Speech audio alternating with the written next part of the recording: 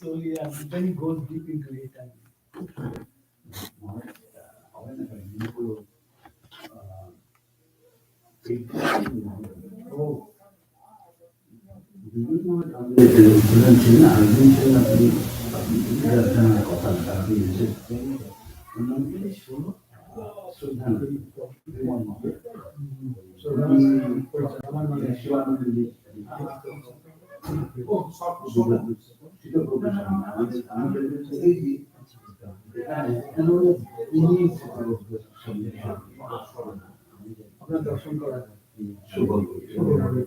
I think he's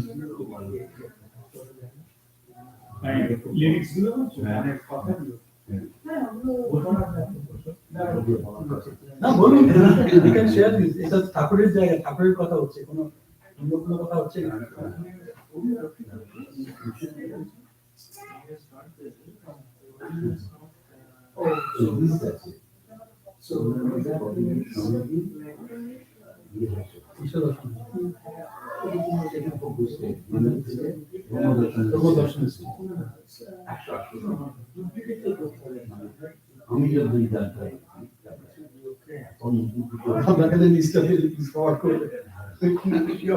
Really, I'm খুব interested এসব জিনিসে জানা।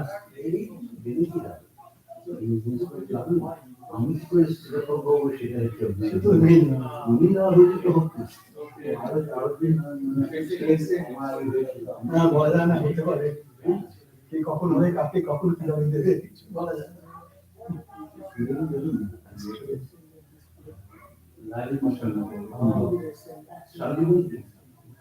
চাকরি করে গেল রেলে চাকরি, তারপর একটা ঘোরাতে গিয়ে বাবাজিকে টেনে নিল, ট্রান্সফার করে নিল, আবার রিট্রান্সফার, ব্যাক ট্রান্সফার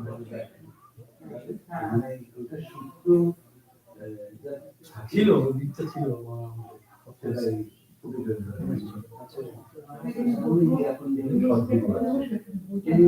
বয়সে কি করে হতে পারে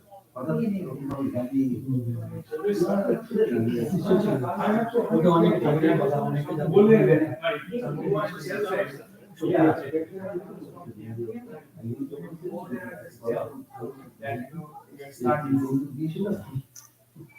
পাঁচিল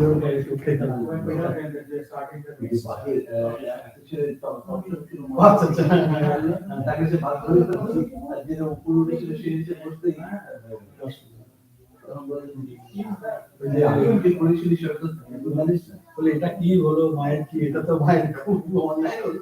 বললো বাবা তুমি জানো না, ওর আগে যখন পড়া ছিল, যখন ওই চিত্রের উপর বসে যখন সব সাধনা করতে বলতো, একটু মন্ত্র জপ করে মা দর্শন দিল। মাকে জিজ্ঞেস করছে, মা তোমার কি ব্যাপার, বুঝতে পারলাম না, ওই লোকটাকে এত সাধু সাধনা করলো, আমি কিছু করি না, আমি বুঝলাম আমার কি দর্শন দিল। কার কি ব্যাকগ্রাউন্ড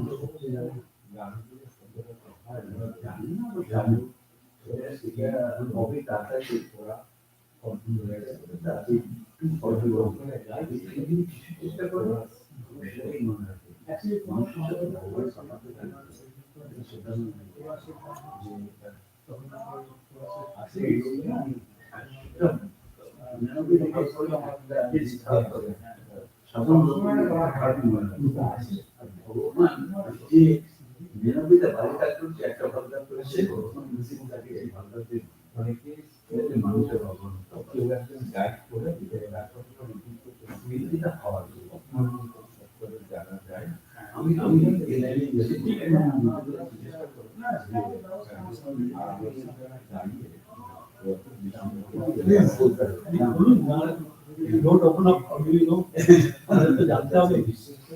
ছোট বড় বিচারপতি অধিকার সকল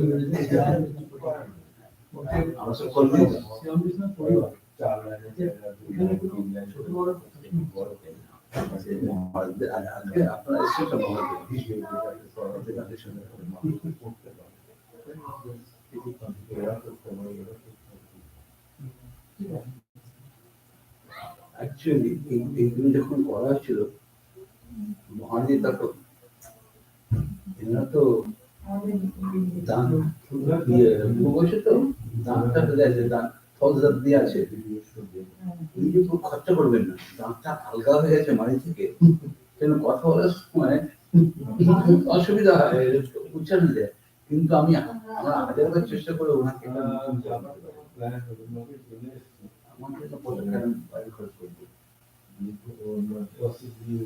কিছুতেই ঠিক মতো নাচ করতে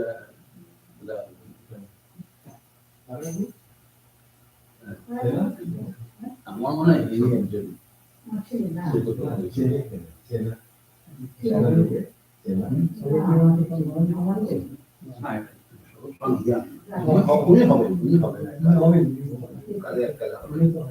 এখনো মানুষ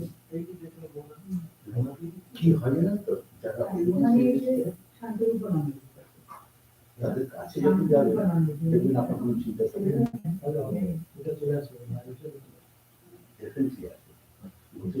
কাছে আমি যতবার গেছি অনুমান আমাদের মানে ভয় লাগে, মানে নাম রত্না রত্না রয়েছে যে কি তাপস কি তপস্যা করে রত্নাকে কে রত্ন পেয়েছো, মানে ইনস্ট্যান্টলি মানে he did not know us from প্রথমবার গেছি। তখন একটা নিয়ম ছিল যে এক মিনিট 2 মিনিট পরে হ্যাঁ এসে অন্যজন সময় তারপরে এঞ্জেলস অফ এডিকশনস আর কামিং, ওদের ভক্তরা এসে আমাদের বার করে নিয়ে গেল, কালকে এসো এই কালকে গেছি আমাদের কিন্তু অফ টাইমে আমার কাছে গেছে, তখন কিন্তু নিজে ডিস্টার্ব করে, কিন্তু যখন সবাই মিলে প্রণাম করতে আসে তখন হ্যাঁ ওদের যে ডিসিপ্লিন সেটা ফলো করতে সুন্দর বলবে এঞ্জেলস অফ এডিকশনস, মানে ওদের যে কাজটা খারাপ সেটাও ওদেরও মন খারাপ করতে দেবে।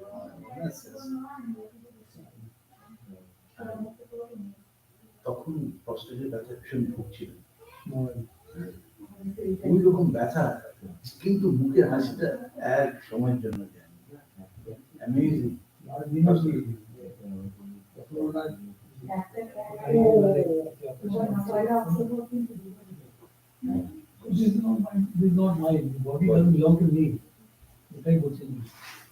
সেটা কিন্তু সবাই একটা কথা বলি যে ওরা যদি নিজের শরীরের প্রতি ইয়ে নেন না, জ্ঞান না, কেননা রামকৃষ্ণ মিশন শরীরটা হচ্ছে রামকৃষ্ণ মিশন, তোমার দ্য মোমেন্ট যখন করেছো তুমি ওয়াকিং ডে তোমার সাধ্য হয়ে গেছে, তুমি তোমার মানুষের কোনো মানে নশ্বর কোনো কাজ নেই, সুতরাং আশ্রমের কাজ করতে হবে, তুমি যে সঙ্গ, এই সঙ্গের জন্য যদি শরীর খারাপ তুমি না রাখো তোমার জন্য, তার জন্য তোমাকে সকালে হাঁটতে হবে, দুধ খেতে হবে, দুধ খেতে হবে, খেতে মানে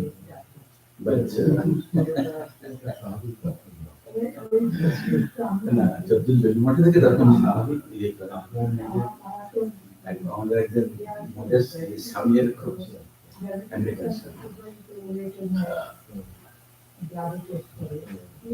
কিন্তু গরম জল পেত না, ফলে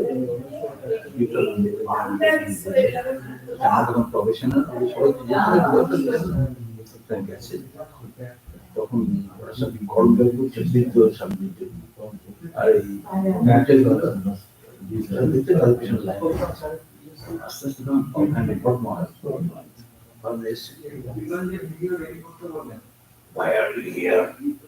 এখন ডিম ফুটে, এখন ডিম ফুটে বেরোয় চোখ ফুটে নিয়ে, এখন তোদের গরম জল চাইছে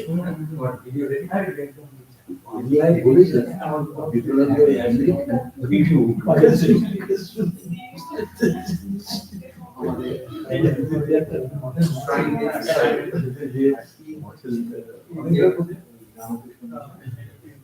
মজার মজার সব কাহিনী।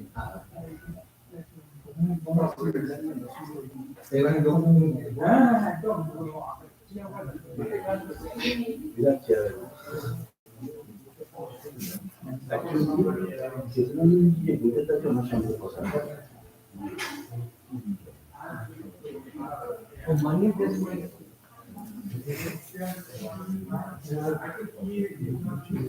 অ্যাকচুয়ালি কি হয়েছিল চেতনানন্দ যখন প্রথমে ছিলেন তখন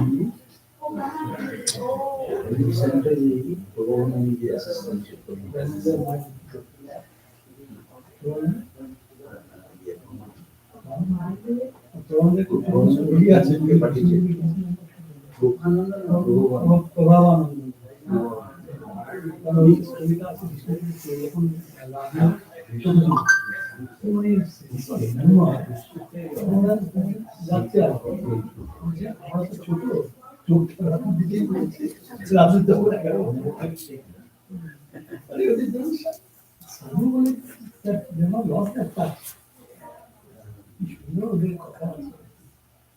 কারণ 1929 তখন ইংল্যান্ডকে পাঠিয়েছিল তাদের মধ্যে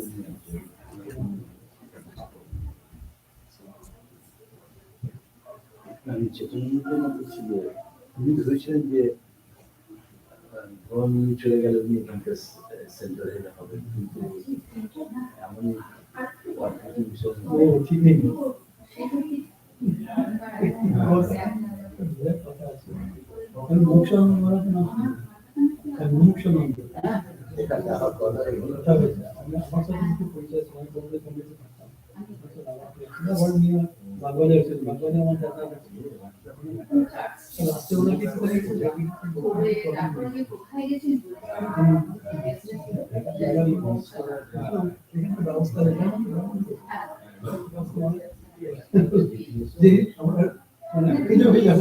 আমাদের ছেলেদের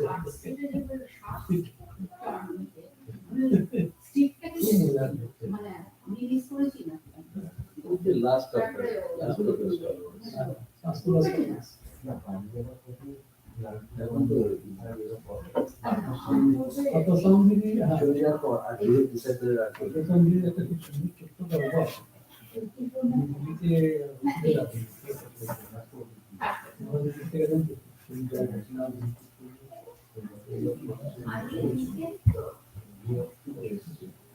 ঠাকুর পাশে দাঁড়িয়ে আছে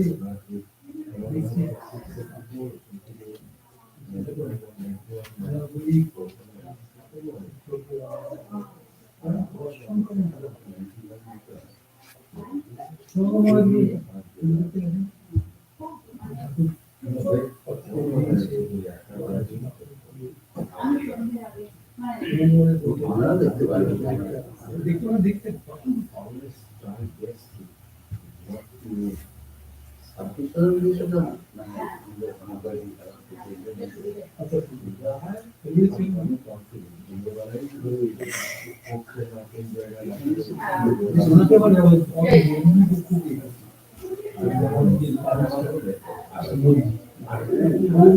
অনেকে আবার খুব কোথায় ছিল এখন গুজরাটে ছিল তখন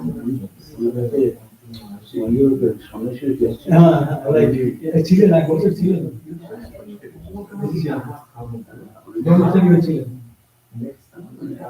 আসামে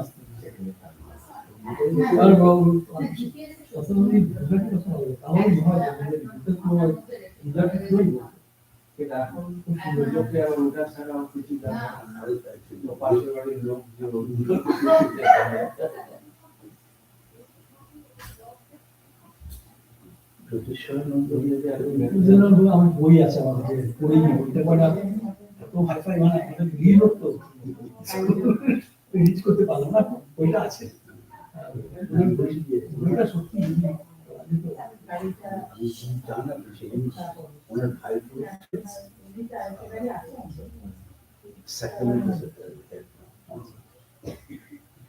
আমি সেদিনে বলছিলাম যে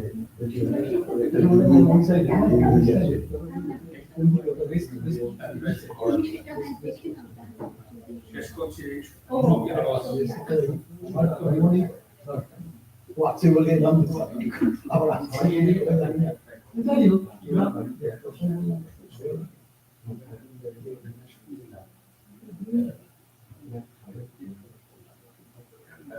কারণ উনিও ছিলেন এই গুজরাটের আলোচনা করেছিলেন পর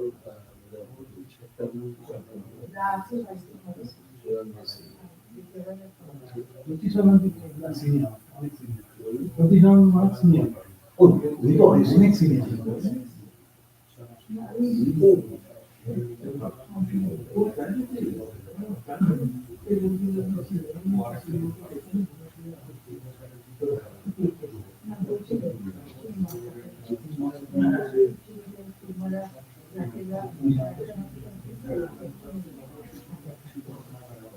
কৃষ্ণানন্দজির আগে মাধবানন্দজির আগে যিনি ছিলেন সেই সময়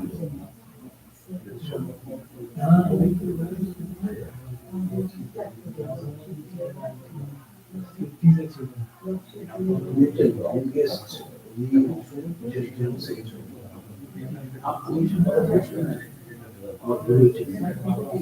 এসব কথাগুলো আমাদের মাঝকে দেখতে গেছি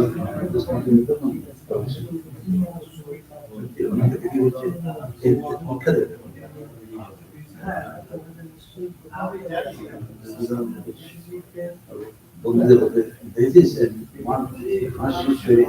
এই কথা খারাপ কি হবে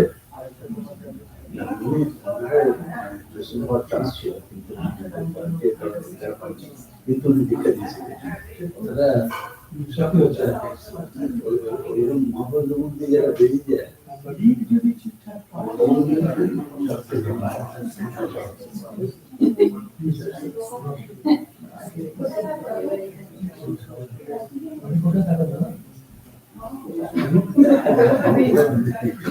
দাদার মতো কোথায় কোথায় নিয়েছি আমরা কি থাকতাম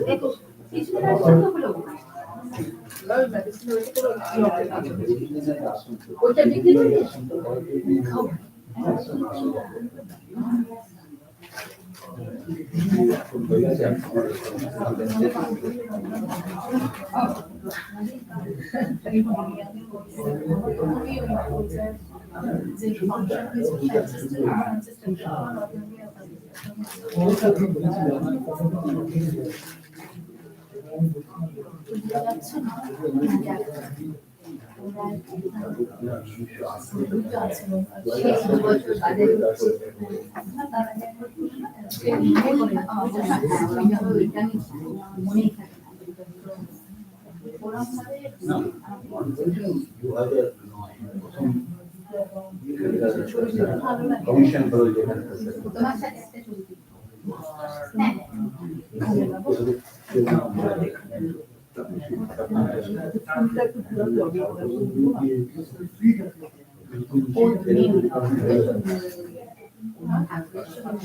সেন্টার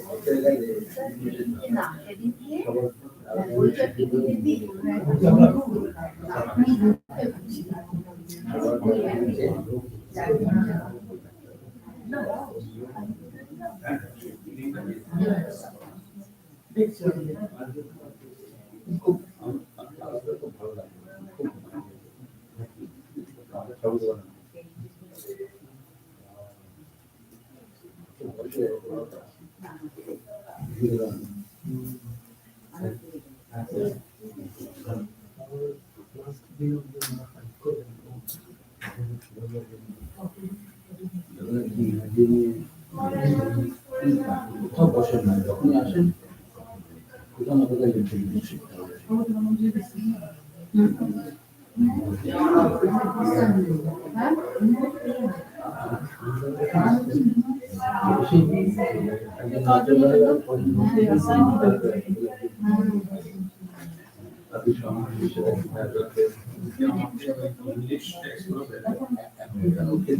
না না আমার ব্যাগে নিয়ে ঘুরছি তো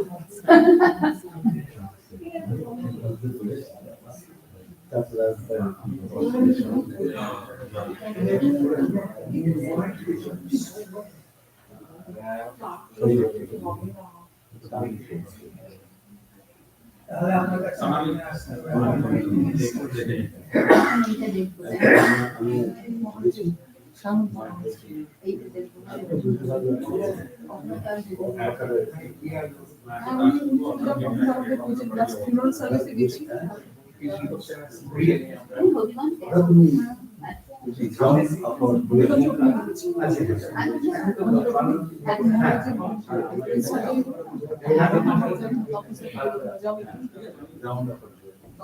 ছুটি নিয়ে বেলুর মঠে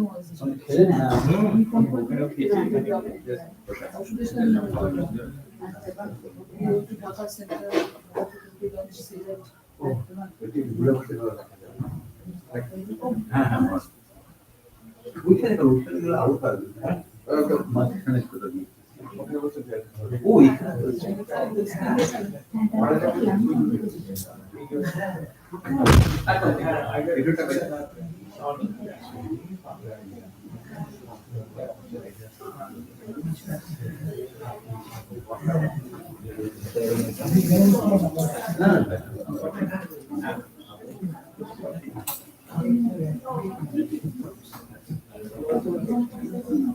আমি রোজ এখানেই বসি best seat in the house.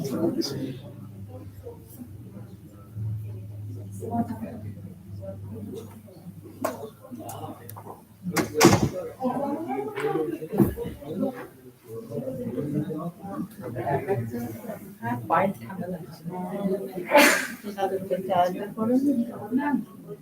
ঠিক আছে কালকে ছুটি আছে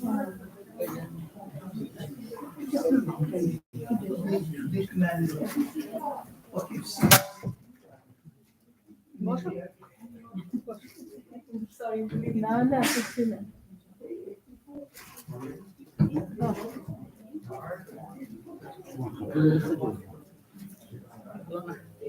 ওই কোনদিন ভালো কোনদিন খারাপ রেস করে ওষুধ লাগিয়ে এক্সারসাইজ করে চলছে তোমার হাতে কি অবস্থা এইখানে এসেই আমার আসতে চাইনি আমি আসি এরা এসেই আমার পিস হয়ে গেল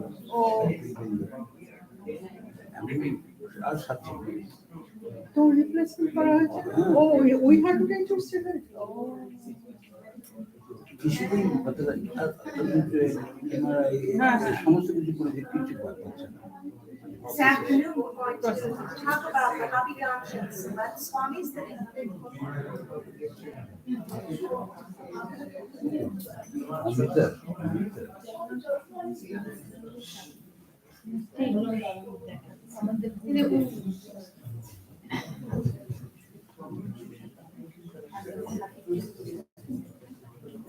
দেখা যাচ্ছে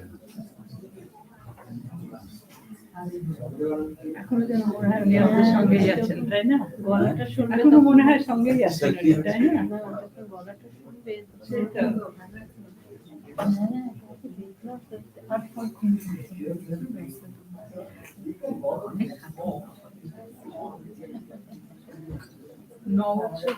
চলে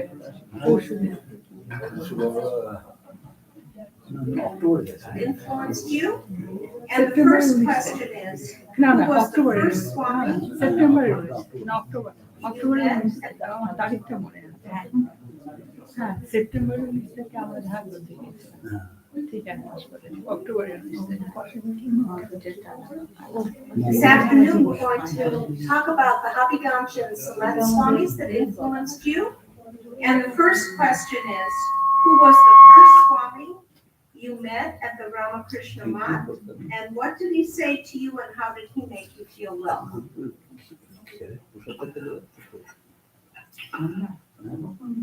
Near my house, there is a Ramakrishna mission, 6 minutes walk. One day I noticed that my neighboring house boys had a study book. I was 13 years old, studying class 6. I asked him, why did you get the book? Oh, there is a Ramakrishna mission, they have a library. They give books. They give me also book. Yes, they give, no charge. But they ask too many questions. They ask, you should not pour ink on the book, should not tear it off. So next day, along with him, I went there. Luckily for me, that strict Swami was not there. That day, the library books are being issued by a soft-natured Swami. And what was his name? His name was Swami Saimyananda. And the name was Girija Maharaj. So he just asked my name, my guardian's name, and gave me the book. Even now I remember the book I borrowed was the fables of the tribal people of Santals. Anyhow, next day itself again I went, finished the book by that time, and I became so regular and so fun that in 3 months the key of the library came into my pocket. That means I became the deputy librarian of the library. So that was the first Swami you met, Swami Somnana. Yeah. And Of course, next day itself I met the other 2 Swamis. The head Swami, his name was Swami Gopeshwaranga, and Brahmachari, Vibhu Chaitanya, Bharata Maharaj. Gopeshwaranga and Bharata Maharaj are both disciples of Holy Mata. And Saimyanandaji was a disciple of Mahapurush Maharaj. Then Gopeshwar Maharaj, in those days, of course, they are not very highly educated, but they were well read in the Bengali system of studies. He was a good speaker, good manager, everything, not too much English. Anyhow, later days he became such an important person in our small town that he presided over many of the sophisticated meetings. And of course he knew, and all the talks are in Bengali, but they're not difficult. And did they often speak about their gurus, Holy Mother and Mahapurushji, or was the focus more on Thakur and Swamiji's teachings? All the 3 of them talked more about Thakur and Swamiji and Mother. Why Mahapurush was also the talk, whichever Swami came in the occasion, but they're not so much in the habit of talking, unless we ask them questions, or casually they are talking. Casually, so natural Thakur for everything, normally in the name of Thakur. Or in India, for a young boy, normally inspiring words are more. So more of patriotism, social service, what Swamiji said, how we should sacrifice our life for the Lord or for the country, that type of thing. What year was that, Swamiji, that you first came? I first went in 1934. So that was before independence. Yeah, much before. Independence was in 1947. Then, just at that time, when I first went, I heard, after a few visits, that a great person died. Later, I figured out that Shivananda. Shivananda just died at that time. Anyhow, so in a few days, I became intimate because I was so regular that sometimes even in the morning I would go. So, and Gopeshwarji, their major activity was work among the cobblers, very poor people. Swami Ashokanda started it, but he left the area. It was really this Swami, Gopashna would develop it, and regularly year after year, every evening would go and teach them some education, how to read this, that. He would conduct a cooperative for them and inspire them. I remember one day before me his pastoring, that man was given to drinking, many of them. So he was persuading him, is it not good to take good rice and fish and all that? And people will say, wow, it's a good food he gets. But you take away wine, they'll say, he takes wine. Is it better not to be told he has good food and this and that? Like that. I was cajoling him. In their language, in their level, no sophisticated argument. And conducted cooperative banks for them. That is, they would keep money, give money like that. So at that time, once several of his friends told that great devotion he showed in that work for at least 20 years continuously he did. Then it was well established. And what is the source of money? In those days, money was not there. And it was a small town also. So people would go, they would organize students to go around the town and collect mushti, it is called. Every housewife was given a mud vessel and instructed that whenever you go to cook, one morsel of food, put in there.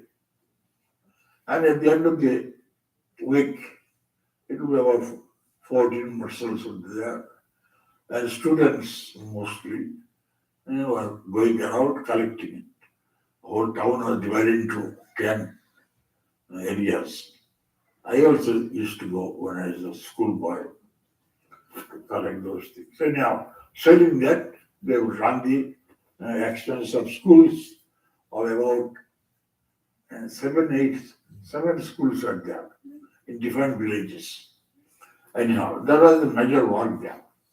Plus, of course, shrine was there, meditation, intense type of life, or the younger people, not only those two, by the time I went the older, so I was a little older. The other two Swamis are mostly conducting internal activities.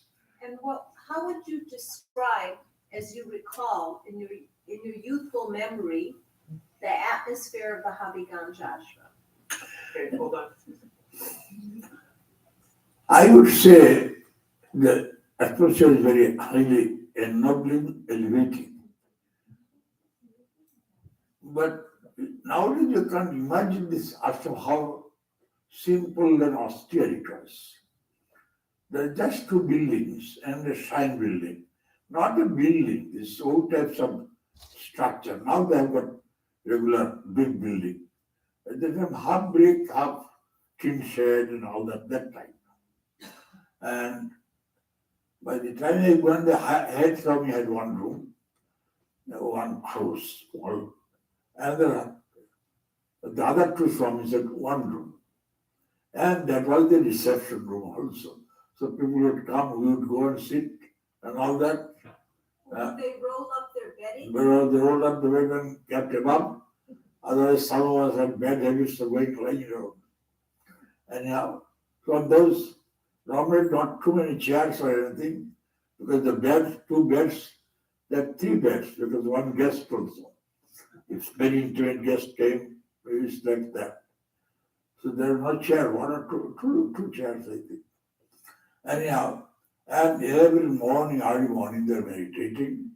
And every Saturday night, they would do Kali Puja, those two Swamis. At that time, there was no audience. But evening Arati, 2 extra people met. Our students would come afternoon. We played, cleaned the garden, these that many students. In my time, large number of students came. But large number means 15 or so. And Swamiji, you used to clean the brass every morning Yeah. at 4 o'clock. You would walk from your house Yes. grass in the pond, and then you would stay for Mangala Arati and meditate. I agree with them. And then in the evening, you would usually, almost always, except for one night, over a very long period of time, Arati. Never missed Kannada Bhavapanda. And did you realize, Swamiji, that you were developing these tendencies that were monk-like, or were you not conscious of that? I was conscious. By that time, I already decided, yes, I should be monk. But when this was so regular I was. But then I later went to Bermuda also with that idea. But the initiation, monastic life was very natural for me. But then when I school finally was finishing, and also went, oh, now you will be a Babu, so no more sadhus. But then I survived intermediate. Then from Sylhet. Then I went to Calcutta. Now we are going to graduate and finish. Again I survived. And ultimately became. In my batch, I was the only one who successfully became a sadhu. Of the group in Habiba. Hooligan. From Sylhet, 3 other people came. 2, 3 other Indians. Anyhow, so from that group, but with 3 friends went to India for initiation to Brno. One of them very, very early, but he observed Vivekananda, the centenary program, public program, is that we need to do everything. And the other man was unmarried, served his mother first. And then he said, it's a good job, he served the sadhus, did that. And I became a sadhu. But before me, there was one Shailesh Maharaj, a senior to me, but in school he was junior. So he joined, and the whole life he was a sadhu. From Habiba. In Horizon, but he was, yes, but when he grew up, he was transferred, of course. And he was in different places, Bahrampur, for a long that time. Anyhow, ultimately he was in Puri Head, and then retired and was in Arigya Bhavan. Once in the last days, they asked him that we can send you to Vellore, South India, for surgery for heart. And half and half, he went, all right, not we. Because it's a costly treatment. And will not guarantee that you'll be full all right.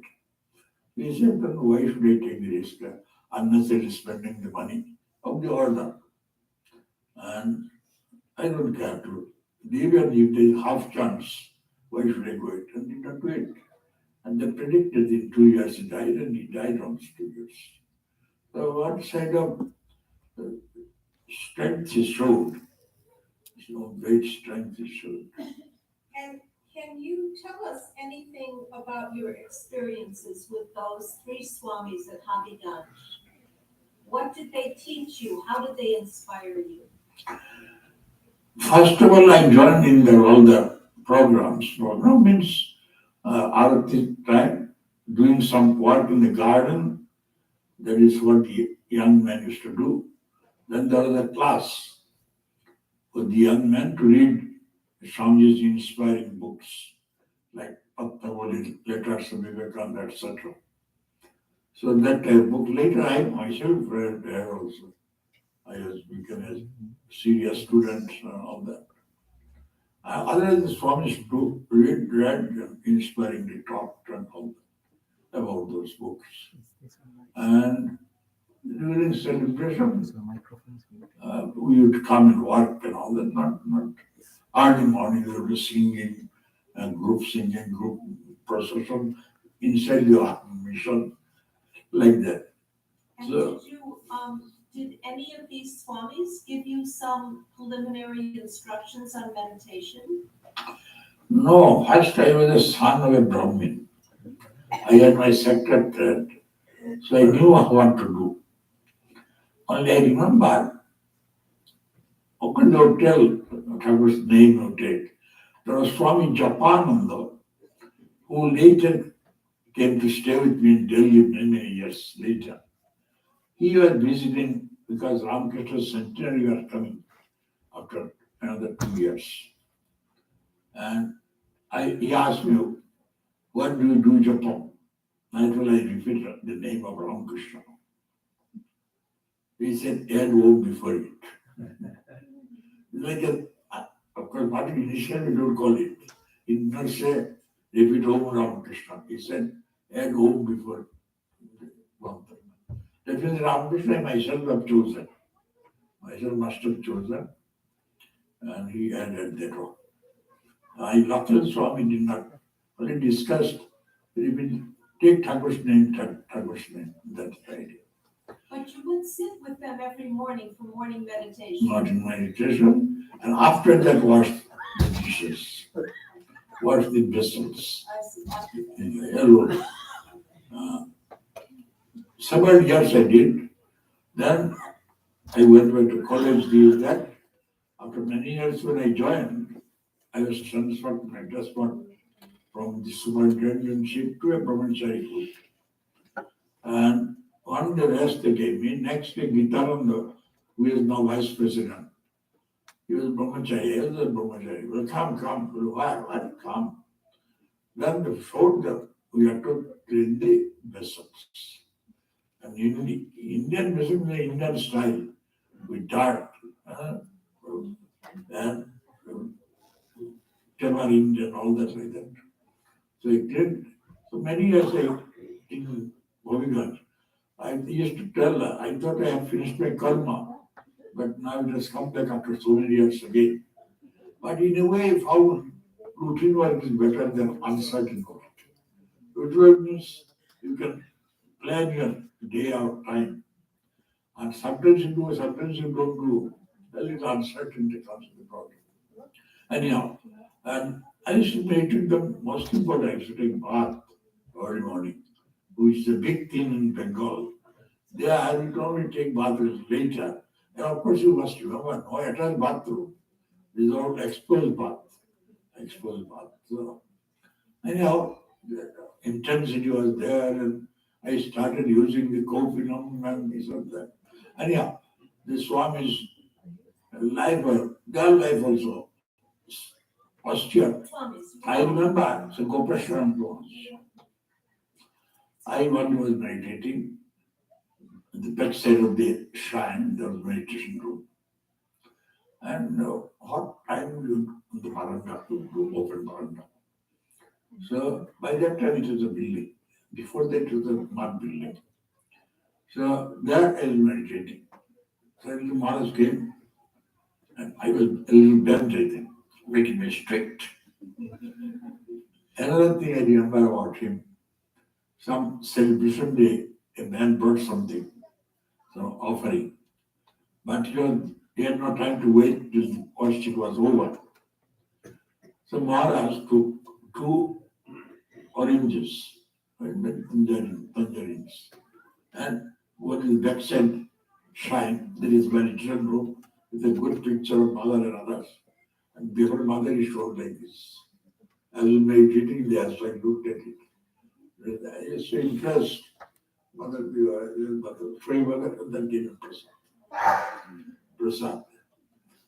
So then sometimes some meeting he would take us with him, and we sit there. Sometimes I become very bold to fan somebody. You would fan one of his Swamis? Swamis, all my classmates are sitting there. There I was fanning. At first I was really serious about it. Anyhow, and so Gopashan was and Sukadan Swami. They all advised me that always used to give me a little prasad. Because evening anyhow I would go. Sometimes evening, second time I would go. Afternoon, come back home, again go back sometimes. It was 6 minutes walk. We could run. That is how, of course, my studies became a little neglected that way. But anyhow, became too much. That's why I don't talk about too much Karmayoga for school boys will study. In the time, but often to separate out is difficult for young people. his study, his spiritual life. And did these swamis in Habiganj, did they know your father or know that he was a devotee of others? They all knew that he was a devotee of the mother, but this batch did not know my father directly, I think. But Sylhet batch knew, because he was in Sylhet and then went to Shillong. And he was a good singer and a friend of Pramishananda, Gopeshwar and others. So their next batch also knew about him very much, knew about him. And in fact, we found a picture, a photo in the Shillong devotee batch. My father's photo also there. So they found it and brought it out. So, but that we are devotee family. And now I remember in Hobbyganj, there was an agricultural officer who had initiation with my father same day. But I was too small to ask him questions. I went to his house 3 miles away. And once, along with my one type of grandfather who was a singer. I heard, but then I had no question at that time to ask. Later, when I became aware, I could not trace him. His name was Jamini Babu, and my father's name was Nirmal Goswami. As a disciple, everybody knew that he was a disciple of Holy Mother. So, a final question about Habiganj. What do you remember most about your many years of being at the Habiganj ashram? However, I always considered my home ashram. Sylhet in the hostels I stayed. Because so many hours I spent in the ashram itself, the 4 years. And of course, in vacations, I would come back from other places and again spend much time there. And Swamis are all the time eating this thing, that thing. And because I identified with the ashram, I didn't met the group that way. And the Swamis, by the austere life, the mild Swami, Shaimananda, was a singer and very sattvic type. And the other two are more active type, but they were active means there, not too much action there. Like something collecting money, collecting some money and this. Life in austerity means simple food, they cook themselves, and of course, a small town, there is no car or anything. Nobody had a car, 1 or 2 persons in the whole town. So, but well known because the whole town of 36,000 people at that time. So, 2 miles long, that's all. So, everybody knew everybody almost, and Amritsar was well known. Many were supporters, but not all people are not supporters. But they had admiration for them. And somebody thought that we were losing caste, working among the leprosy patients. Oh, Gopeshwar, the 2 things I did with him, which he never did later. Once he heard that a leprosy patient was lying near the market, half a mile away. Nobody to look after him. He and 4 or 5 of us went with my students. When they brought him, washed him, now I am afraid to do it. But all these things, first of all, ignorance was bliss, we did not know too much. And with the Swami we went through, we did not think. And he was not too terrible looking. Anyhow, so that is one. Another case was cholera patient. It is another serious illness. He will die quickly. One night duty I gave from Kishmetan, they arranged. One night, last part of the night, I served that man. Again, a very bold thing to do. Very highly contagious. And they die also very quickly. And I think these are the 2 occasions I do this to extreme illness. And later, some patients, dying patients have served, not this type of contagious diseases. Then when I was head of Delhi, we used to go to leprosy colony. Some service was there. women are prominent. Once a year I also often went. But that was two bold things I did there under the leadership of Swami Gopeshwaram. So you can say that it was more the actions of these swamis and their sattvic, austere life that affected you than the Yes. things they said to you. Yes, sad things means they made us read books, jointly read books, and they commented and all that way. So in that, while reading books and talking, all spiritual things will be talked about, you see.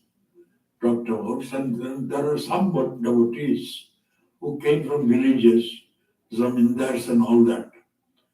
They become devotees and they would come, they would talk about spiritual things, high class things. And we are participants, we are present there. We are several people like this. One devotee was a communist, half communist.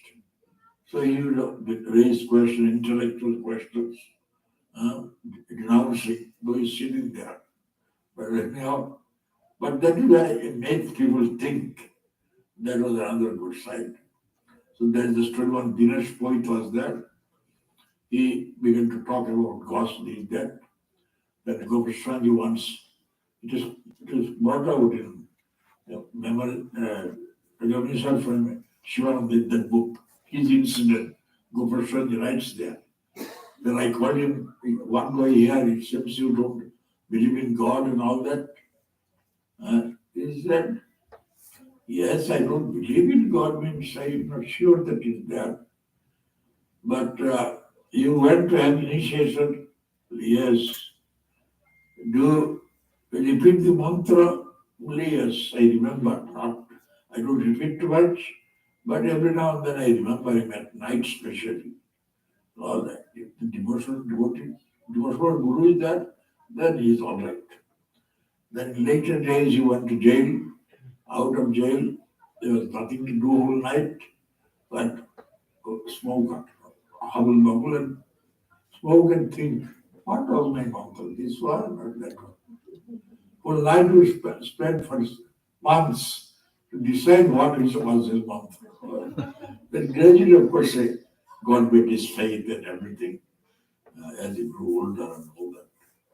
But a very intellectual type, that's simple faith in communism. And Ramakrishna also both. And yeah. Before we go to Salet, is there anything else you would like to say about Adigansh or the swamis there? Yeah, they gave a protection. Say when I first joined and mother got the news, she came and attacked our Gopaswami and Swami. Attacked means scolded him and all that for doing it. Then he wrote to me that your mother came like a tigress and used that. Then I just sort of approached it. I said, what? My mother, his mother's nature will do it. I find that their behavior like that affectionately told. Then when I became head of Delhi, he came to Delhi. And he was very happily moving and all that. And he has prestige disciple of his mother. They did not talk English. That is how he told, quoting the Bhagavata, Putra Shishat Paraja. A guru wants to be defeated by his son and his disciple. That is like his son or disciple, you see. So he was very happy. He was the head of a small center. I was the head of a big center. Very happy and all that. Yeah. Sukatan later, he was in Sargachi. There were many occasions with him to. His greatness was, he was the head, but he brought Swami Premananda to his place and served him. So Trikwe, senior Swami, highly respected Swami. Sukadananda you're talking now was in Habigansh. Habigansh Swami moved to Sargachi, at the head of the center. Sukadananda, was that a different person than No, Bhimu Chaitanya, Bharata Maharaj. Border Maharaj was Sukadananda. Okay, so now Swamiji, The Hobbyganj is much more intimate. That also became intimate, but we did not live nearby. I was in the college hostel 1.5 months away, but I used to go every day. And there, Somananda Swami was there. Try this strange 10-second technique tonight to reverse type 2 diabetes. Most people continue to take blood sugar medications because they've been brainwashed by the medical establishment to believe diabetes is a hereditary condition.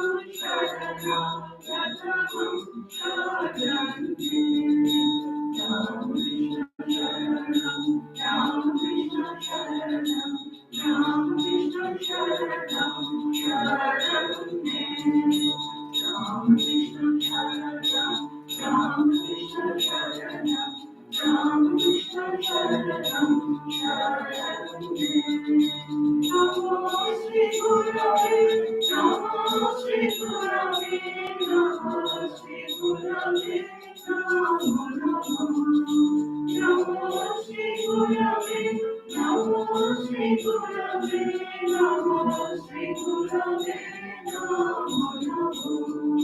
Ram Krishna Sharanam, Ram Krishna Sharanam, Ram Krishna Sharanam, Sharanam.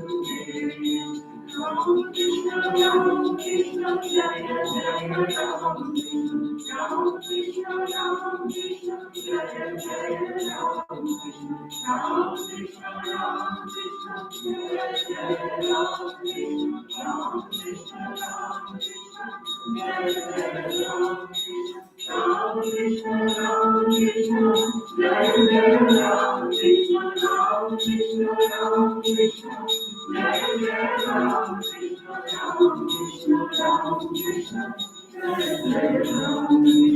Ram Krishna Sharanam, Ram Krishna Sharanam, Sharanam. Ram Krishna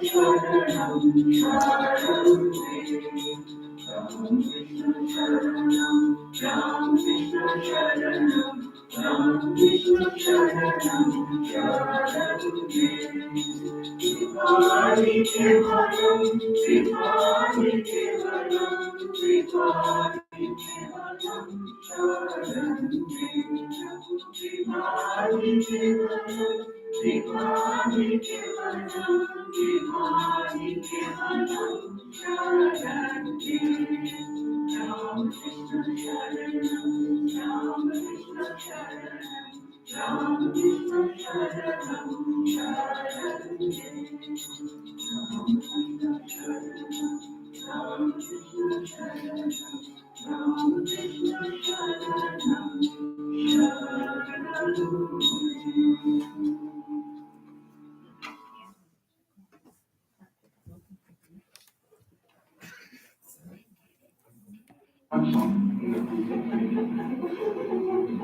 Everyone please. 5 minutes, right? Yeah. Already? Should we just stop? Yeah, we can. Or- I'll ask some.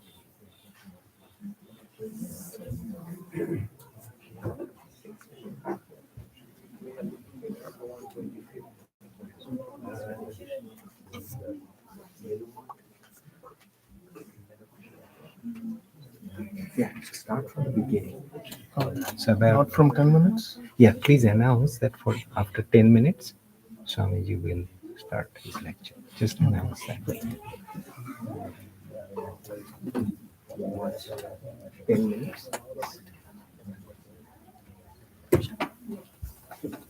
Hello, hello.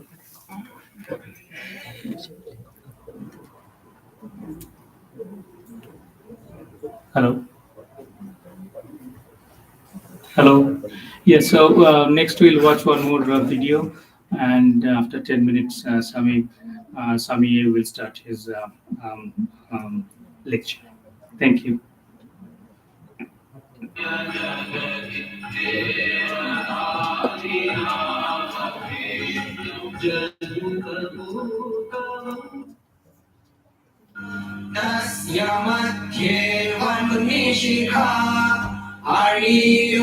We know your relationship with the internet can be complicated. It's not always clear if you're safe or your data is private, but there is a better way. Avast One offers award-winning protection from viruses.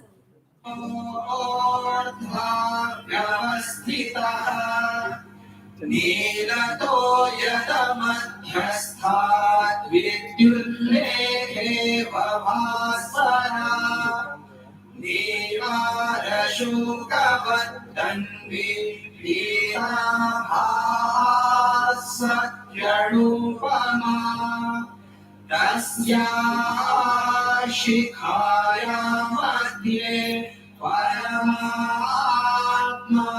व्यवस्थितः सर्वब्रह्म स शिवः स हरिः सेन्द्रः सोऽक्षरः परमः स्वराट् ऋतकुं सत्यं परं ब्रह्म पुरुषं कृष्णपिङ्गलम् ऊर्ध्वरेतं विरूपाक्षं विश्वरूपाय वै नमो नमः ॐ नारायणाय विद्महे वासुदेवाय धीमहि तन्नो विष्णु प्रचोदयात् ॐ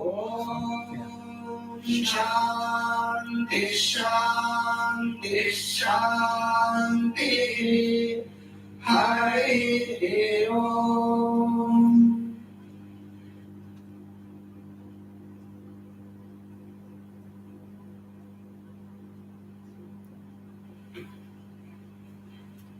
শান্তি মন্ত্রের পর স্বাগত ভাষণ প্রদান করবেন শ্রীমৎ স্বামী সুধীরানন্দজি মহারাজ, সাধারণ সম্পাদক, রামকৃষ্ণ মঠ ও রামকৃষ্ণ মিশন। আমি পূজনীয় মহারাজকে এখানে আহ্বান করছি তার বক্তব্য রাখার জন্য।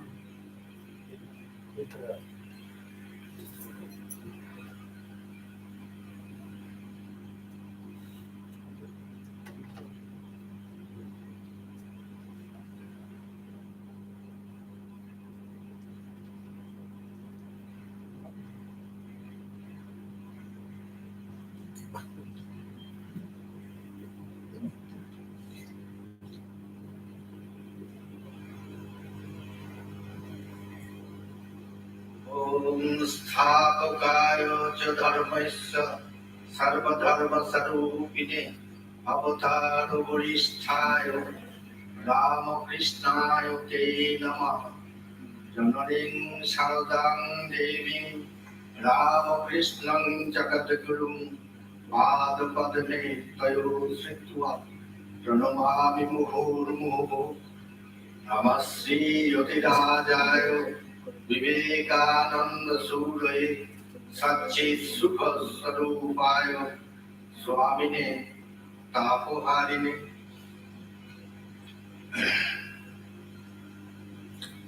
सर्वप्रथमे আমি ভূমিষ্ঠ প্রণাম জানাই শ্রী শ্রী ঠাকুর পরমারাধ্যা মা ঠাকুর, আমাদের সকলের মা মা শারদা, এবং স্বামীজি মহারাজের রাতুল চরণে। তারপর প্রণাম জানাই পরম পূজনীয় সংঘাধ্যক্ষ মহারাজকে। প্রণাম জানাই আজকের এই ভক্ত সম্মেলনে যিনি সভাপতিত্ব করছেন স্বামী দিব্যানন্দজিকে, এবং এখানে উপস্থিত আছেন রামকৃষ্ণ মঠ এবং রামকৃষ্ণ মিশনের সদ্য নির্বাচিত অন্যতম সহ সংঘাধ্যক্ষ স্বামী গিরিশানন্দজি মহারাজ। তাকে আমার আপনি প্রণতি জানাই। এবং এই মঠে আছেন সহ সংঘাধ্যক্ষ শ্রীমৎ স্বামী সুনীতানন্দজি মহারাজ এবং শ্রীমৎ স্বামী ভজনানন্দজি মহারাজ। ভজনানন্দজি মহারাজও সদ্য Okay.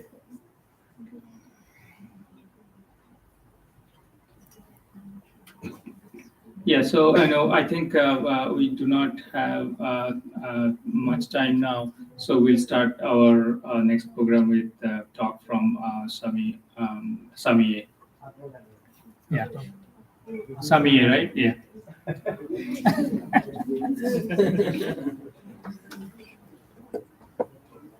We can give 3:30. Yeah, it's your time. And then the 125th is the motion. This session.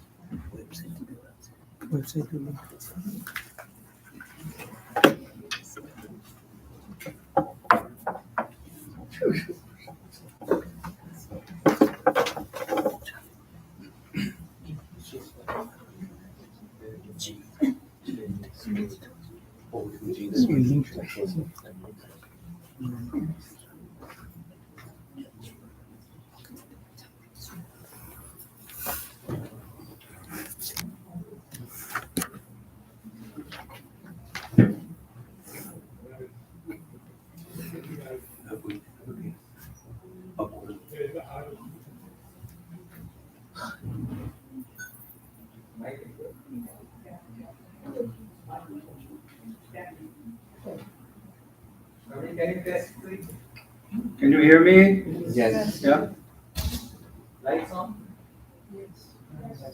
Yeah, it's okay.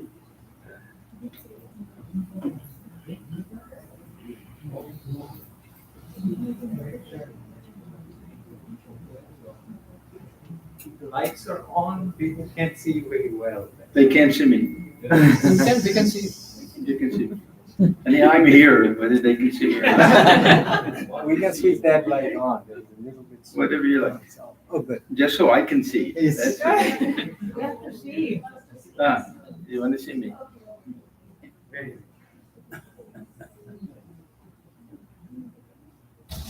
Okay, you can hear me and see me. Anyhow, it was a very nice occasion that now we're almost a year old in this our new building, and this is again the 125th anniversary of the founding of Ramakrishna Math Mission. So I thought I would speak on a topic that's very dear to me because it's really what inspired me to join this order. When I first my first contact with this Ramakrishna movement was reading Swamiji. And when I read Swamiji, I was, of course, impressed with that brilliant mind of his. But it was Swamiji's heart that really got me, and Swamiji's love of living beings. So I thought I would speak on the topic, the living God. It's, of course, the title of a poem that he wrote. It was included in a letter. Anyhow, we know it today as the living God. This was composed in Almora on July 9th, 1897. Now, Swamiji had just come back from his first trip to America, and this is just a couple of months after the establishment of the Ramakrishna Math Mission. He was very tired, and they had sent him to, he went to Almora for some rest, and this was this poem was found in a letter that was written to Mary Hale. Mary Hale was the daughter of the Hale family. There were four, we say this, Hale sisters. They were two sisters and two cousins. And they played a very important role in Swamiji's life, especially Mary Hale. Not that she ever did anything for the Vedantic movement or anything. In fact, she was a bit of a disappointment to some people. Sister Nivedita was hoping she would be helpful when she came and tried to raise money for the girls' school and everything. But she provided some type of, we can almost say, sisterly companionship for Swamiji, which was very, very important for him. They had a unique relationship, as Mary Hale and Swamiji, and really considered her a sister. And the letters that they wrote back and forth are very beautiful. There's one very nice one where they take turns writing poems to each other and criticizing the poetry and the ideas and everything. So this poem was included in this one letter to Mary Hale. We know about the Hale family, that they were the ones who took Swamiji in when he was in Chicago, and just seeing him almost like a homeless vagabond on the street, and how he goes up to this door, and they see him, and they recognize that he must be from the Parliament of Religions, and they take him in, and they were his refuge, the Hale family. So that was a great blessing for both the Hale family and for Swamiji, that he had that family that they were really a rock for him. So I'll read this poem first. He who is in you and outside you, who works through all hands, who walks on all feet, whose body are all ye, him worship and break all other idols. he who is at once the high and the low, the sinner and the saint, both God and worm, him worship, visible, knowable, real, omnipresent, break all other idols, in whom is neither past life, nor future birth, nor death, in whom we always have been and always shall be one, him worship, break all other idols. Ye fools, who neglect the living God and his infinite reflections with which the world is full, while ye run after imaginary shadows that lead alone to fights and quarrels, him worship, the only visible, break all other idols. This poem was composed in a very, very important period in Swamiji's life. As I said, he came back from that first visit to the West. His health was starting to break down. He went for some rest at Almora. I believe Sister Nivedita was there at that time, and he was helping to train her up for the work that she would do. And this was a period when Swamiji came back to India as one of the most highly regaled figures, political, spiritual, anything, in the history of India. Now he returned as a hero. And because of that, there was a backlash. And Swamiji was attacked on all sides, the Christian missionaries and others, because one of the things he did, he tried to tell the people in India that what they were hearing from the missionaries wasn't the truth. So he was attacked on all sides. It was a very difficult period for him. This Barrows, Dr. Barrows, who was the chairman of the whole Parliament of Religions, and Swamiji praised him. He had such a liberal idea to invite all speakers of all religions, but beneath the surface, he thought and hoped that all the Christian speakers would be the ones that would show the world. That was the dominant religion, and of course it didn't happen. Swamiji was so popular, Dharmapala was popular, others also. So many of the speakers from the Eastern countries really stole the show of the Parliament of Religions. So Dr. Barrows came, and Swamiji was very kind to him, gave him invitations and everything, and yet he spoke against Swamiji. So this was kind of an emotional letter that Swamiji wrote to Mary Hale, a lot of it about the situation with this Dr. Barrows. And in that, he included this poem and one of the most famous statements that we have that Swamiji made is in the same letter. It's a very important letter. This is where he said, "And may I be born again and again and suffer thousands of miseries so that I may worship the only God that exists, the only God I believe in, the sum total of all souls. And above all, my God the wicked, my God the miserable, my God the poor of all the races, of all species, is the special object of my worship." So this idea that God dwells within human beings is not a new idea. We find this very prominently in the early scriptures, Bhagavad Gita, that very famous verse in Gita, chapter 13, verse 13, Sarvada Pani Pandamta. Everywhere you look, you'll see hands and feet, everywhere with the ears and mouths and everything. That this is how this Brahman exists in the world. He sees through our eyes, he walks on our feet, he listens through our ears. Very beautiful idea that this is the living presence of God within all living beings. Thakur used to say within all living beings, but especially within human beings. That this is the Boitakana within the heart of all living beings. This is where we'll find the clearest manifestation of divinity. So there's an old idea, but it was never stressed to the same extent that Swamiji stressed it, and was never put into practice the same way. When we look at the foundation of the Ramakrishna Math mission, how important this idea of serving other living beings as worship of God, how important that is in our tradition. And it was something that was not a very standard idea at that time. The idea for monastic tradition was that they wander alone and they don't get mixed up too much with society and they strive for their own liberation. But Swamiji wanted to really emphasize this idea that the highest form of worship is service to all living beings.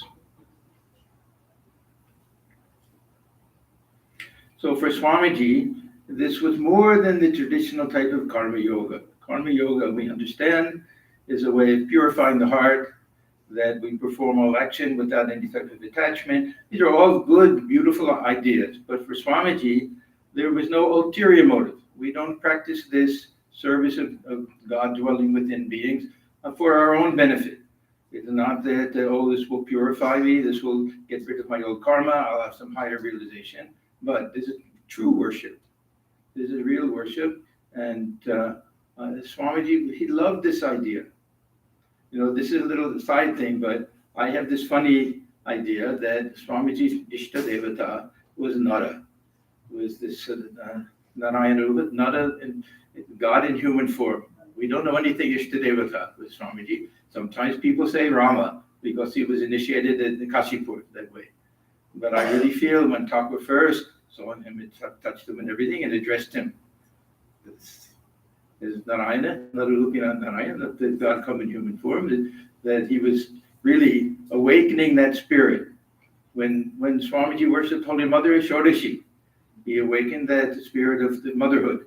And I think when Swamiji Thakur first touched Narendra, that he awakened that love of God dwelling within all human beings. That's just my idea. I don't know how much sense it makes, but.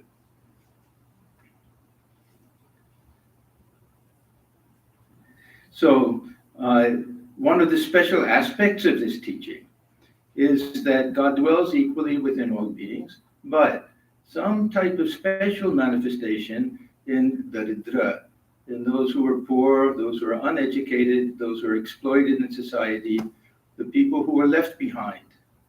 And Swamiji has had such a tremendous heart, how he loved the poor. He loved the people that nobody cared for. So he felt that there was a special type of worship there. That so he added, we have this Matri Devo Bhava, Pitri Devo, the Acharya Devo Bhava, Atiti Devo Bhava, but he had this Daridra Devo Bhava. He added this idea that one should worship God in the form of the poor, the form of those who are in most need, uneducated. Because Swamiji saw when he traveled throughout India, he saw how many people were left behind and how many people were uncared for and unthought of and everything. And really, it broke his heart to see all of that. So for him, the special manifestation of God and the people that nobody really cared for at that time. Now, was this a new idea? You know, when Swamiji came back from the West, even some of his brother disciples, they questioned Swamiji that what is this social service? And Thakur didn't say anything. He used to say, first realize God, then help others. So what is all this emphasis on this? Is this something you learned in the West? Christian missionary idea and everything? So he was a little bit, I won't say criticized, but raised some eyebrows among some of his direct disciples and some of the other Thakur's disciples. But when we look at the real teachings of Sri Ramakrishna, and we see that Swamiji really didn't say anything that wasn't really directly inspired by Sri Ramakrishna, that we find this also is there. And all of the direct disciples, even if they had some little doubt in their minds, they didn't doubt Swamiji. And they knew that Thakur was dwelling within Swamiji, that Thakur had transferred all of his power to Swamiji, that Thakur wanted Swamiji to be their leader. So even though it was a new idea for them, and some of them really were a little slow to accept it, that still they had that type of faith in Swamiji. It took some a long time. It took some a long time. Our Swami Premananda, Peter Babu, our Swami Premananda, he was slow. Because he loved these other ideas and a little bit of the worship and other things, but towards the end of his life, he had a very severe illness. And everyone thought he'll die. And he said, no, I won't die. The Thakur said, as long as your mother's alive, you won't die. So anyhow, so he spent that time, bedridden time, reading Swamiji. And after that, he said, now I understand. And as if he had been converted, sometimes he would say, I'm Swamiji's disciple, so much so. And almost all of his talks, he talked about this ideal of seeing Shiva and the Jiva, and worshiping that way. But we go back to the teachings of Sri Ramakrishna, and we see that Thakur, as he got closer and closer to his final passing away, this idea became more and more prominent, seeing God dwelling within all living beings. We know about the incident where Thakur broke his arm, that he was walking along the pathway near the Ganga, and he went into some type of bhava samadhi and had some vision of the Jagannath Puri. And there's some tradition that you try to embrace the image there. So in this state of ecstasy, not seeing where he was or anything, he somehow felt as if he's going to embrace the image, and he fell down and broke his arm. And after that, he said, this is February 24th, 1884, Sri Ramakrishna talking to him. He said, since my arm was injured, a deep change has come over me. I now delight only in the Nada Lila, the human manifestation of God. Nitya and Lila. The Nitya is the indivisible Satchidananda, and the Lila, or sport, takes various forms, such as the Lila of God, the Lila as the deities, the Lila as man, and the Lila as universe. Vaishnav Charan. Vaishnav Charan was a great Pandit and leader of one of the spiritual communities, and had a very close relationship with Sri Ramakrishna. Vaishnav Charan used to say that one has attained perfect knowledge if one believes in God sporting as man. I wouldn't admit it then, but now I realize that he was right. It is God alone who is sporting as man. So we find this very prominent at Kashipur, that Thakur, he would look out and all the devotees are sitting there. Tumi jano or nai jano, tumi ram. Whether you know it or not, is it Brahman? God is dwelling. He saw that God dwelling within all beings. It was a constant vision. And he didn't need to go into any type of samadhi or anything. That it was the living presence of God was so tangible for him. So it's a very wrong idea to think that Swamiji didn't learn this from Sri Ramakrishna. And the other very famous incident is when Thakur was talking about this Namiruchi Vaishnava Seva and Jivedaya. This talking about compassion to living beings, the very well-known incident. Thakur, he repeated it a few times. Jivedaya, Jivedaya, went into some ecstatic mood, and his mind came down a little bit, and he said, you talk of compassion for living beings. Will you, who are nothing but little insects, bestow compassion on beings? You wretch, who are you to bestow it? No, it is not compassion to living beings, but service to them as Shiva. This is from the great master. So Sri Ramakrishna, he went on like this, and everyone is in the room. Other direct disciples are in the room. And afterwards they came out, and Swamiji said, Narendra, he said, did you hear what Thakur said? They said, what did he say? We've been hearing him say these things they didn't see anything very special. And he said, today I've learned a great thing. He said, what a wonderful light I have gotten from Thakur's words. If the Divine Lord ever grants me an opportunity, I will preach everywhere this wonderful truth I have heard today. I will preach this truth to the learned and the ignorant, to the rich and the poor, to the Brahmins and the Chandalas. So this became a passion for Swamiji. It seemed to burn its way into his brain. He used to use that type of language and was just beneath the surface in everything that he did. And it was also natural to Swamiji. Narendra, even as a young boy, how when any beggars would come, he would give them everything.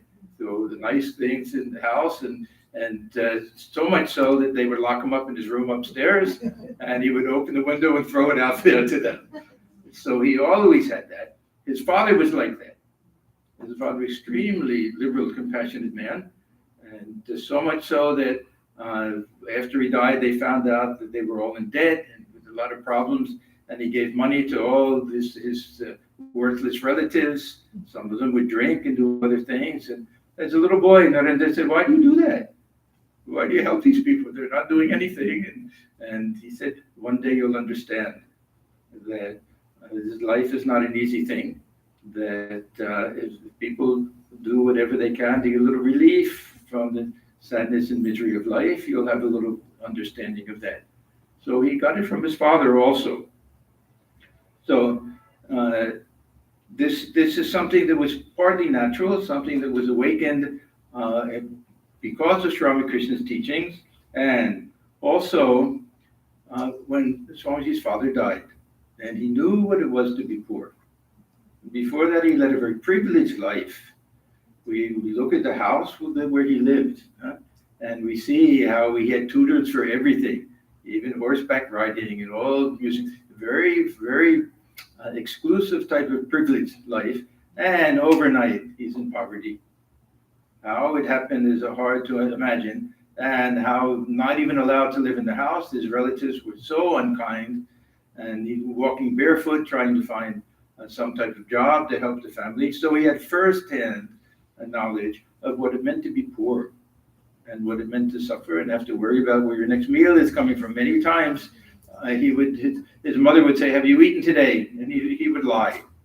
"Yes, I had something. I ate at a friend's house," because there wasn't enough food for the family. So this was a great part of that education for Swamiji. Then, of course, when he traveled throughout India, then he also saw firsthand the terrible poverty of his countrymen. The Swamiji was a rarity in those days for a sannyasin to be wandering around in India. First of all, handsome, strong figure, and speaking beautiful English, and highly educated and everything. So as much as he tried to hide himself, word got around. Some very special sadhu is here. He would be invited by the Maharajas and stay in palaces and everything. But many a time he preferred to stay with the very, very poor people in India. That he always felt some connection with these people.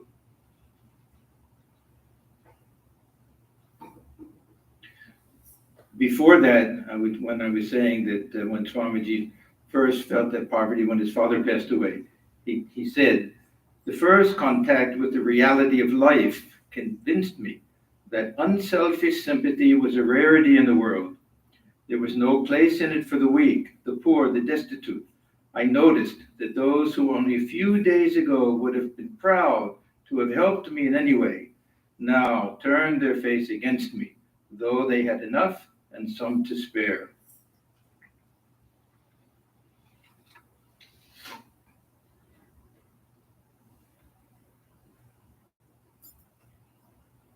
So Swamiji, traveling throughout India, when he got to South India, he got word of this Parliament of Religions. He didn't know too much about it. He didn't have enough experience in the world to think that, oh, you have to register and you have to have sponsors and all of that. But this idea came into his mind that if somehow I can go to the West, that of course I can spread the teaching of Sri Ramakrishna, that was part of it, but raise some money to come back to start some type of organization that would do something to lift up the people of India. This was something that was so dear to his heart, and he was so convinced that Sri Ramakrishna was behind all of this. You know, before he went, so many times he questioned himself. He had a vision once of Sri Ramakrishna pointing to the West, you go there, and they raised all of the money, and then he told all of his Madrasi disciples, you give this money to the poor. If Thakur wants me to go, money will come again. And then Maharaja of Mysore and Ramana, the money came again. Still he had a doubt. It was only when Holy Mother said, yes, my child, that you should go, that he felt it. But when he was ready to go, he made this great statement to, I think, Swami Turiyananda. You see, this Parliament of Religions is all for this, is all for me. The whole thing was set up so that he would be successful, so he could come back and help the people of his motherland. This is a statement by Swami Turiyananda. I vividly remember some remarks made by Swamiji at that time. The exact words and accents and the deep pathos with which they were uttered still ring in my ears. He said, Hari Bhai, I am still unable to understand your so-called religion. Then, with an expression of deep sorrow on his countenance and intense emotion shaking his body, he placed his hand on his heart and added, but my heart has expanded very much and I've learned to feel. Believe me, I feel intensely indeed. His voice was choked with feeling. He could say no more. For a time, profound silence reigned and tears rolled down his cheeks. In telling of this incident, Swami Turiyananda was also overcome. He sat for a while, his eyelids heavy with tears. See, Swami Turiyananda, he had a very, very special type of love and devotion for Swamiji. It was really something remarkable. He himself was such a great soul, and yet he looked upon Swamiji. Yes, Swamiji was everything to him. I'll tell you a very beautiful story. The incident that took place in Ridgely Manor. Swamiji and Swami Turiyananda, they were staying a house. It's more or less on the property, but not owned by them. That other house that's there, I don't know what they call it now. And Betty Leggett came in one day, and she saw that Swami Turiyananda's bed was unused, as if he hadn't slept in it. And the two beds were side by side. So he asked him, Swamiji, is the bed not comfortable? Why didn't you sleep on it? And then a little sheepishly, he said to her, how can I sleep on the same level as Swamiji? There's such reverence for Swamiji. Both brother disciples of Sri Ramakrishna, but such reverence for Swamiji. And because he was the last one who wanted to come to the West and do any type of work like that. But Swamiji put his arm around him and said, brother, you have to do something. So he agreed. He agreed to come. So anyhow, in telling of this incident, Swami Turiyananda was also overcome. He sat for a while, his eyelids heavy with tears. With a deep sigh, he said, can you imagine what passed through my mind when hearing the Swami speak thus? Are not these, I thought, the very words and feelings of Buddha? I could clearly perceive that the sufferings of humanity were pulsating in the heart of Swamiji. His heart was a huge cauldron in which the sufferings of mankind were being made into a healing balm.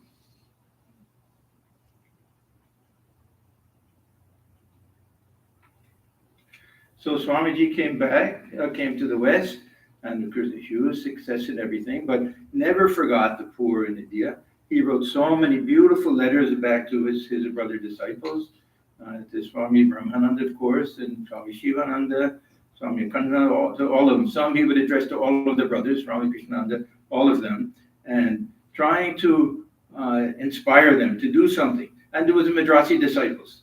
He had great faith in them, Allah Singh and Kidi and some of the others.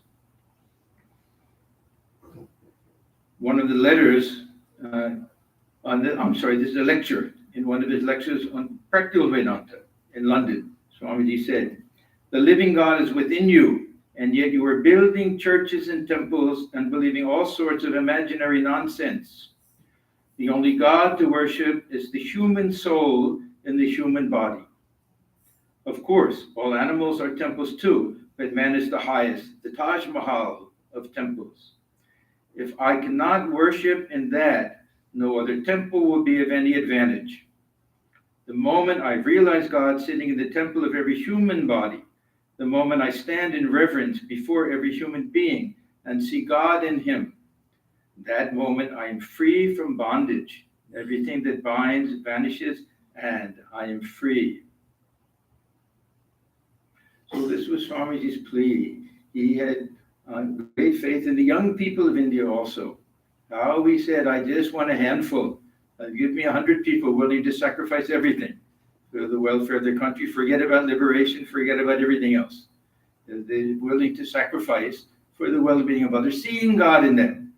This is what he wanted. This was Swamiji's dream that way. One of the first of the brother disciples to really catch the spirit of Swamiji was Swami Akhandananda. His birthday is coming up soon. I think 10 days or something, Mahalaya. Yeah. And Swamiji had special love for him. One of the letters he writes that I don't know why, but I think I love you more than anyone. A very beautiful letter that he wrote to him. He was the first one of all the direct disciples to really take up the work. He did a little in Ketri first, but it was really when he went to that Murshidabad area, Shargachi, when there was a terrible famine at that time, and people were dying right and left, how we took in these orphan children, Hindu, Muslim both, and how he served them and wouldn't take any food himself if there wasn't food for them. And Swamiji was so proud of him. And all the brother disciples also, even Swami Ramakrishnananda, who had no money at all, suffering in Madras, raised money to send to him at that time. So this was really the beginning of this social service work. We can say this worship of God in living in human beings that we have. So Swamiji was very, very happy with that. This really did it to Narayana. There's a famous verse that Swami Akhandananda used to like. This, Natvaham kamaye rajyam, naswargam napanabhavam, kamaye dukkha taptanam, praninam arthanashanam. I do not desire a great kingdom, heavenly pleasure, or freedom from rebirth. I desire the destruction of all afflictions for all living beings suffering from the fire of misery. So this was Swami Akhandananda, and really the beginning of the social service work that we have, seeing these living beings as Narayanas. I was reading recently, I can't remember who it was, one of our early Swamis in the Sevashram in Varanasi. So I moved on that maybe. Anyhow, he would serve these patients with such love and devotion. And many would come, they would have sores and terrible smell. Who was it? Bonbihari Baba. Bonbihari Baba, yeah. Bonbihari Maharaj. And that no one could go near them, and it didn't bother him at all. He would go, even when he was old, change the dressings and all of that. But if ever he asked any of the young Swamis, tell me about the work you're doing, and if they would ever say, yeah, I saw several patients today, he would say, no, never say you saw patients, you saw Narayanas. That was such a deep conviction with him. And you'll see that some of these centers that certain time every year, they'll do a little ceremony. Well, they'll actually go and worship them with the incense and lights and things, really looking upon them as Narayana.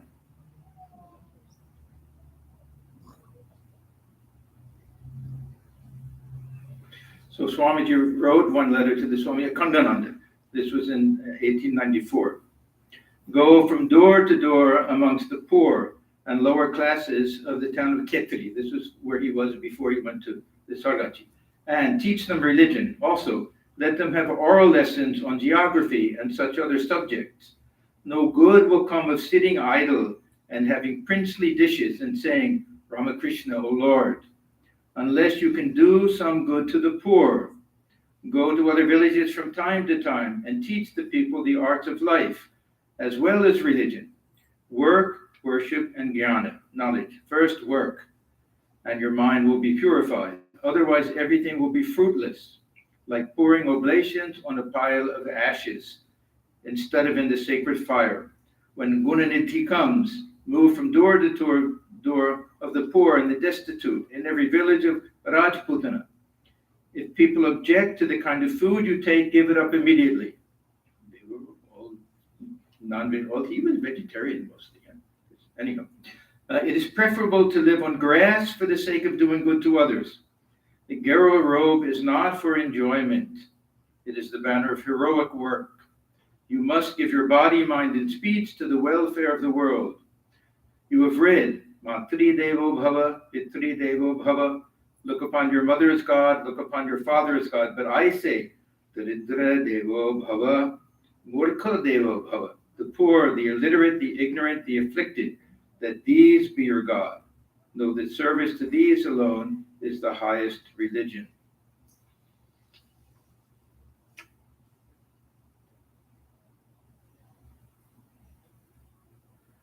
one of the most beautiful manifestations of this idea and the statements that Swamiji made is in a very unusual place. When Swamiji came back from his first visit to the West, he landed in Colombo and then went on the mainland of India, went to the Parameswaram temple. And there was an address given to him, and his reply to the address. When I went there, I went with Swami Sarvadevanandaji, and I remember the main gate to the temple on both sides, that this is written there. A very, very beautiful, beautiful thing. And this is a temple, such an orthodox temple, with so much emphasis on ritualistic worship. And for them at that place to have this at the main gate, to me was something astounding. It really, and yeah, let me read that. So this was from Swamiji's reply to the address given to him. This is the gist of all worship, to be pure and to do good to others. He who sees Shiva in the poor, in the weak, and in the diseased, really worships Shiva. And if he sees Shiva only in the image, his worship is but preliminary. Now imagine, this is in Rameshwaram. For them to put that up right at the entrance. He would serve and helped one poor man, seeing Shiva in him, without thinking of his caste or creed or race or anything. With him, Shiva is more pleased than with the man who sees him only in temples. A rich man had a garden and 2 gardeners. One of these gardeners was very lazy and did not work. But when the owner came to the garden, the lazy man would get up and fold his arms and say, "Ah, how beautiful is the face of my master." And he would dance before him. The other gardener would not talk much, but would work hard and produce all sorts of fruits and vegetables, which he would carry on his head to his master, who lived a long way off. Of course, of these two gardeners, which would be the more beloved of his master? Shiva is that master, and the world is his garden.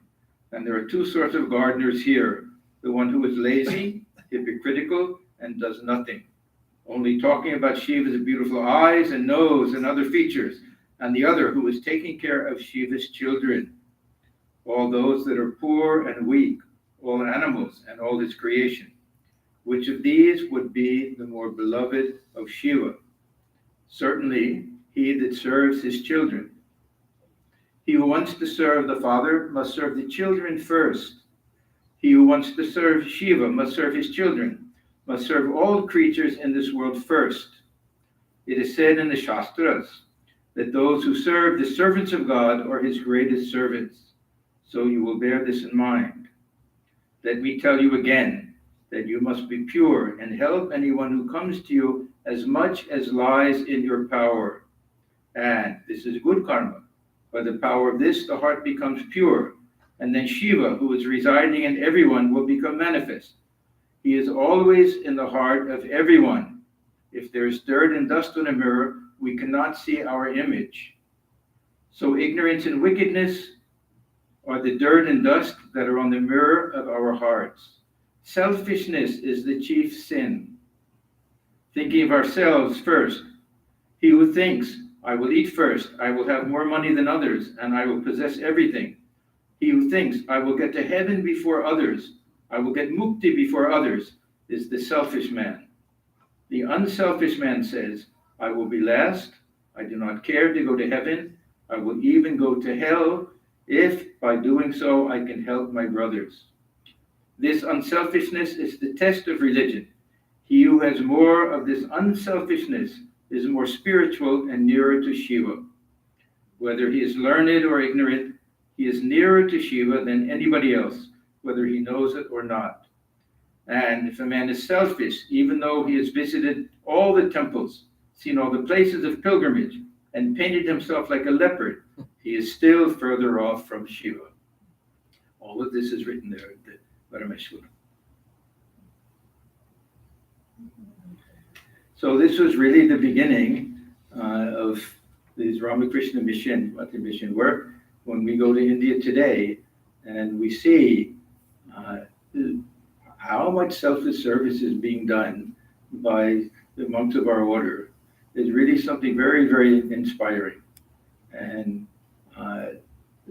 selflessness and how going into areas where the disease and drought and everything, and how even the government in India, any big problem comes, they'll come to the Ramakrishna mission and for help, because they know that there'll be that efficiency, they'll know that there'll be no wastage of money, and they know it'll be done with love. And this is that tradition that Swamiji gave us that goes right back to Sri Ramakrishna himself. But to me, this is one of the greatest contributions. Now, almost every spiritual organization in India does some type of social service work. They have hospitals and do other things. So this influence is carried throughout India, all the different traditions. And on this 125th birth anniversary, I thought it would be nice to think about these things and to pay our homage to Swamiji, who was really a prophet, who really, how he really changed the way people look at religion and spirituality. So I thank all of you and pray for the blessings of Thakur Mahan Swamiji for everybody and all of us, and the growth of this center as well.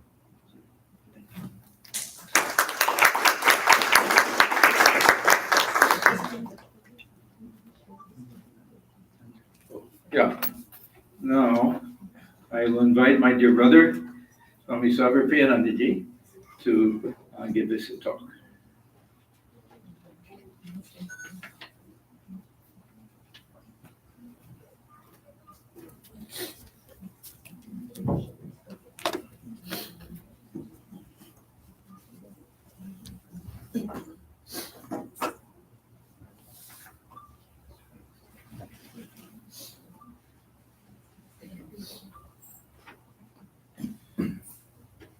ॐ स्थापकाय च धर्मस्य सर्वधर्मस्वरूपिणे अवतारवरिष्ठाय रामकृष्णाय ते नमः।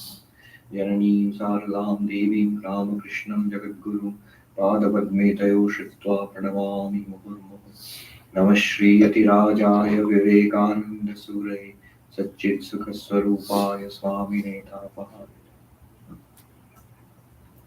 My pranams to the Revered Swamiji is present here. Namaskars to our dear Brahmachari brother.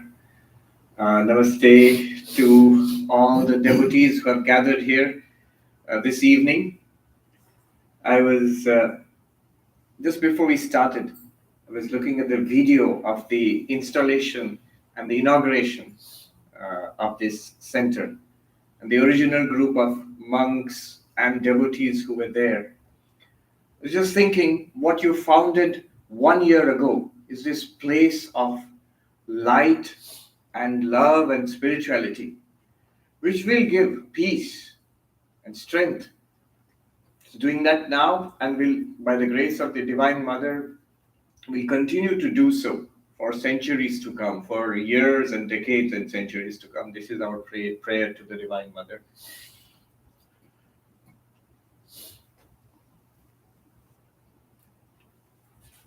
What is this place?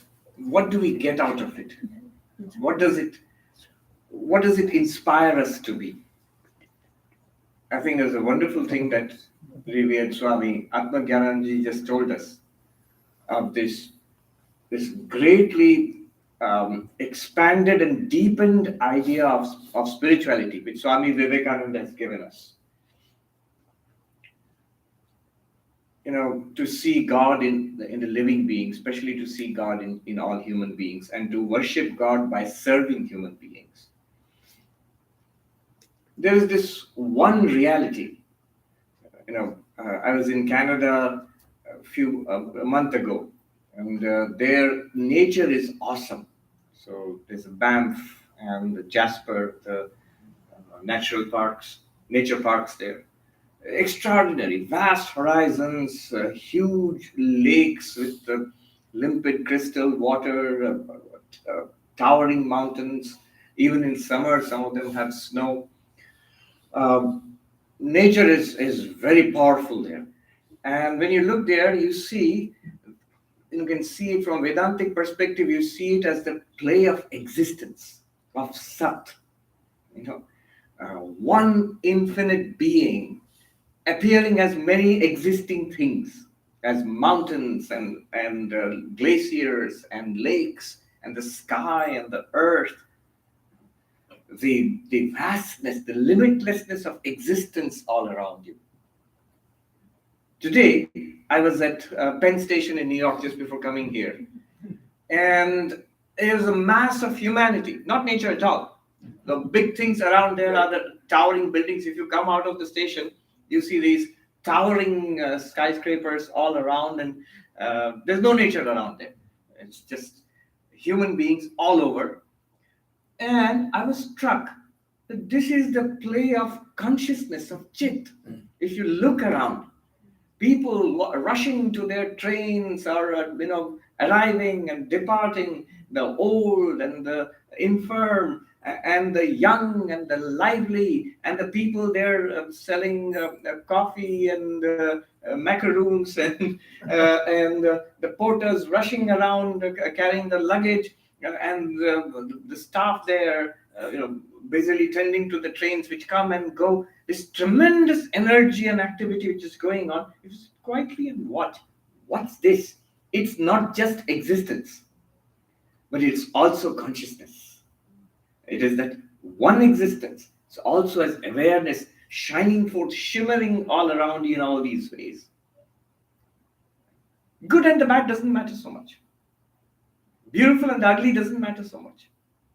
It is one existence, one consciousness, sparkling in all these ways around you. And if you think further, the point of it all, the one existence and the one consciousness in its highest manifestations is joy and fulfillment and bliss. You know what I'm talking about. I'm talking about Sat Chit Ananda, existence, consciousness, bliss.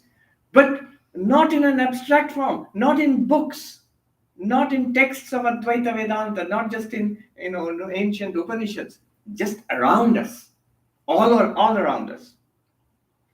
This gives us an inkling to what Swami Vivekananda is talking about, the living God around you. It's present right here. Our eyes are veiled. You see, we see living and non-living. We see humans and non-humans. We see friend and foe. We see pleasurable and painful. But these are on the surface. All of it stands on one limitless existence, consciousness, bliss. The yogi sees through this. The enlightened one sees through this shining veil of appearances, and she sees the divine reality behind. And it's a living thing. It's not something that is away in heaven. It's right here. It's right before our eyes and right behind our eyes.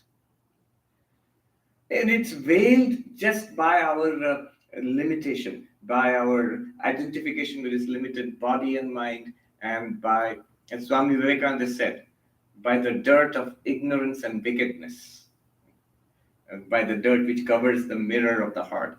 Swami Vivekananda himself says the only thing that we can do is polish the mirror. What happens when you polish the mirror, and how do you polish this mirror? I was just thinking about in the Gita, Sri Krishna, in the 12th chapter, Bhakti Yoga, he talks about this. Just think about how the 12th chapter, Bhakti Yoga, the yoga of love, Bhakti Yoga, how strategically it is placed. Because just before this was the 11th chapter, where you have the Vishwarupa Darshana. What I was just trying to talk about, the living God present everywhere as existence, as awareness, as bliss and joy. Suppose we were able to see it. So aren't we seeing it? Not really. We are seeing it in slices. We are seeing it as, right now we're seeing a slice of it. And we don't recognize what it is. We just see as men and women and good and bad and nice and awful and exciting and boring, things like that. But we don't see the divinity behind it. But suppose we were able to. That would be the vision of the Vishwarupa, which Arjuna got. See, Arjuna, when he was told about God, the existence of God. I mean, backing up a little bit, the Bhagavad Gita, in some readings, can be divided into three distinct portions, three distinct sections. One section, the first section of 6 chapters, from chapter 1 to 6, according to reading, for example, Madhusudan Saraswati does this reading. He says that's about who you are. Not the body, not the mind, you are consciousness, you are the Atman. That's what the first 6 chapters broadly tells you. It tells you many other things also. But it primarily answers the question, who am I? And the second 6 chapters, from the 7th to the 12th, it talks about God, about the reality behind this universe, about the power which creates and sustains and finally dissolves and absorbs this universe, the God of religion. Second 6 chapters, chapter 7 to chapter 12. And then the last 6 chapters, chapters 13 to 18, it talks about the great identity of God and man. That there's one underlying reality which appears as you and as God, which appears as this entire cosmos. So this great identity. And again, what we are talking about, we're talking about Tat Tvam Asi. You are that thou art. You, first 6 chapters. Chapter 1 to 6 is about you, about me. Chapter 7 to 12 is about that, God. And chapters 13 to 18 is about the identity of you and God. Now, in this scheme, chapter 12 is at a crucial point, because then the discussion about you and about God is complete. In chapter 13, he will come to that great identity that you are, that thou art, Tat Tvam Asi. You are Brahman. That will come in chapter 13. But just before that, he has talked about God. Krishna has talked about God to Arjuna. And Arjuna, he says, I believe you.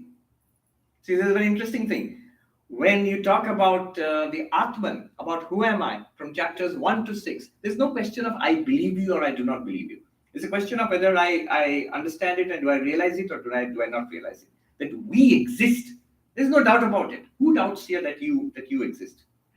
Whether God exists or not, that's a question which can be asked. If you believe in the existence of God, congratulations, you are a theist.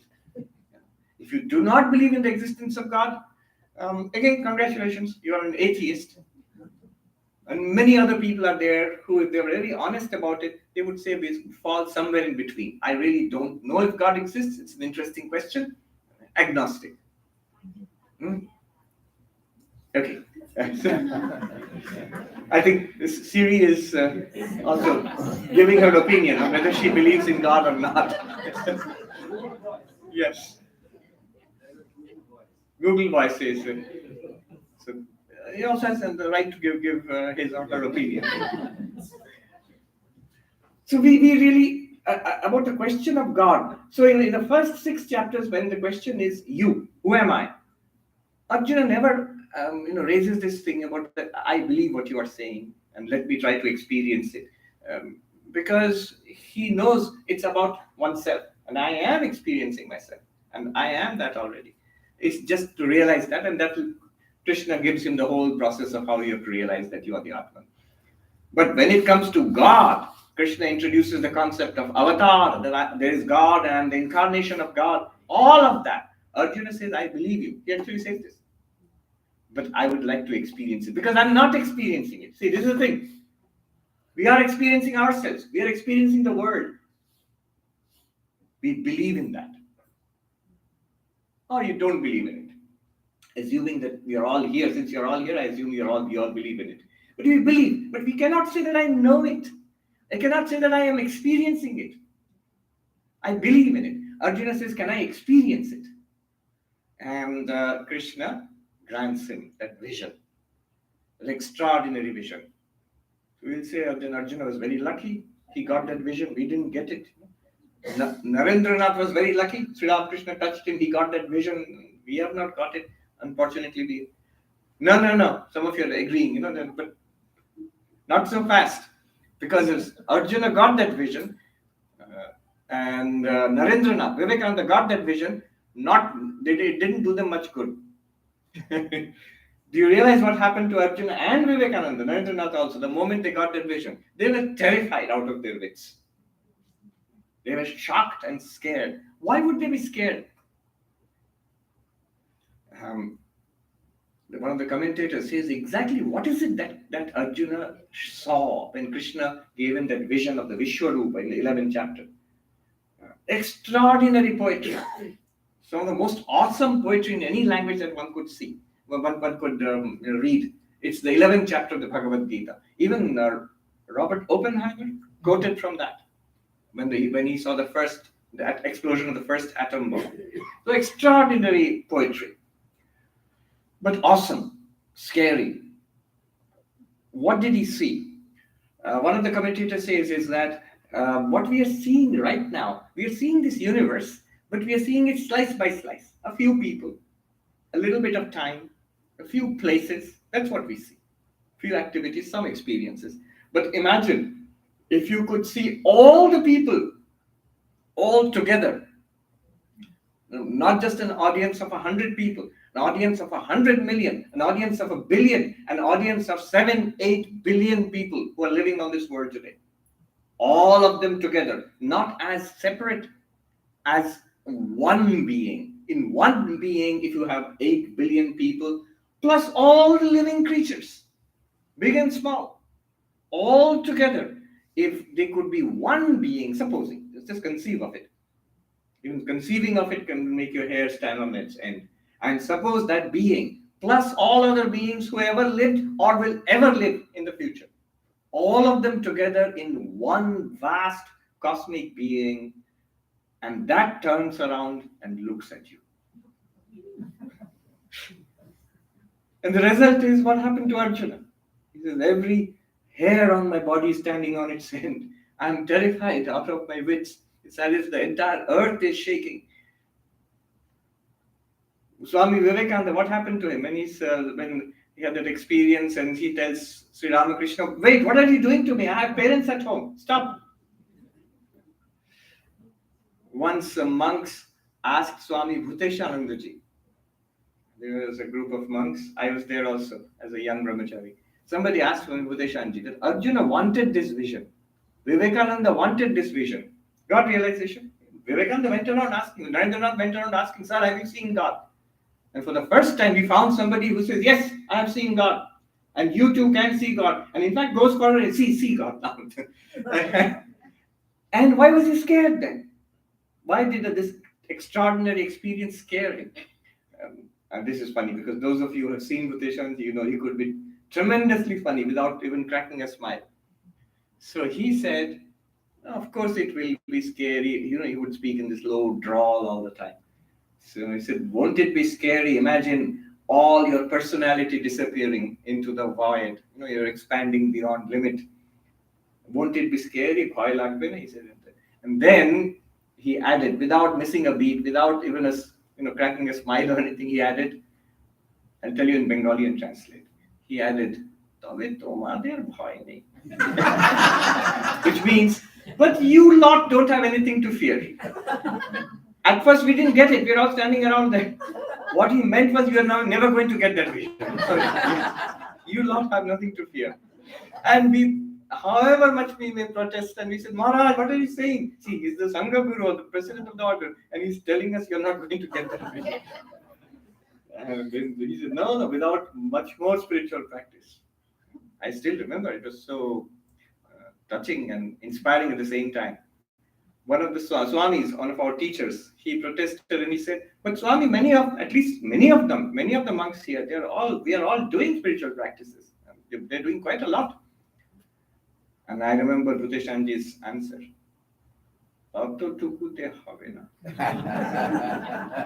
It won't work. It's not enough what you are doing. Anyway, be that as it may.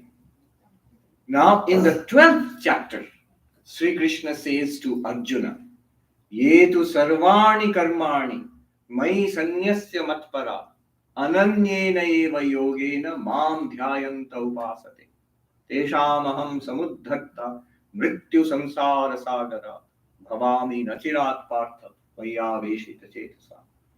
He says, that those yogis, those spiritual seekers who perform all activities and surrender everything that they do in life, everything that they do and speak and think, they continuously surrender it to me, considering me to be the supreme reality in this world, and meditate upon me, see me as the one without a second, Ananya, without a second. There's no second reality apart from me. Who see this, for such people whose minds are all the time absorbed in yoga in me, for such spiritual seekers, those rare ones, I rescue them from this samsara sagara, from this ocean of samsara. I rescue them, this ocean of death, he says. Mrityu samsara sagara. It's scary. Mrityu samsara sagara. Maharaj was speaking about the living God. The counterpart of the living God is the dying humanity, is the dying, the creatures. Creatures are born and they perish, moment to moment, day to day, and in the midst of that we suffer, and not just once, again and again and again.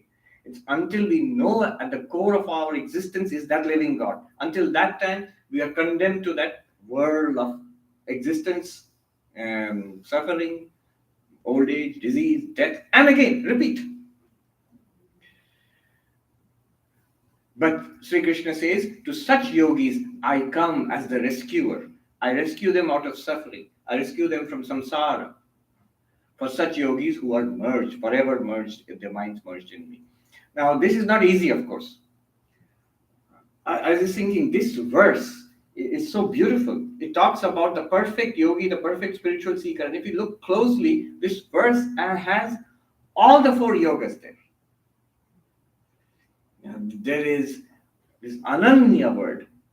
Adi Shankaracharya commenting upon that, Ananya means no other. If you literally translate the verse, it means those who meditate only on God, only on me, on Krishna, he says.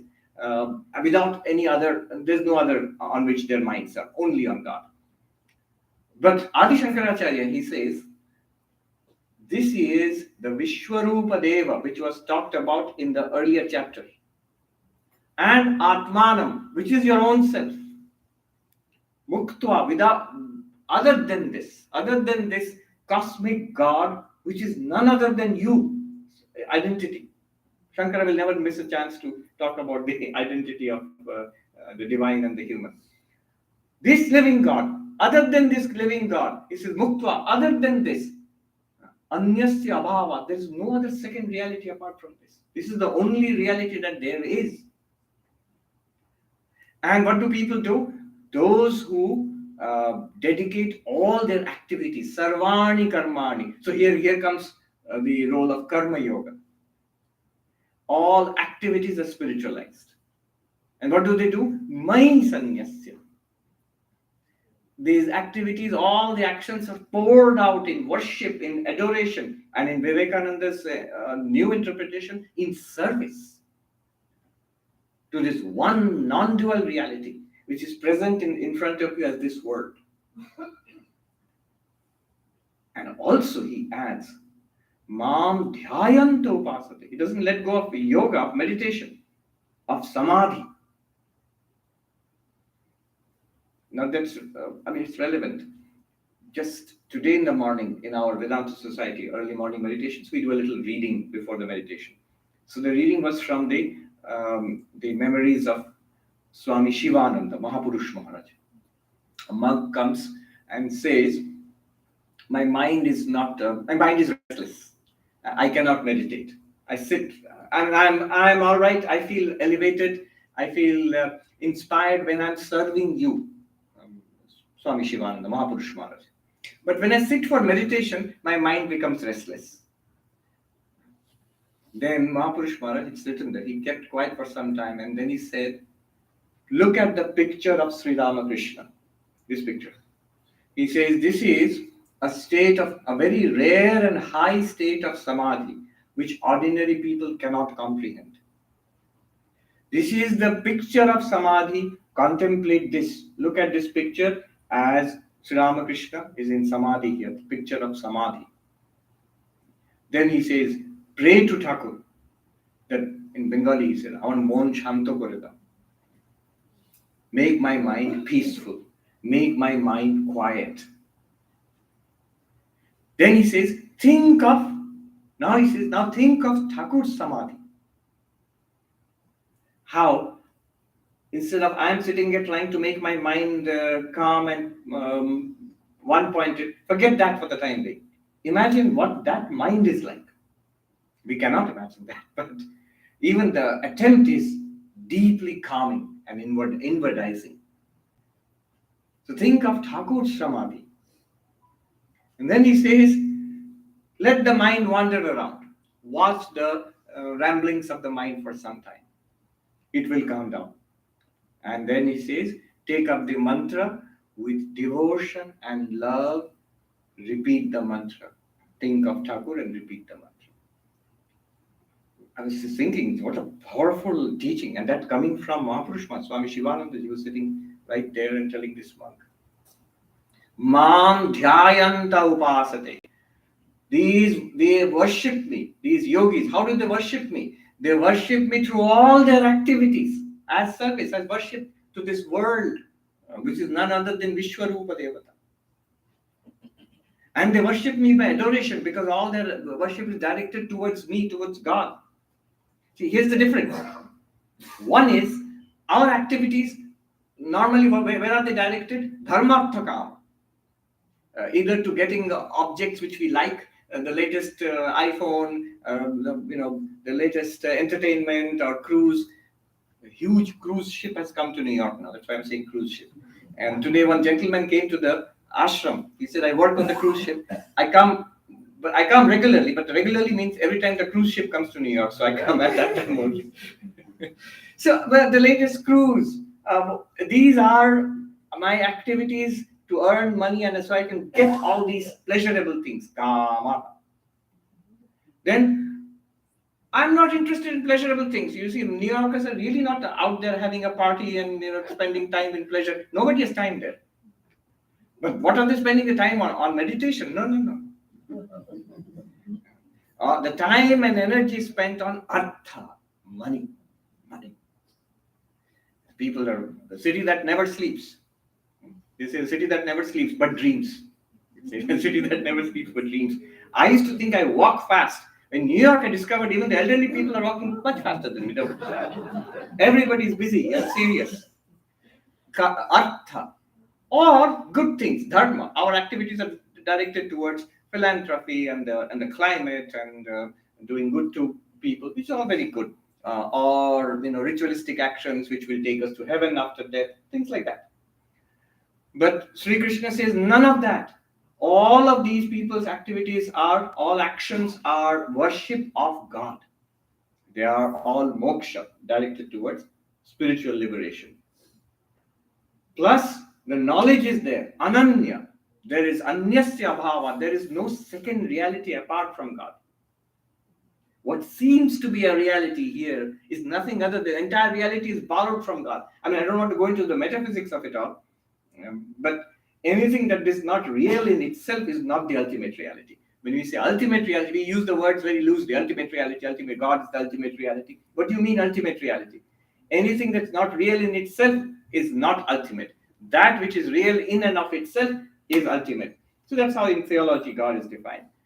So that ultimate reality, they know that other than that, there is no second reality, ananya, and also immersed in deep meditation, the capacity to be immersed in meditation.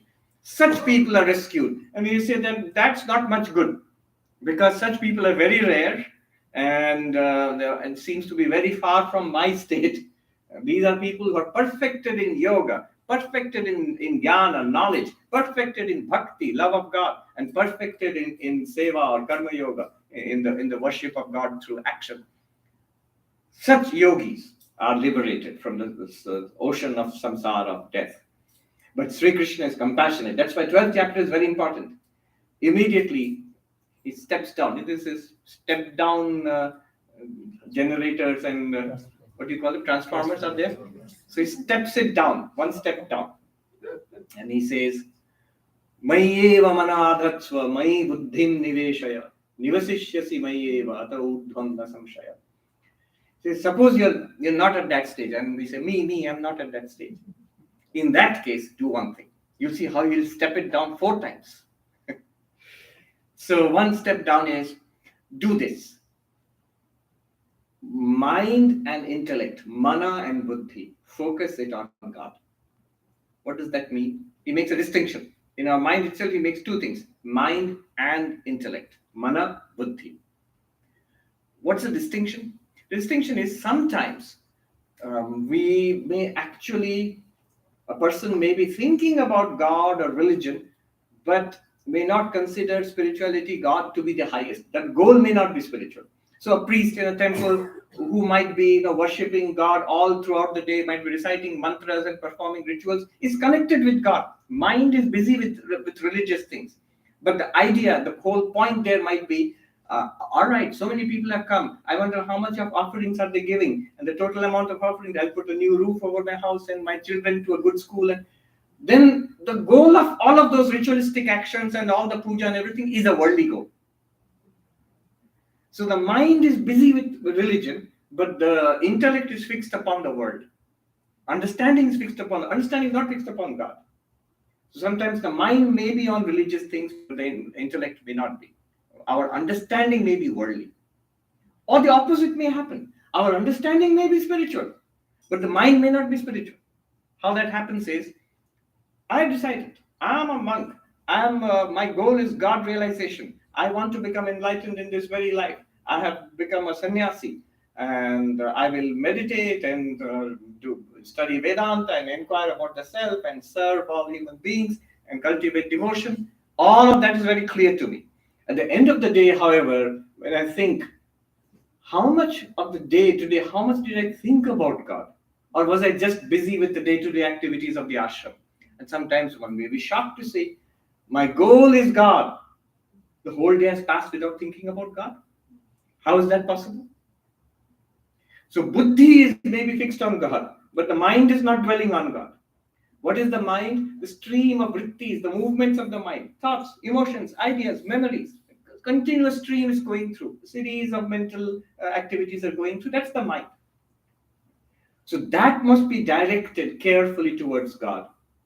And the understanding also must be that God alone is real, and my goal of my life is God. The only worthwhile thing here is God.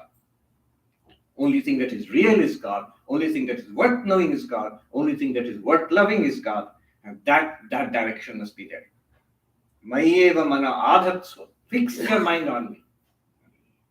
Immerse your mind in me. Immerse your mind means whatever the mind thinks, whatever it sankalpa vikalpa, whatever it plans, whatever it remembers, whatever it decides to do, somehow must be connected to God.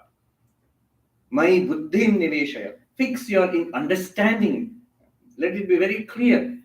One thing that we share here, those who are associated with this ashram, we are all sadhakas. There is no Swami, you are a sadhaka maybe, but I am not. No, you are.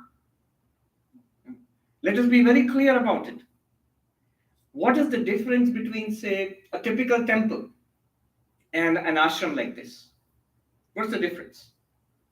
The difference is, temple is for everything. Dharma, artha, kama, moksha. Moksha is also there, definitely. If it's a temple, it definitely moksha has to be there. Dharma, artha, kama, moksha. God is there for all, to bless you in all your worldly successes. It's there for marriage and for birthdays. It's there for funeral ceremonies. It's there for starting a business and worshipping God so that I may, pass in the examinations, or my kid may get admitted to Ivy League college or whatnot. All of that, temple is there, and for spirituality. But specially focused on spirituality is it is for moksha, mumukshu. So this is the special relevance of this Vedanta Society of the Ramakrishna Mission. Sri Ramakrishna, in one of the beautiful hymns, Gadadhara Stotram, Shubha Veluda Mandira Sannihitam, Nija Shishya Prashishya Visheshataram, Shiva Moksha Dhaneshwaram Adi Gurum, Pranamami Gadadhara Brahmaparam. I salute Gadadhara, Supreme Brahman, who is specially established in Belur Math. He's everywhere as Brahman, as Avatar. But Swami Vivekananda, Sri Ramakrishna had promised Swami Vivekananda that wherever you take me and keep me, I will stay there. And Swami Vivekananda, he took the pot, the vessel containing the relics of Sri Ramakrishna when the Belur Math was established, and he prayed to Sri Ramakrishna that you had told me that wherever you take me on your shoulders and you carry me, I will stay there. And so Lord, you have come for the welfare of this world. I install you here, specially in this place, in Belur Math. And I pray to you that remain here for centuries to come, to bless all of humanity, to spread light and blessings to all of humanity. So, especially established in Belur Math, Shova Beluda Mandira Sannihitam. It's there. If you go to the main temple where the image of Sri Ramakrishna is installed, you will see the Bedi there, the foundation underneath that. It's forever locked. There's something that can be removed, but there's something else that cannot be removed anymore. That's completely, permanently locked there, which is the relics of Sri Ramakrishna's body. Why is he there? Special for the whole world, but specially Nija Shishya Prashishya Visheshataram. So for the lineage of those who are initiated in the spiritual tradition of Sri Ramakrishna, for them specially this avatar is manifest. And what good is it? What does he specially give? Shiva Moksha Dhanekam Adi Guru. So Moksha Dhaneshwaram Adi Guru. The Lord who can give moksha, the ultimate goal of human life, of all life, the purpose of this entire universe. So that Gadadhara I salute. So this must be fixed. What are we seeking? Apart from a good life, prosperous life, a fulfilling life, but apart from that, we know the limitations of life. So we know that spirituality is the ultimate purpose of life. Whichever way you understand spirituality, whichever your path is, whichever your religion is. But spirituality is higher than everything else in life. And so we know that and we want that, and that is our goal in life. In that case, you are a sadhaka or a sadhika. And all of us here are. And it's good to consciously accept that we are spiritual seekers, we are God seekers. So this focus. Mind stream directed towards God, and in the buddhi we are fixed. God realization is my goal. Still very difficult. Why? My mind goes here and there. Then Sri Krishna turns it down, step down. Transformer, one more step down. Atha chittam samadhatum na saknoshi mai sthiram. Abhyasa yogena tato mamichhaptum dhananjaya. Concession, big concession to us. Sri Ramakrishna uses the same language in the Gospel of Sri Ramakrishna. Somebody said, my mind is not focused. He says, in Bengali, he said, Sheki ko tala abhyas jog karo. What is Abhyasa Yoga? Practice Abhyasa Yoga. Many people are eagerly listening. That's what I want. What is this Abhyasa Yoga? Don't be too expectant. It's nothing very glamorous. It just means practice. It's as unglamorous as that. Abhyasa Yoga means systematic, consistent practice over a long period of time. I have decided I'm going to realize God, and from now on I shall think about God. 1 minute later I see disaster. I'm hardly ever thinking about God. Then the next step down is Abhyasa Yoga. Krishna says it is possible. However, make a point to, get initiated, take the mantra, sit morning and evening with all care, and 1 hour, 2 hours, however much you can do for a pretty long period of time. Then you will see those conditions will be satisfied. That I am I'm a seeker of God, and my mind is also dwelling more and more and more on God easily. Swami Bhuteshanti Maharaj, he told us once, we had asked him to talk about his spiritual practices in the Himalayas. So one very touching incident, he told us that after a long time, several months of intense japa and meditation, eating once in a day. And one time he told us that it's so touching, so many incidents. Once it was intensely and bitterly cold, and he was trying to light a fire. He had got some rice and little pulses to make khichdi, so that he could eat that and then sit for meditation again. And it was not boiling; it was so cold that it was not enough to boil the rice and the pulses. He's trying again and again, and then he thought, "Fie upon me, shame upon me! Have I come here to make khichdi into the Himalayas?" And he let it cool down. That half-cooked rice and dal he stuffed into his mouth, washed his mouth, and sat down in meditation again. So like that, for months together, he practiced. Then the conclusion, what did he gain out of it? He told us once. He said, I'll tell you in Bengali and then translate. And I'm telling you in Bengali just because it refreshes my memory. I remember the words in Bengali. He said, "Ekdin boshe monke chhere dilum. Jekhane ichhe jao." Once I sat in meditation and thought, let the mind go wherever it will go. And let it go. Think about whatever you like to think, in the privacy of your own heart. Deklum soja Shri Shri Thakurer Padapadei chole gel. I saw that directly, it went straight to the lotus feet of Sri Ramakrishna. In complete freedom, not out of practice. Now it wants to do that. It wants to dwell at the feet of God. So this is what happens through continuous abhyasa yoga. It's not another fancy form of yoga. Especially in the United States, you have hot yoga and whatnot, Bikram yoga, and so many types of yoga. In Hollywood, once a week or so, we have on Saturdays we have karma yoga. Once a lady turned up in her yoga pants and with a yoga mat and said, "I've come for this karma yoga." She thought it's a new kind of, And then quickly her illusions were shattered. Once somebody told her, "No, it's not that kind of yoga." And then what's it? The Swami will give you chores to do, and you have to do the work here. But to her credit, she actually stayed and worked all day long. I am practicing, but it's difficult.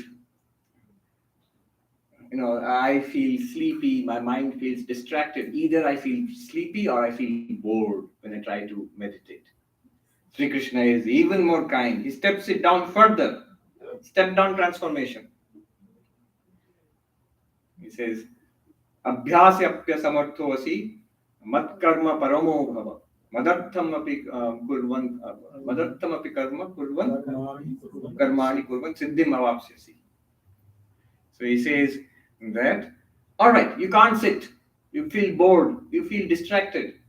Yes, that's me. No hope? No, there is hope. Then don't sit. Oh, I don't have to sit. Don't meditate. Oh, I don't have to meditate. Yes. Then do work. Do things. But do things for me. Be connected to the ashram. Whether in the shrine here, arranging the flowers, making a flower garland, or in the the kitchen here, or in the book sales, or in the grounds outside, whatever, all of it is madartham api karmani kurvan siddhim avapsyasi. Doing work for me directly, which is directly related to the Lord sitting in the shrine here. Whatever work is done for the glory of God, in the Christians say, glory of God. Directly working for the Lord, you will attain perfection. Swakarmanatam abhyapcha siddhim vindati manava. By worshipping God through one's activities. Simple point, but very powerful point. Because everybody is doing something or the other. If some of those activities can be connected to the Lord, if you worship the Lord through your activities, siddhim vindati, you attain to perfection. Of course, what that perfection is, Shankaracharya is very careful there. He has a very legalistic mind. He protects the Advaitic insight. Not through work you will not get enlightenment. He says through what? Sattva shuddhi. You will get purification of mind, and thereby, he says, enlightenment will come through Vedanta. Next. But still, that is the kind of perfection you can get.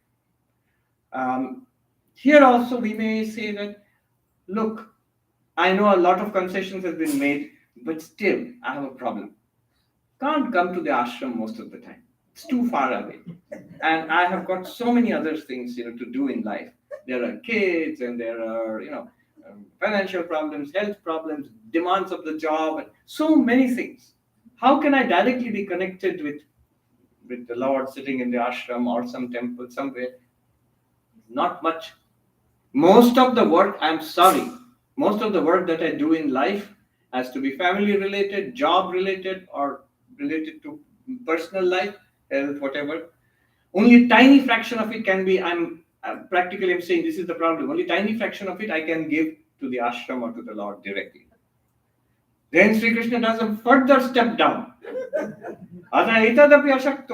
If you cannot do this also, sarva karma phalatyagam tata guru yatatmavan. He says, if you cannot do this also, then you're doing something in life, right? Yes. Doing something in life, whatever you're doing in life. At home, in the office, in personal life. All of that you connect to the Lord, you offer it all as worship of the Lord. It may not be directly connected to the ashram, may not be directly connected to Sri Bhagavan here. It may not have a direct link. It may just be what is called laukika, worldly activities. As long as they are not openly immoral, everything. So Vivekananda says one can do everything for God. One can connect everything to God. That also one can do. And he says, with that also you will reach the highest goal. So many times, step down, be established in the 4 yogas, meditate on the Lord and absorbed in samadhi. All activities are the worship of the Lord, I know, and I know clearly, non-dual Lord. Everything here is nothing other than God. Wherever I go, whatever I see, God and God alone, that's the highest. Can't do that? Then fix your mind and your intellect on me. Whatever you think about, whatever you feel, whatever you speak about, let it be about God, and be very clear that God and God alone is my goal. Whether you're a monk or a householder, whoever. That also is difficult. Then make a practice of it. Regular practice of meditation. Quite apart. Worship is the highest. But a little more easier than that is work as worship. Little more easier than that, work and worship. So there must be a time for worship. Separate some time off. If even that is difficult, then convert your activities into worship. If even that is difficult, then whatever activity you do in life, whatever is going on in your life, just keep connecting it to God. Mentally connect it to God. I offer this dish I have cooked. Mentally I'm offering it to you. I offer this sweeping of the vacuuming of the carpet to the Lord. I offer this meeting with the client to the Lord. Mentally. Keep doing that. That will also work. Very powerful. Now we might think, so where do I start? Which one am I supposed to do? And I've seen in the lives of many of the senior swamis whom I've seen, and the devotees, household devotees, all of them, all the activities that we do, mentally keep saying Sri Rama Krishna Arpanamastu. And especially if we get a chance to do something for the Lord in the ashram, in the temple, do that. Never miss an opportunity to serve. And regularly, morning and evening, the mantra which has been given, repeat the mantra. Swami Tapasyanandaji was the vice president of the order. I read in one place, so powerful. He says, when you have been given the mantra, you have been given God in a seed form. You've been given God. Repeat the mantra and try to meditate on God. And make up your mind. I seek God in my own way. I am a God seeker. I am a mumukshu, a seeker of spirit. That's how I define myself. I did not tell anybody. I don't have to put it on my CV. What do you do? I'm seeking God. No. But inside you know that. Inside you know that. And you won't be surprised that how many people like this there are. They don't say it outright. But internally I am beginning to get this opinion. I'm of the opinion that now that unless one is spiritual in some way, one is not yet quite mature. Maturity in life means some spiritual goal is there inward, some spiritual orientation is there. I pray to Sri Ramakrishna, Holy Mother, and Swamiji to bless us and let the light of yoga, of bhakti, of jnana, and worship as service of the living God, let these lights shine in our lives.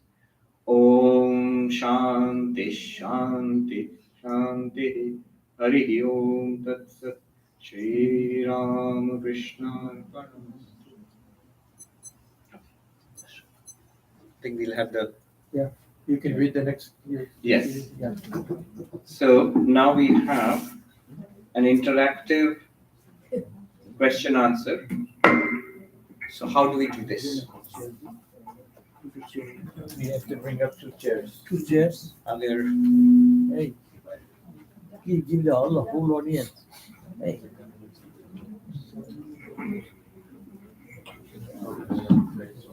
Are there a couple of chairs we can bring up here? Those who have questions. Okay.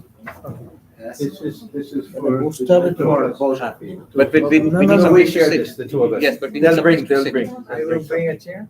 2 chairs. 2 chairs. 2 chairs. You can't share the same chair. Very nice, Manoj. Manoj, no, this is a beautiful talk. That's what you do. Yeah. You did. You're wonderful. Both of you.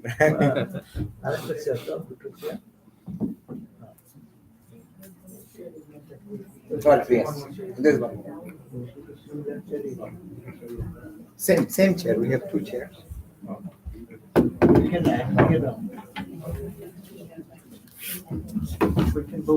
both be on that side. Yes. Okay.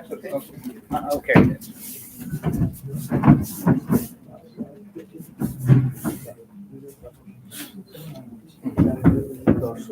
Yes.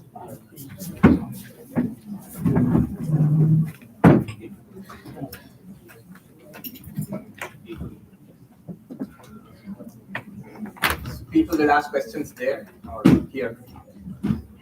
We can share one microphone. Yeah. We can share one microphone.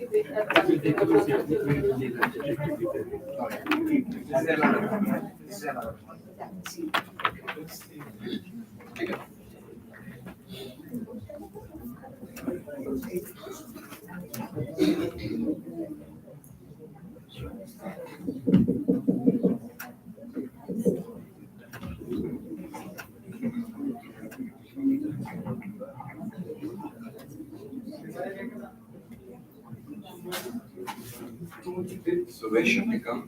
Those who want to ask questions. Will you take the microphones around, or people can come and ask questions? So you have to raise your hands and somebody will come to you with a microphone. Yes. And if there are no questions, then you can go straight for tea. Please tell us your name and ask a question. And if it's towards any particular, to Maharaj or me, just mention that. My name is Arvind. You talked about the importance of focusing on spirituality and God. So the dharma, artha, kama that we do for a layperson like me predominantly is focused on finding the elusive happiness that we're trying to seek. And I heard in a YouTube video, I heard Rupert say, somebody asked a question about God, and he said, there's one thing that stands out in my mind. He said, God is the religious name for happiness. Happiness is the human purpose. So is it fair to think of that kind of happiness in the same way as we think of spirituality or God, to make that equivalence? You want me to answer? Please. Yeah. So you have to remember that Rupert is primarily an Advaitin, a non-dualist. So when he says that happiness is God is the religious name for happiness, the technical Sanskrit corresponding term would be Ananda, bliss. So look at it at 3 levels. One is the kind of happiness people are instinctively chasing in the world. Worldly happiness. It could come through money, it could come through pleasure, physical pleasure, sensuous pleasure. It could come through achievements in the world. It could come through renown, fame, name and fame in the world, status in the world. There is a, if we can reduce I think that gain a little bit here. that is humming. It should be off. Yeah, now it's all right. I think now it's all right. Yeah. So that's one level of happiness. What, like most people automatically we chase. And there also there are gradations. There's an instinctive kind of happiness seeking, which is pleasure seeking. Very soon we realize that's not very sustainable, does not last long. If you, like, I love that saying by Somerset Maugham, if you single-mindedly chase pleasure, very soon you find nothing pleasing anymore.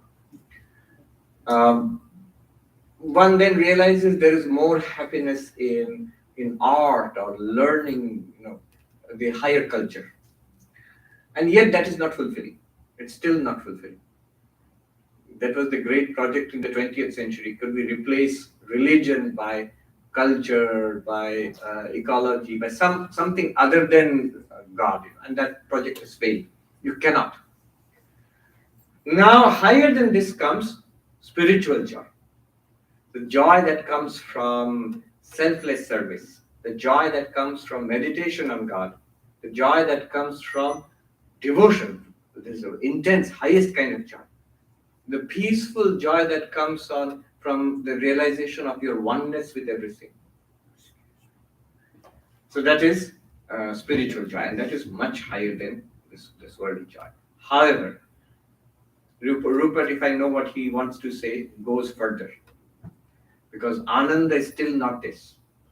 Ananda is that which manifests as all of this. Ananda is Brahman itself. Brahman or Ananda, the ultimate reality, is not a feeling. No matter how rarefied, how cultivated, how refined, or even how spiritual. Anything that comes and goes cannot be the ultimate reality. Anything that is subject to increase and decrease cannot be the ultimate reality. So, happiness in that sense is Brahman itself or Ananda itself. In the Upanishad, the ultimate reality is called Ananda. But one must be very careful. It's not, they don't mean a particular kind of feeling. What's the relationship between Ananda in Upanishadic sense and our happiness? This is a crucial thing to understand. It's the same relationship that Sat or pure being has with existing things. Chairs and tables, our bodies, these are existing things. They are born and they're created, they exist, they change, and they perish. But Sat is that which is appearing as all these existing things. What is the relationship between Chit, pure awareness or consciousness, and our conscious experiences right now? Chit is that which is appearing or manifesting as this continuous stream of conscious experiences. Our thoughts, imaginations, memories, desires, this is not pure consciousness. But they don't exist apart from pure consciousness also. Similarly, on that analogy, what we call happiness, either worldly happiness or spiritual happiness, spiritual joy, the joy of meditation, service, and devotion, love of God, all of them are appearances of one Ananda, one indivisible Ananda. That Ananda, that Chit, pure awareness, and that being Sat, they are one reality. That's called Brahman. All of which I said now, trying to explain what Rupert Spira might have said, it's in the Taittiriya Upanishad. There the words used are, there is three kinds of Ananda. We can call them Vishayananda and Bhajanananda and Brahmananda. Sri Ramakrishna uses this. Vishayananda, Bhajanananda and Brahmananda. Vishayananda is the joy derived from sensory contact with the world, the pleasurable contact. And then Bhajanananda is the joy derived from spiritual practice. All kinds of spiritual practice, devotional, prayer, meditation, service, knowledge. And Brahmananda is not another kind of joy, but it is the ultimate reality of this universe. Just one more little bit I want to add here before I stop. If you look at how Brahman is defined as Sat, Chit, Ananda, existence, consciousness, bliss. Look at philosophy. You know, the deepest questions that humanity has ever asked. There are three branches. What used to be called metaphysics is now called ontology. The question there is, what is real? What is ultimately real? The second branch of philosophy is, how do we know anything at all? Epistemology. And the third branch of philosophy is axiology, which earlier had many branches, aesthetics and ethics. All of them have been lumped together under axiology, the study of values or the point of it all. What's the purpose of all of this? Now look at Sat Chit Ananda. These are exactly the answers to these three questions. What's real? Sat. How do we know anything at all? How do you have any experience at all? Chit. And what's the point of it all? Anand.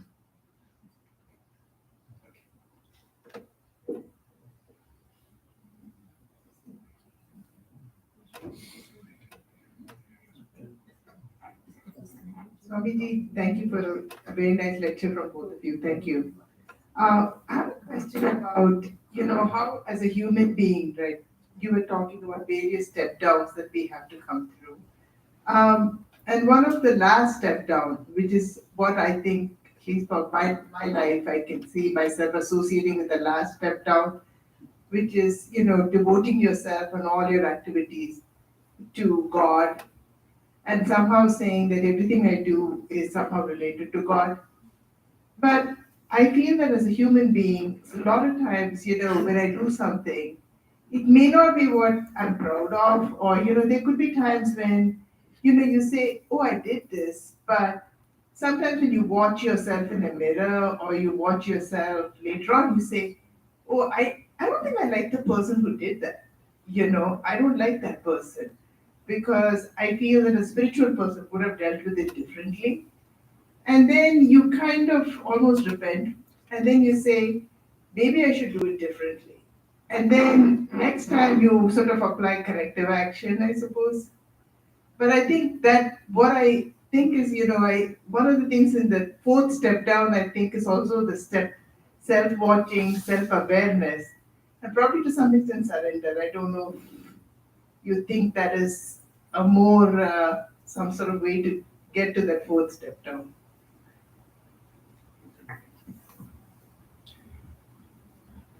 Sometimes we reverse things, get them a little upside down, that whatever we do, we'll offer to God.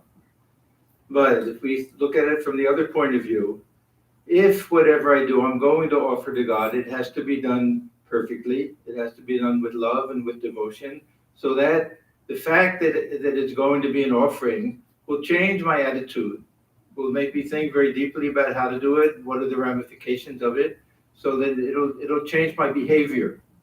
So it's not just whatever I do, I'll offer to God. Do it as an offering. Do it with the same love, devotion, care, and everything. If we're doing an offering in the shrine, if we take that same mindset, whatever I'm doing, it's also an offering to God. Then it should change the way we do things gradually, so that we don't feel that I've offered something that's not worthy of being offered.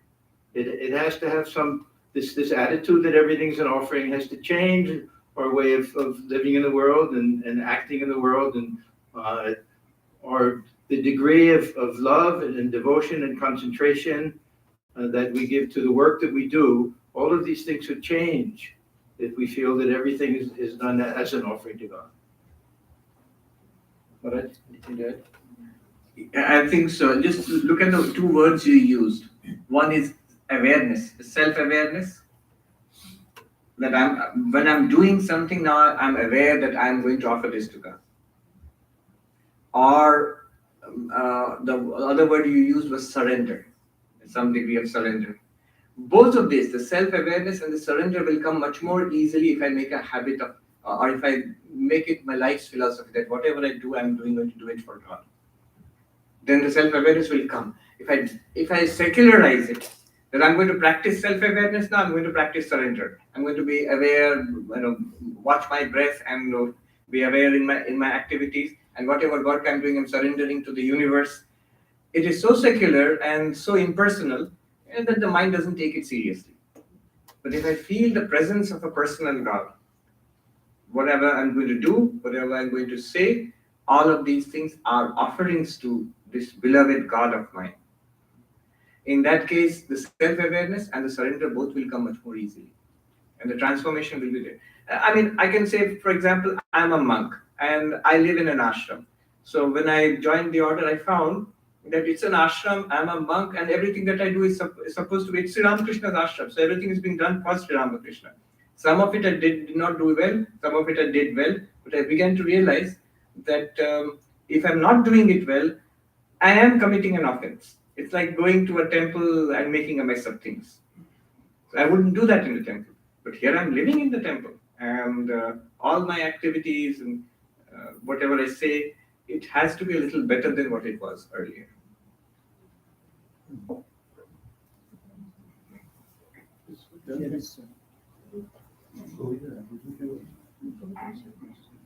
Hi, thank you. Yes. Hi, thank you. Swamiji, Sarvapriyananda, at the beginning of your talk, you spoke about that there is this shimmering, sparkling reality that is veiled from us through our thoughts, I think, is what you were saying. I really understood that because, as I'm sure a lot of people have, I've done a lot of meditating and I've been there, and you can feel the divinity. My question is, the ending of that is when thought comes in. And if you are in a place in your spiritual seeking where you are able to get there and see the shimmering, sparkling reality, should you go for that as your access point in the list that you were talking about from the Bhagavad Gita, or the other sort of other options that you brought in, or more mental and more about thinking? If you have broken that barrier, so to speak, should you just go there, or is focusing on the thinking still applicable as a goal? Am I making sense? You do a lot of yoga? More of the mental variety and less of the physical variety. Yes. So this is a yogic paradigm. We feel that the active mind offers resistance to my spiritual vision. So I try to quieten the active mind and focus the active mind and settle it down so that the reality which it veils is now revealed to me. And the mind is absolutely quiet. That's a yogic approach. And one can and one should do that. At points, at least more than once in a day, one should retreat into a position of where there's no thinking. There must be some freedom from thought at some point. However, that's not what Krishna was talking about, or whatever the point I was trying to make. The reality is present whether you're thinking or not. So the difference between seeing that sparkling reality and not seeing it, you said that as thought comes in, it ends, you said. It doesn't. It will only end if I think of it as an experience. If I think of it as a particular experience, when it's replaced by other experiences, I think, oh, it's gone. But it's not gone. It's like saying when there's a screen and the blank screen is perfect, but then the movie starts, the screen is gone. No, the screen is not gone. Movie, whatever the movie is, it's that screen alone. Similarly, whatever you see here is that shimmering, sparkling reality. Then you might say that, but at least you have to, I get it, but I have to hold on to that at least, right? That it is that one divine reality. At least that awareness, you have to hold on to it, right? Where we feel that. I remember one sadhu in Uttarakhand who was talking about this very question. And a young monk said to him, in Hindi, I'll tell you and I'll translate. हम ब्रह्म हैं उतना तो पकड़ के रखना चाहिए. He protested, this young monk, that I am Brahman, I must hold on to that at least. And then the Swami said immediately, वही तो पकड़ के नहीं रखना है. That's what you must not hold on to. That holding on to is a thinking, is a kind of thought itself. Know that When you are thinking about that ultimate reality or that I am Brahman, very good. When you are not thinking about it, you're still that. And only thing is, it must always be available to you. The Holy Mother once said, somebody asked her, in a different context, of course, not in this context, but somebody asked her, do you always remember your real nature? And she said, no, my child. If I did that, I wouldn't be able to interact with the world. But whenever I want it, it's always there. Somebody made a website. He called it website. I like the name. Never not here. In negatives, never not here. That means always here, but don't say it positively. It's always there. There's never a question when it's not here. When you need it, it's available to you. That's good enough. And sometimes in the day, you must, of course, transcend the active mind, quieten it down, and settle yourself into that thoughtless reality.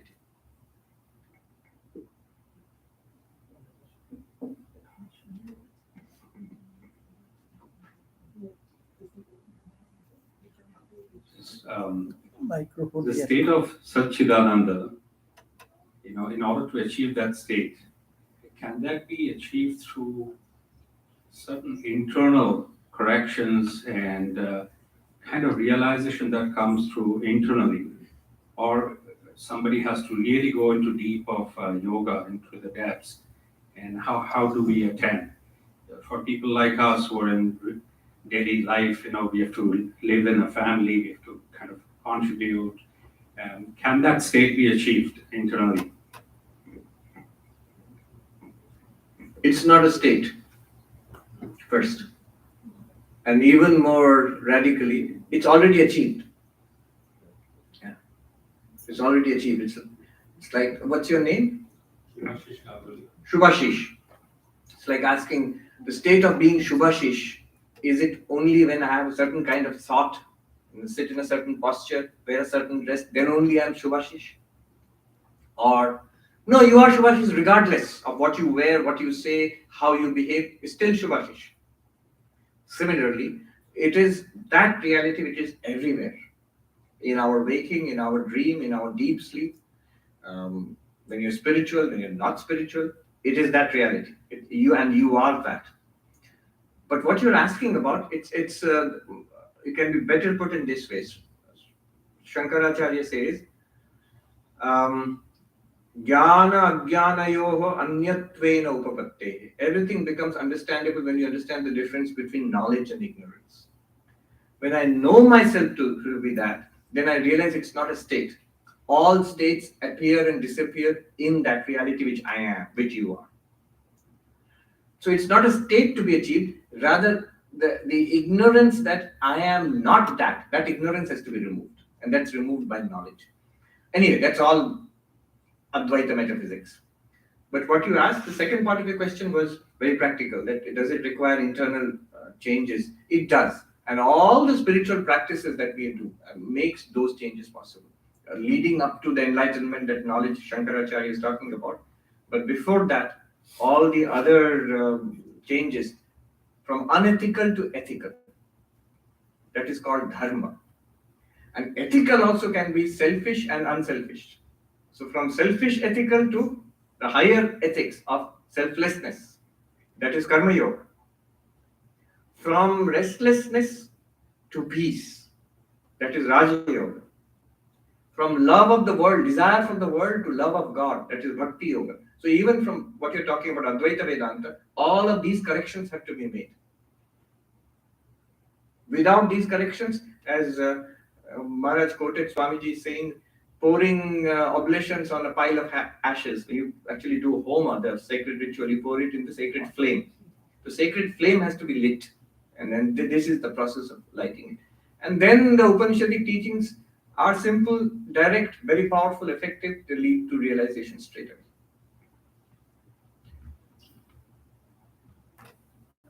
When we look at the teachings of Sri Ramakrishna, we find that he's very, very practical.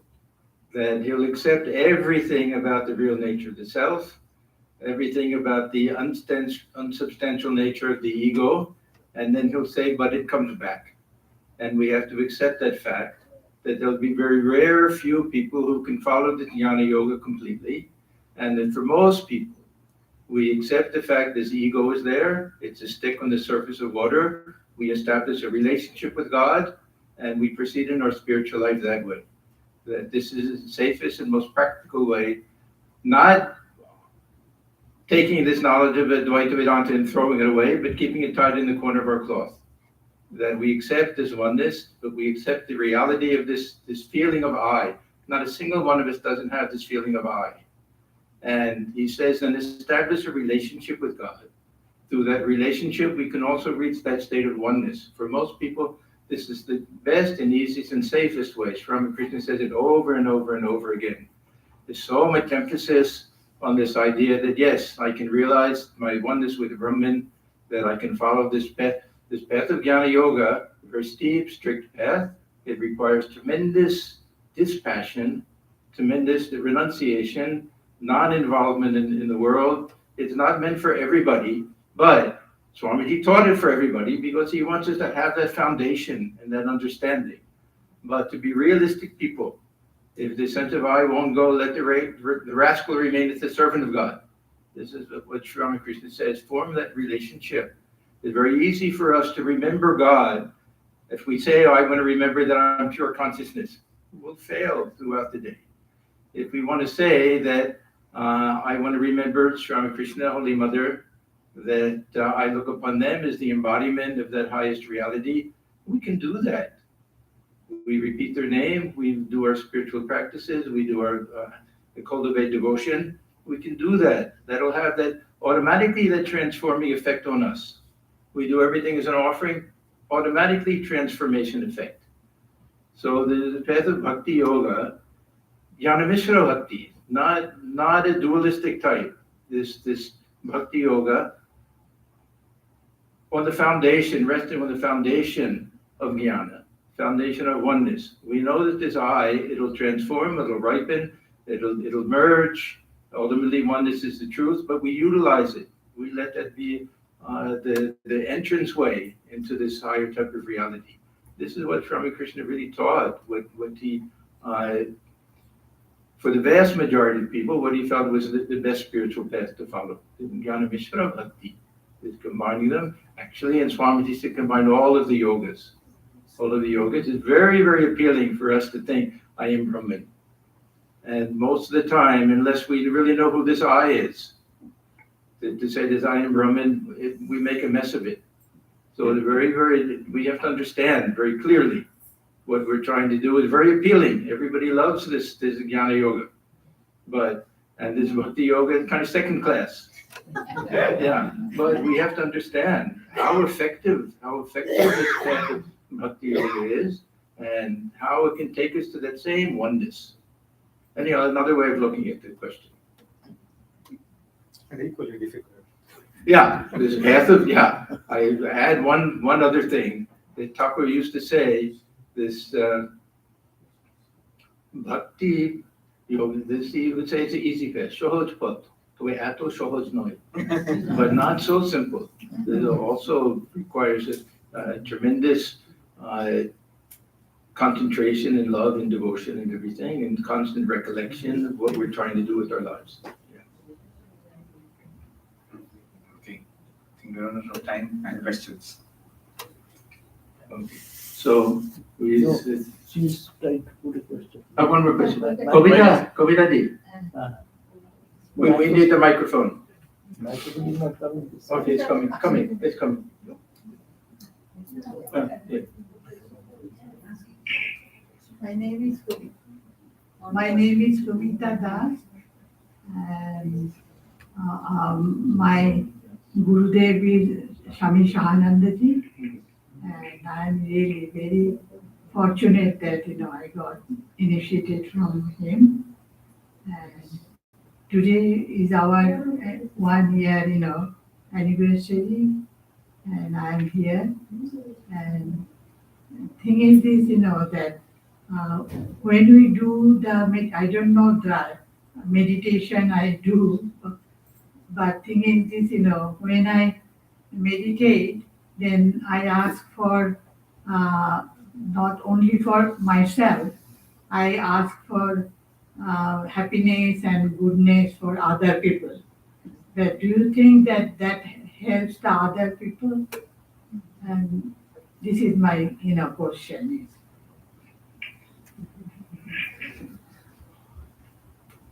I also do it, and I don't know if it helps or if it doesn't help. Sometimes we're absolutely unrealistic. Every day we'll say Sarve Bhavantu Sukhinah. We know it's absolutely impossible, and yet it's expressing our longing and our desire. We want everyone to be happy. We pray for our loved ones, whether we know definitely or not that that prayer will do anything. Still, we do it. We do love and devotion. It's helpful for us. I believe it's helpful for them. Can't explain how or why, but with a little bit of that faith, that at least it won't hurt anything. If there's a 1% chance it'll help, we do it with all love and devotion and faith. So there's absolutely nothing wrong. Swamiji says, before you sit for meditation, even send out prayers for the welfare of all beings throughout the world and in every direction. So the question of faith, I mean, we know that not everyone will be free from disease, not everyone will be happy, not everyone will have only good things in happiness, but still, we can pray with all sincerity and all love, as if saying that if only it could be this way. And it'll be good for us also. And from the perspective of our own enlightenment, one of the characteristics of a spiritual mind mentioned in the Gita and in other religions of the world also, Adveshta Sarva Bhutana. We have nothing against anybody, let alone hatred, not even irritation, not even the slightest grudge against anybody. And that's very important for enlightenment, not to have anything against anybody. So when I positively pray for the happiness of all beings, the peace and joy and prosperity of all beings, and I genuinely mean it. If there is anything in the corner of my heart, a little bit of a grudge or a resentment or something, it will be swept away. From my personal spiritual perspective, it's a very powerful practice. Would you please tell your experiment with the prayer with your fellow met in Beirut? That might help her. Which one is it? When you ask all the members in your class to pray for you and to see whether you are getting that feeling or not. No, that wasn't I actually want to add something. I don't remember that. Yes, pass it on. My 10-year-old taught me this. So my niece was appearing for her driver's license test, and I was like, "Oh, let her get her license." And I was praying because otherwise I'm driving her. So she said, "Mom, never pray for the change of outcome or the outcome, but pray for God to give her the skill or to accept things as they are. If she fails the test, let her handle it. If she passes it, let's enjoy it, but never ever pray for the outcome, Mommy. Always pray for very mature, the skill." very mature. People are so irrational that I'll root for one team, even watching a game that was over the day before. The outcome's already done. Or sometimes we'll pray that we did well on an exam after we've already done the exam. Not praying that I'll do well. When it's already decided whether I passed or failed, we'll still pray. People are a little bit irrational, but that's a very mature, very wonderful attitude to take, of course. Well, now we're getting lots of questions straight. It's tea time. Okay, last one. Yeah. So last one. Wait for the. Sorry. Oh, yeah, one more there also. Okay. Pretty loud. Street. But if for every action there is an opposite reaction, then I hope that my prayer is registering some reaction, or at least it's registering with God, and God decides the outcome. But so we pray because praying is an action, right? So there has to be a reaction. We don't know this power of prayer. There is a reaction, of course, but is it the power of prayer or is it the answer to the prayer? It's very hard to say, and it depends on the type of prayer and what we're asking for. Sometimes we can explain that when Thakur says pray, if he says pray for pure devotion, and he says this prayer will be answered. Now, is it because the Divine Mother hears and grants us pure devotion, or is it the power of the prayer itself that will purify us? These are very hard to explain these things. Yes, I mean, what Maharaj is saying, there's this whole philosophy behind it.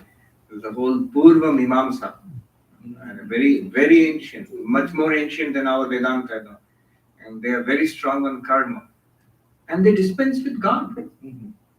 It's all about ritual and prayer for particular and pretty worldly outcomes. And their whole idea was, it's that ritual and the prayer done properly which gets the result. Nothing to do with God. It's amazing. Anyway, just a side note. Namaste, Swamiji. My question is, what you explained that Bhakti Yoga is the easier path. My question is like, can't we have like hybrid, right? Basically, we go for Bhakti if like when our mind is agitated and we just cannot sit, right? Take the God's name, and then we go for Jnana Yoga, or meditation when we think that we are settled, we can do it kind of thing, right? So isn't a hybrid recommended, or we should go for because nowadays that hybrid is more in vogue. So what is your view on it? You're absolutely right. Swami Vivekananda, remember, he recommended the harmony of 4 yogas. He said you can reach enlightenment by Jnana Yoga, by Bhakti Yoga, by Karma Yoga, by Raja Yoga, this meditation, by one or more or all of these and be free. But if you ask him what is his recommendation, he would always recommend a harmony, a balance of these things is the thing needed, he would say. It's the safest and most powerful path also. And not just Swami Vivekananda. In Sanatana Dharma, in traditional Hinduism, always these components have been there. So whether you see Shankaracharya or Ramanujacharya or Madhvacharya, in all of their paths, there will be some combination of knowledge and devotion, action, usually it was ritualistic action, and meditation. So in Adi Shankaracharya's scheme, it would be jnana, knowledge which leads you to enlightenment. But that knowledge has to be necessary, not like necessary conditions, not sufficient conditions, necessary condition, supported by devotion, supported by meditation, and supported by selfless action. And Ramanuja just reverses it. He puts jnana below and bhakti above. But all the components, the hybrid is always there. There are paths which we don't have a hybrid. So there is a pure Gaudiya Vaishnava path where devotion alone, beginning, middle, and end, it is devotion. But most of the other paths are hybrids, as you say. And it's very natural also. If you look at the human psychology, our psyche, we have these 3 powers. The power of understanding, cognition, the power of feeling, the affective domain, and the power of action, the cognitive domain. Cognitive, affective, and cognitive. That corresponds to jnana and bhakti and karma. Yeah, because what happens to me is like a lot of times I wake up at 3 a.m. and I don't feel like meditating, so I just take God's name. But if I'm able to sleep throughout the night, like I'm fresh in the morning, I can sit for meditation. And not just you, it's Swami Vivekananda. He was he said to an American lady here that always have these 2 sides, madam. Whenever I'm like happy, I say I am Brahman. And whenever I have a tummy ache, I say mother. And it's not contradictory. It's the same reality you're appealing to in different ways. Thank you very much. One more last question from here. How does one decide between conflicting duties, or is it because I'm not the doer, I do not need to think about duties? Conflicting duties? Is it? Yes, I mean, as perhaps a family person, if let us say there is duty towards parents and duty towards children, and somehow let us say these duties are in conflict, let us say. So how does one choose between these duties? Or as I said, because one is not the doer, there's actually no, one should not think about duties. Forget about this, I'm not the doer. You have to take a very hard, clear look at, and have the central priorities, which takes priority over the other, and base it on that. We want to have the attitude, I'm not the doer with everything. That doesn't help us decide what to do and what not to do. We still have to do things according to Dharma. We have to do things according to some type of viveka. What is shreyas, what is preyas, what is the higher good. We have to use our intelligence, and we have to analyze what are the ramifications of this act as opposed to that act, and just use our common sense and come to the best conclusion and try to do it, and with great humility pray that we're doing the right thing. That we can't really tell what the future will be, but we're doing the thing that we think is of the greatest importance, and do it without any selfish motive. If we eliminate the selfish motive, most of the time we'll make the right decision. Okay, what's next? No, break. Tea. Now we have a tea break, and then we meet back here at 6:30. What time? 6 o'clock. Whoa. So it's a very short break. 6:15. 6:15. Okay. 6:15. So we have yeah. That's all right. Arati. Yeah, will be there.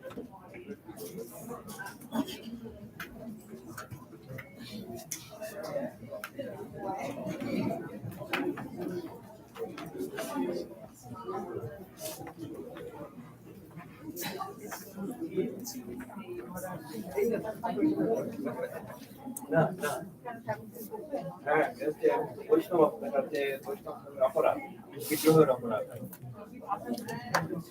করতে পারে আমার অপরাধ বিদ্রোহের সামনে অন্যরকম প্রণাম করতে তাই না? তাই তো বলেন কেমন আছে?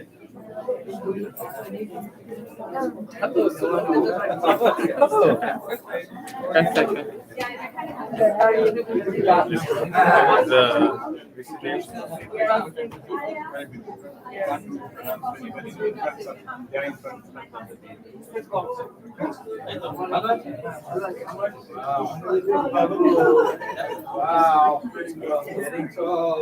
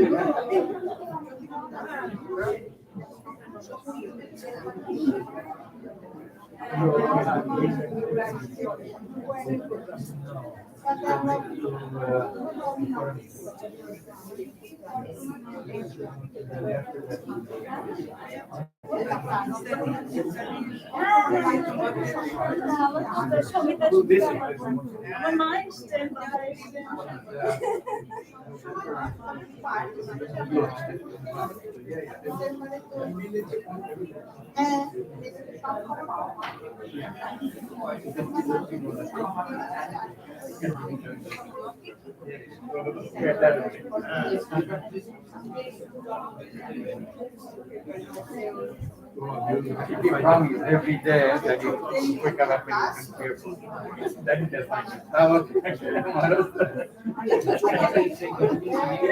Oh my God. Yeah, yeah. You have to have tea. Yeah. I'm holding you up. Let's have some tea. I'm so happy to see you. I wish Yeah, no, it wasn't.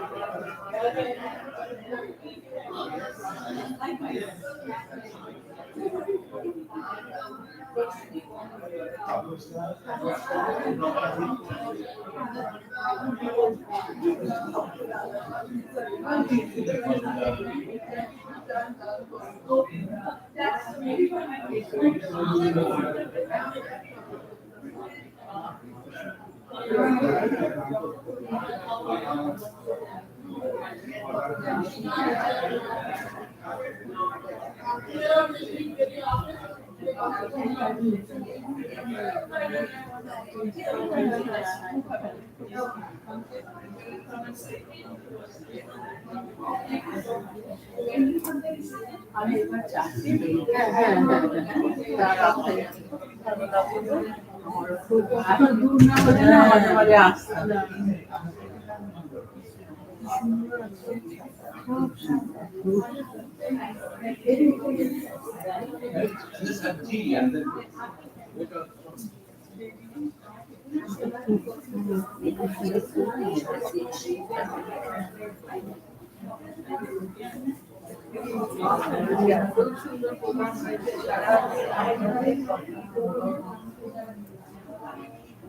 Thank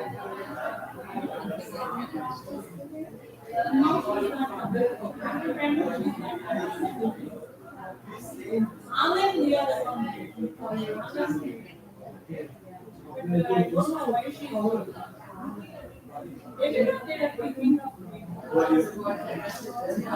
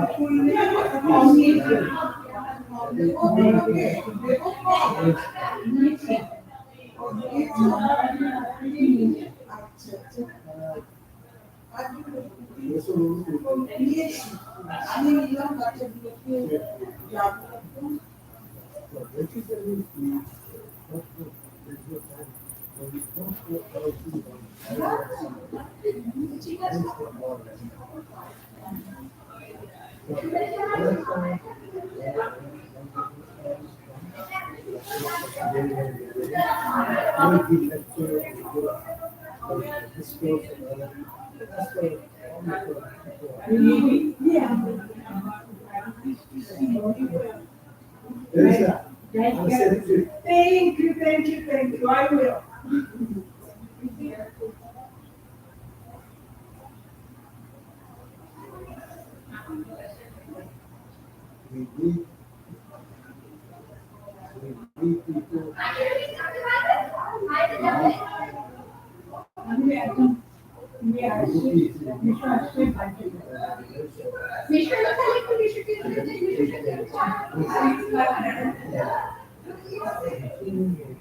It's like that.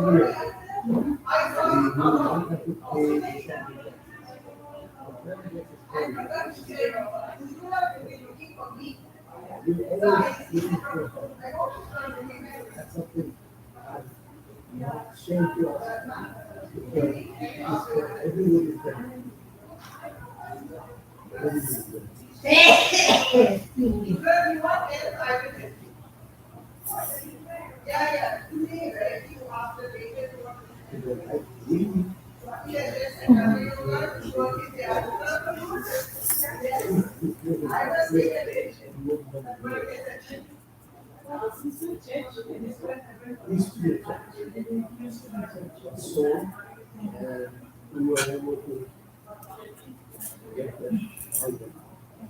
And now it's let us see the festival was just check.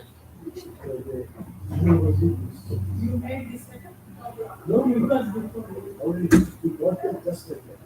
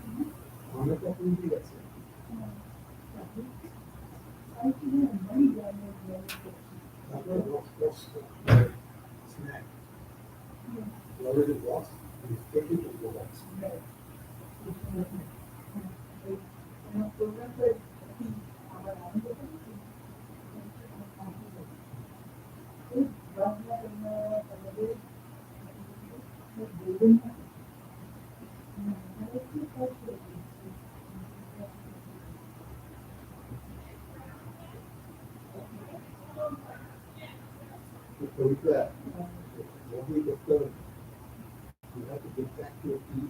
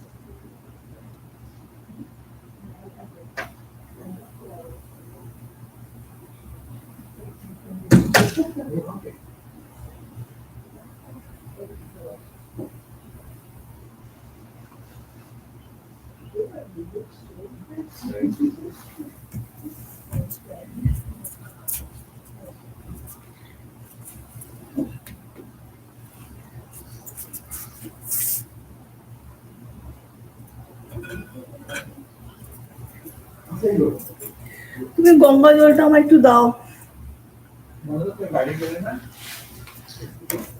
Hello,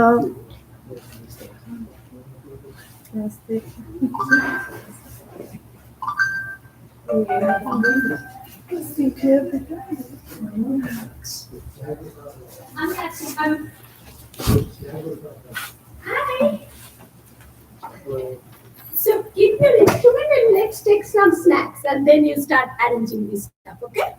Your dad tell me to convey this.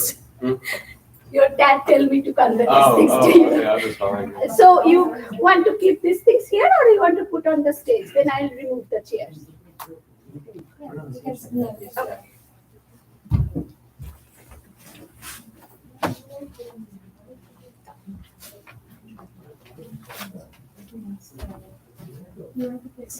Yeah. Yeah.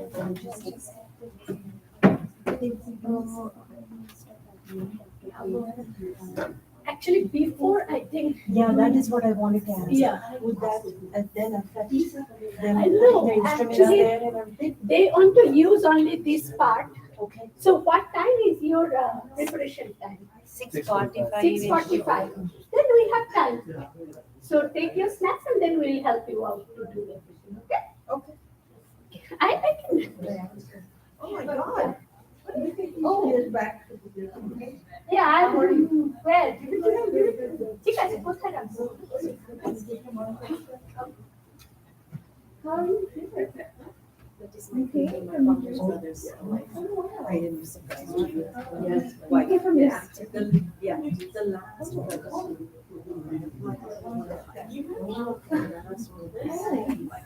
You were in the area.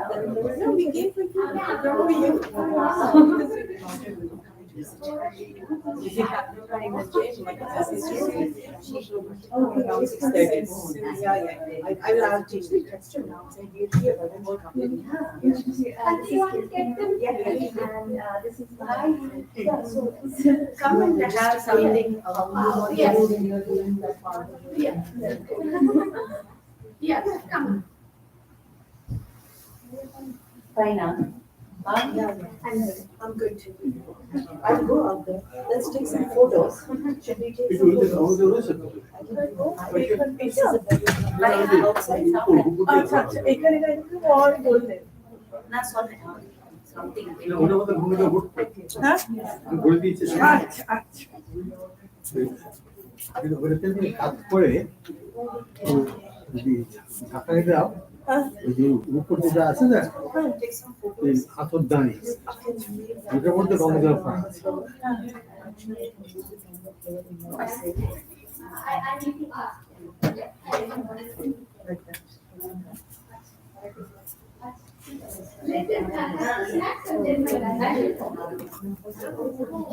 You have to take care of your kids.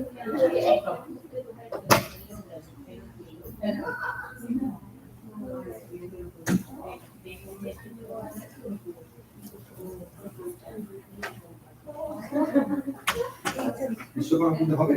বিশ্ব পুজো হবে, নিশ্চয়ই হবে। এইটা দিলাম, হ্যাঁ, বড়টা খুঁজে পাচ্ছি না। সুখে খালি সে কে করবে না আর কি বলে সবাই মনে যায় নাকি করবে? ফোন করে দিয়ে কোথায় যায়? আচ্ছা এখানে কিছু কিছু নাই। এই ওরা বসবে যে ও দেবাশিস দা ওরা যে বসবে ওই এটা কোথায়? কার্পেটের ভিতরে। কোন ভেতরে? এই ভেতরটা? হ্যাঁ দুটো কার্পেট আছে তো। আপনি একটা এক সেকেন্ড আছে। হ্যাঁ হ্যাঁ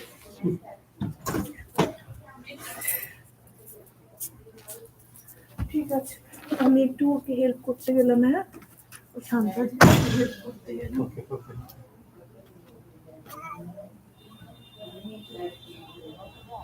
এই দেখো তো এই সেই দুটো কার্পেট, একটা কুসুমের কার্পেটটা আছে, বড় কার্পেটটা। আমি দেখতে পাচ্ছি না, এখানে আসলে এত জিনিস তো।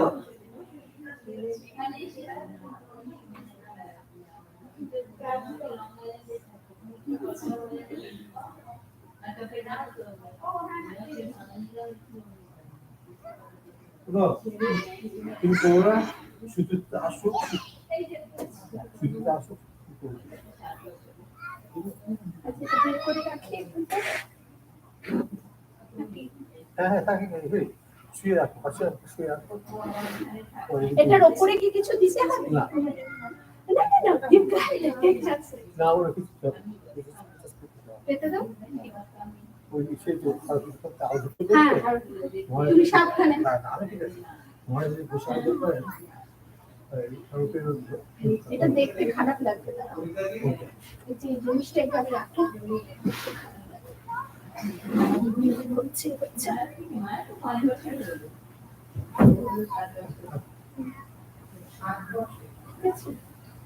তুমি চাটা কিছু খেলে? খাইলে বললাম মানুষ খেয়ে এসো, চা খেয়ে এসো। চা স্ন্যাক্স তো এখানে তো খেতে পারবে না। না খেতে পারবে না, বাইরে খেতে হবে। না না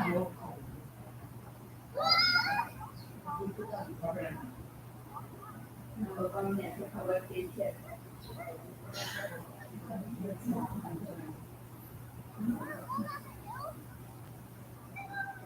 বাড়ি গিয়ে ওষুধ খাবো, ব্যাগই রাখা আছে ওখানে।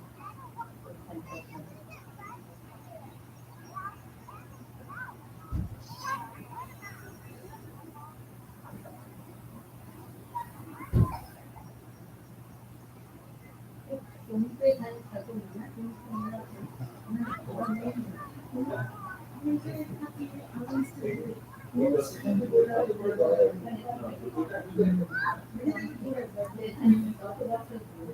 আমার উদ্দেশ্যে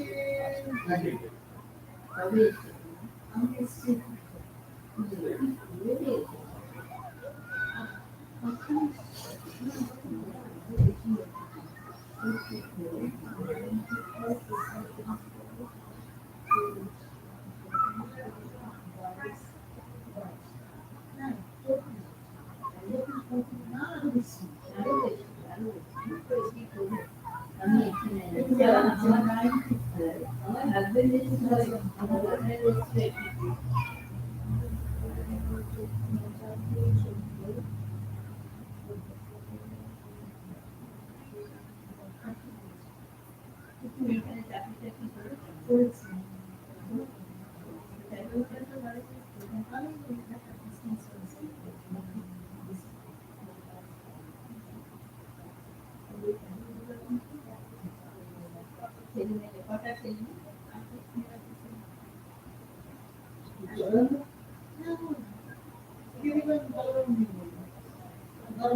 এখন হচ্ছে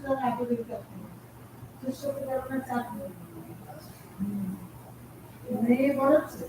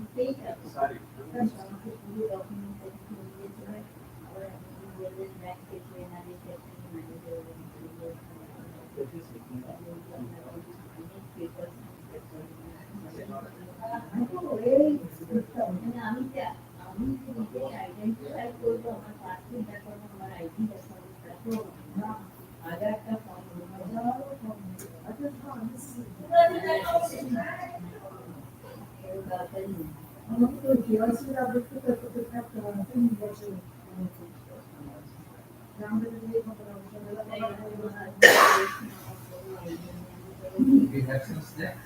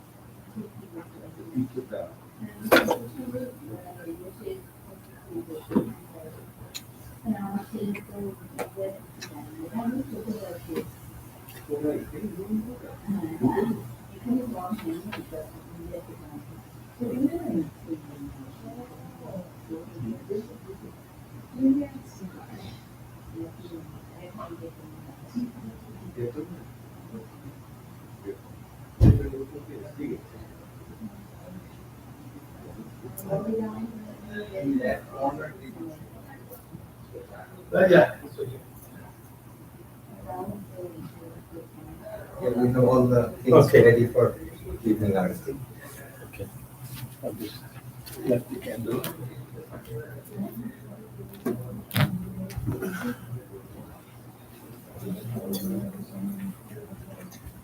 You have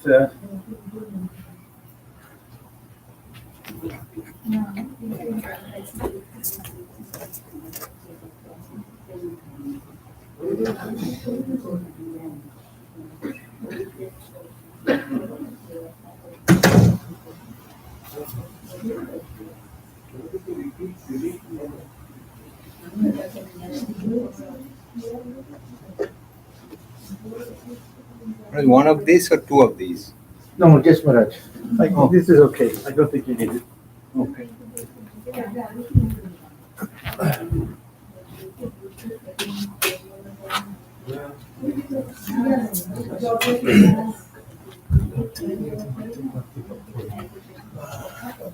Tomorrow evening, Maharaj বলেছেন যে একটা ছোট satsang আছে। Oh, okay. But very few people, maybe 30. Okay.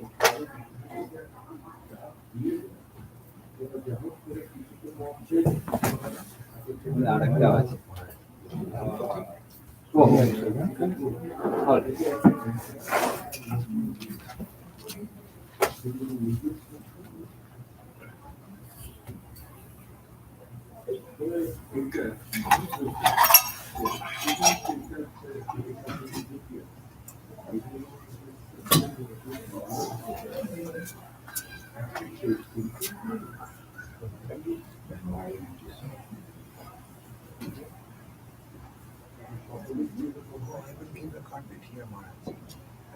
লাগবে না দেবশিস বাবু No, not carpet. That is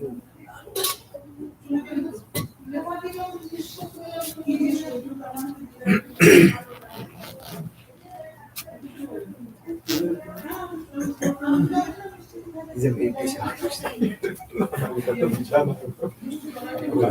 meditation. Meditation. No?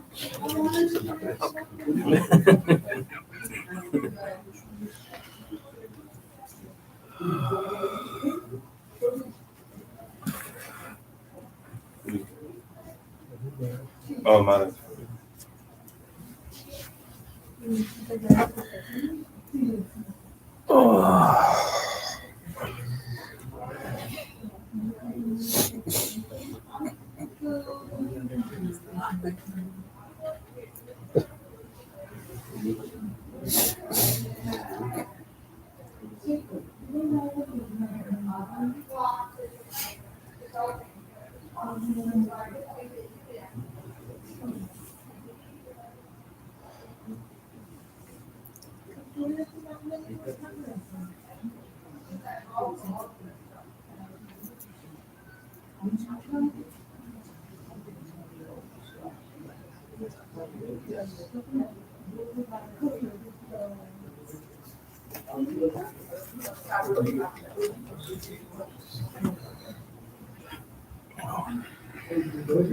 Phone is in the car.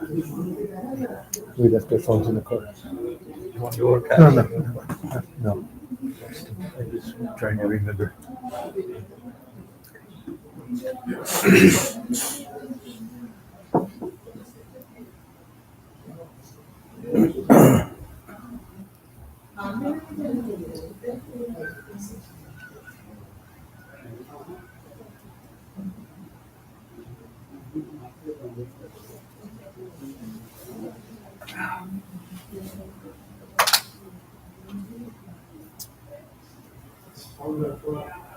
You guys do a sample. Yeah, usually.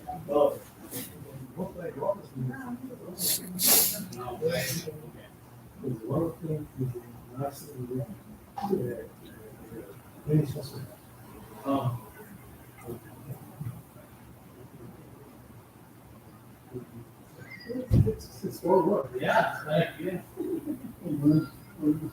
I will.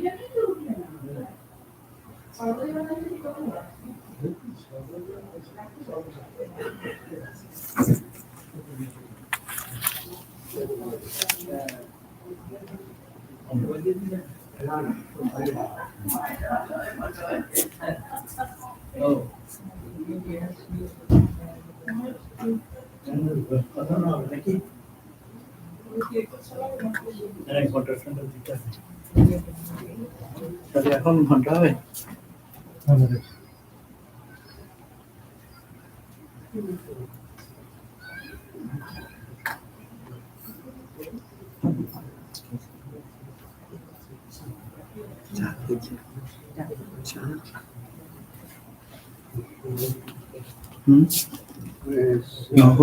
What is the plan? He needs Is there. Ratna. Ratna is there. You'll do Khandana during Arati. আপনি করবেন না আমি করবো No.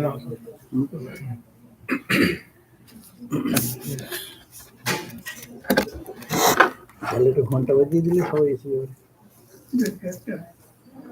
তারা না দিলে হবে না। না একটু জানিয়ে দিলেই হতো যারা গিয়ে ঘন্টাটা বাজিয়ে দিলে দরজায় নিয়ে গিয়ে বাজিয়ে দিয়ে তোমরা হ্যাঁ হ্যাঁ দরজায় তো বাজিয়ে দিলে পরে হবে। শুনবে না।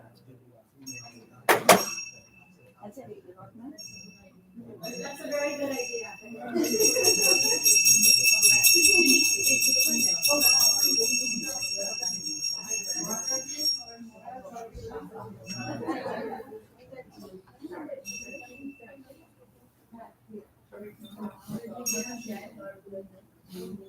হরের দরে 6:30 করে দিয়েছে সবাই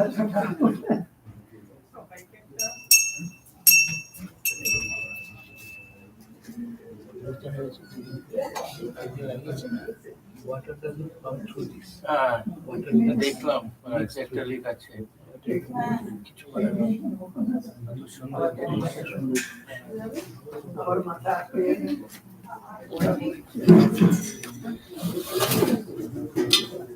leak. I could see when he was pouring, it came out from both sides. The flour was blocking the mouth. He says this is a leak also. Yeah, could be coming up to both sides of the flower.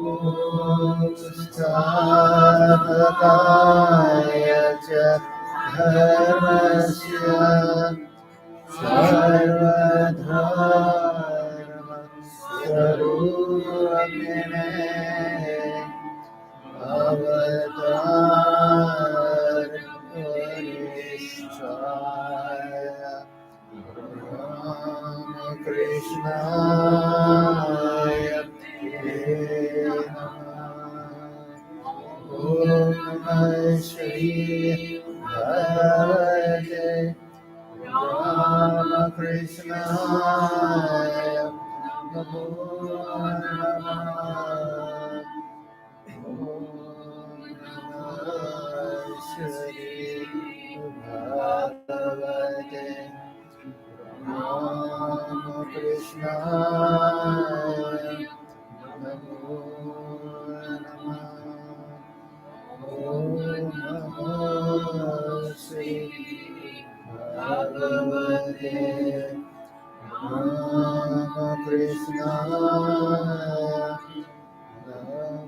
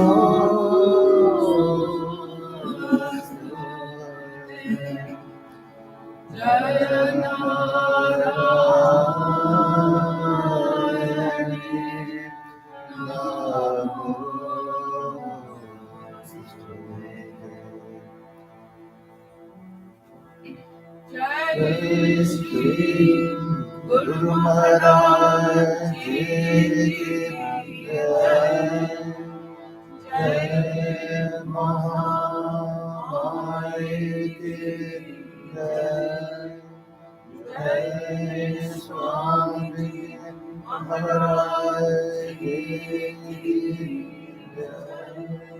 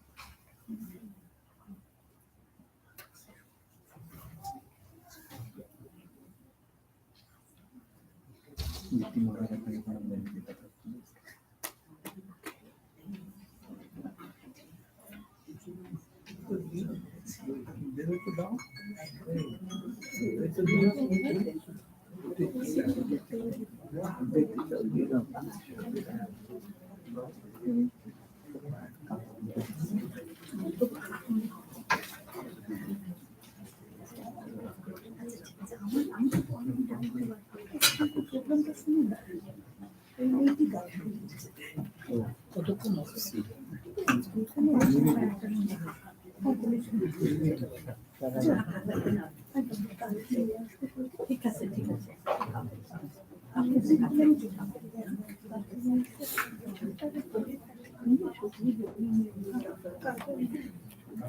পরিষ্কার করে আনতে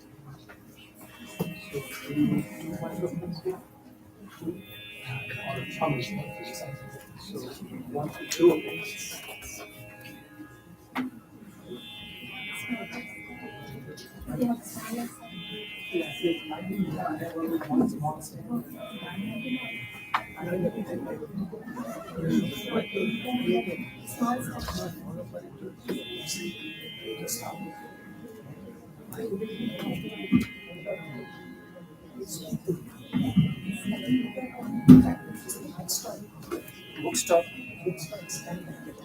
Smaller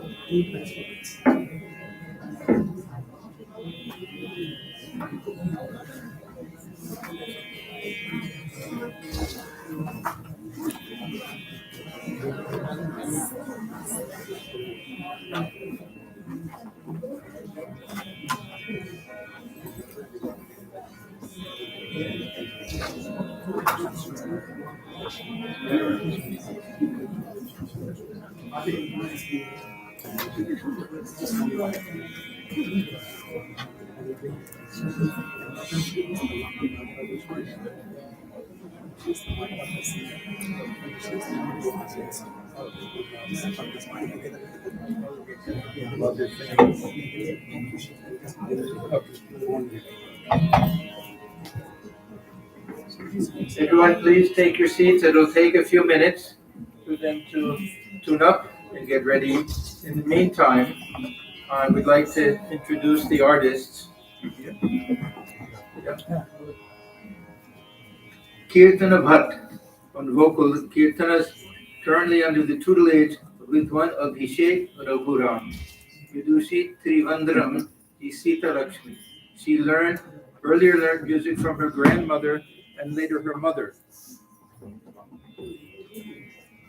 Vidushi Raja Rajeshwari Bhatt.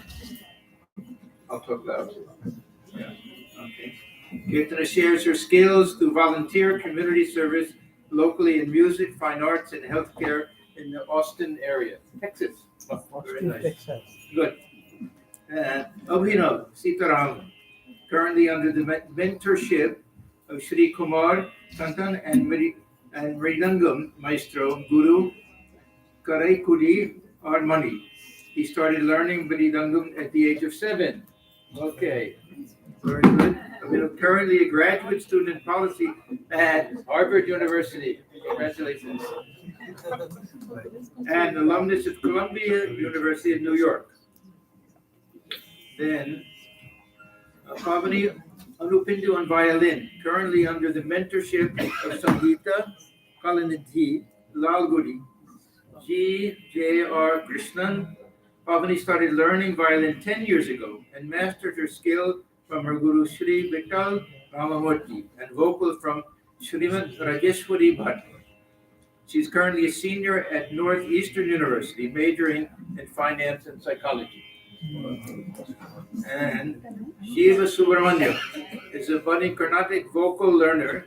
Shiva currently learns music from Srimati Raja Rajeshwari Bhatt. He started learning music at the age of 7 from Srimati Sandhya Manjunath. She is currently a senior in Trumbull High School and plays mellophone in the school marching band. He volunteers in our center in teaching middle and high school students on mathematics. He also volunteers in Trumbull EMS.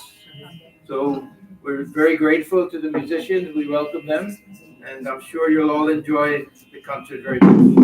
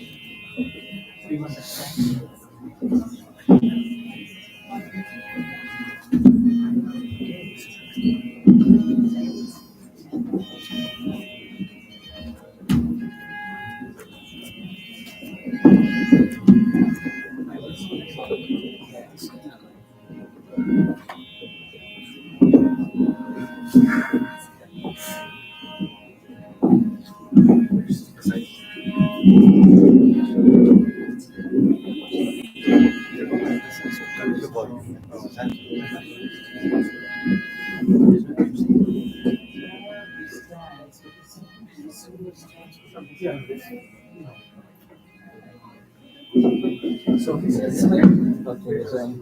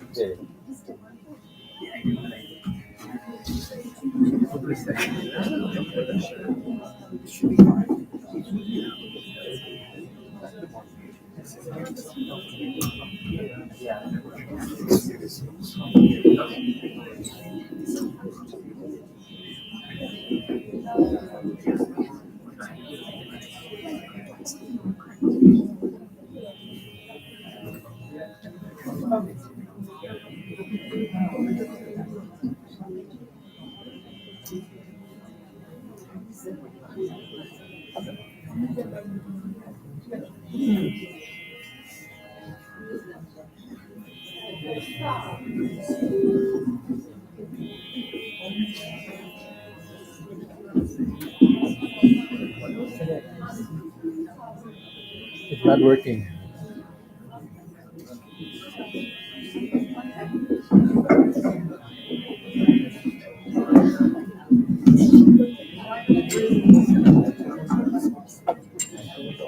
Yeah.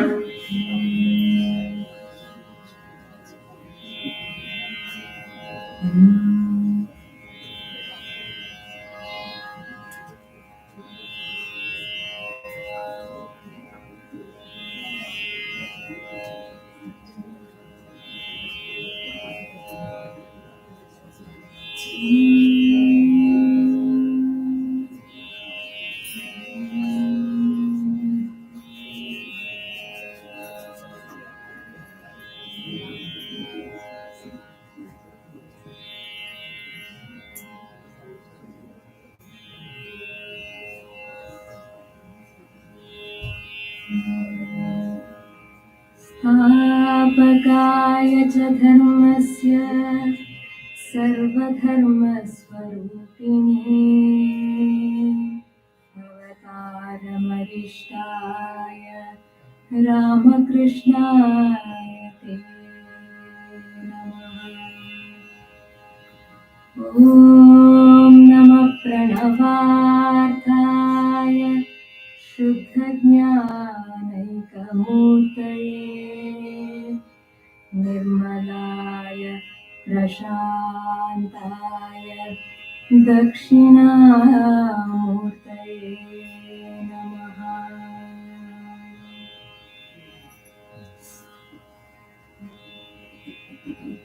We are very blessed to sing and perform at Ramakrishna Mutt. So I'll be accompanied by Abhira Sitaram on the Madangam, Pavani Anupindi on the violin, and Shiva Subramaniam on the tambura.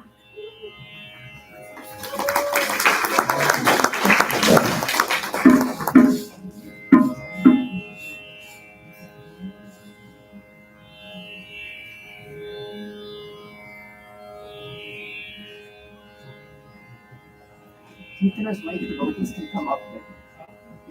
Vocals.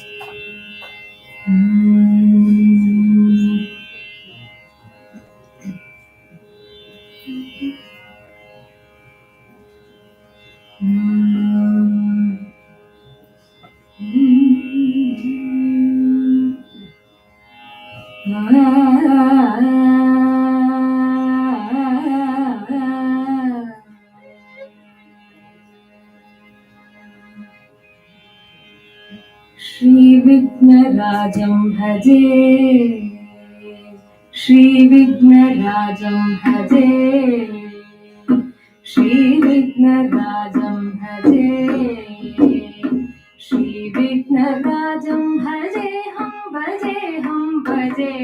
भजे तमिह श्रीविघ्नराजं भजे, श्रीविघ्नराजं भजे हम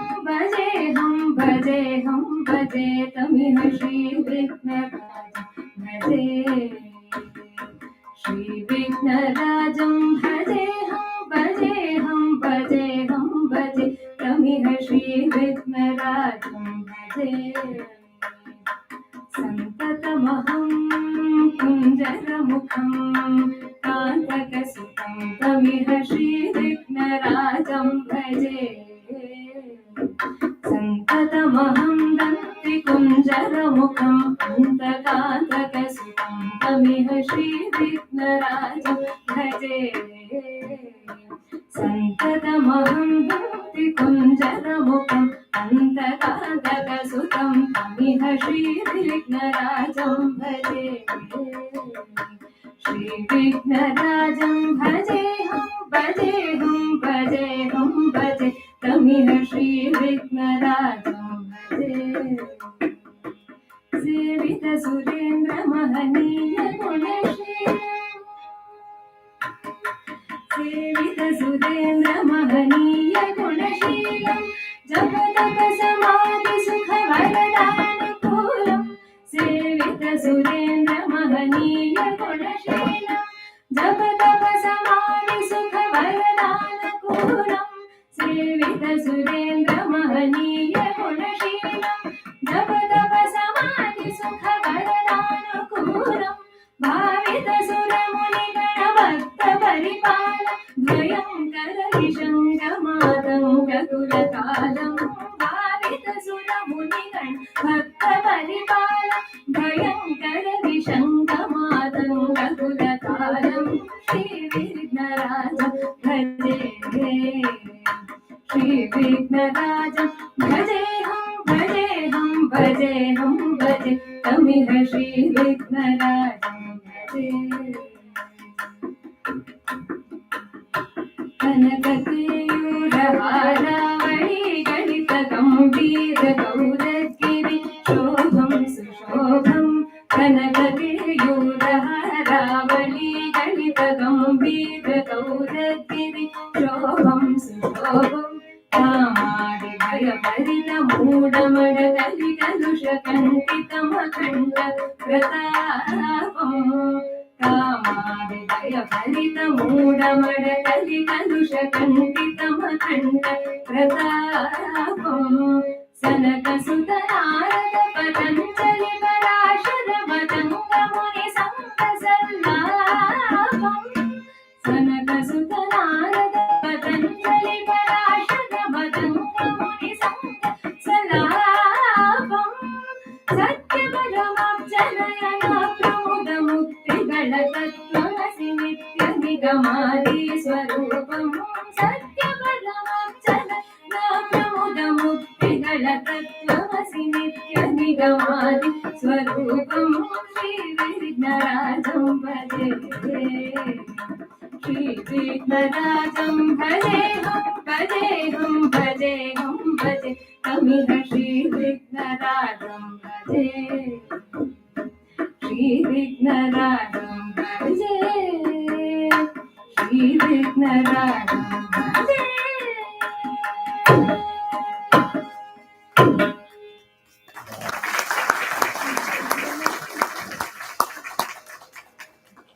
We have started the concert on Lord Ganesha, where the composer is glorifying Vinayaka.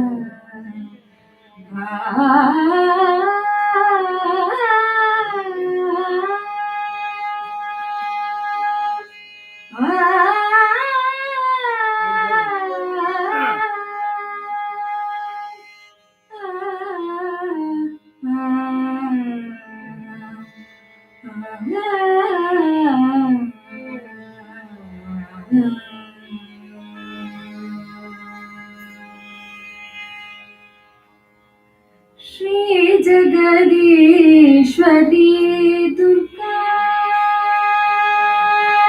Shri Jagadishwari Durga माता श्री जगदीश्वरी दुर्गा माता श्री जगदीश्वरी दुर्गा माता श्री जगदीश्वरी दुर्गा माता श्री जगदीश्वरी दुर्गा माता स्वागतं सुस्वागतं स्वागतं सुस्वागतं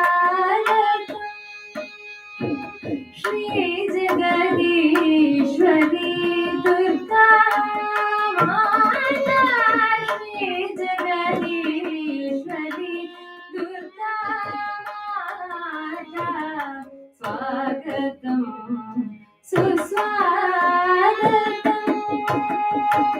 स्वागतं सुस्वागतं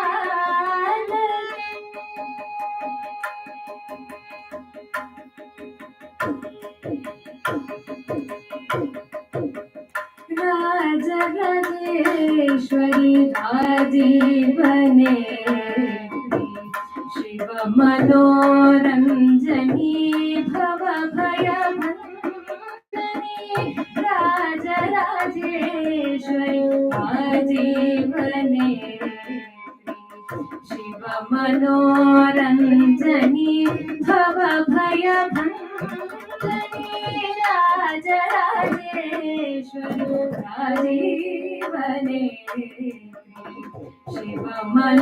शिवमनोरञ्जनी भवभयभञ्जने श्रीजगदीश्वरी दुर्गा माता श्रीजगदीश्वरी दुर्गा सृष्टि स्थितिलय कारिणी देवी सृष्टि स्थितिलय कारिणी देवी दुष्ट निग्रह शिष्ट सृष्टि स्थितिलय कारिणी देवी दुष्ट निग्रह श्री जगदीश्वरी दुर्गा माता श्री जगदीश्वरी दुर्गा माता स्वागतम सुस्वागतम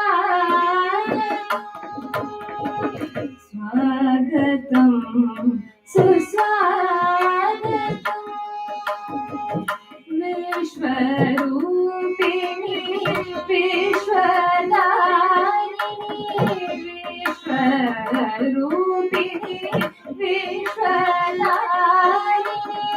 पालय मां सर्व पापनाशिनी पालय मां सर्व पापनाशिनी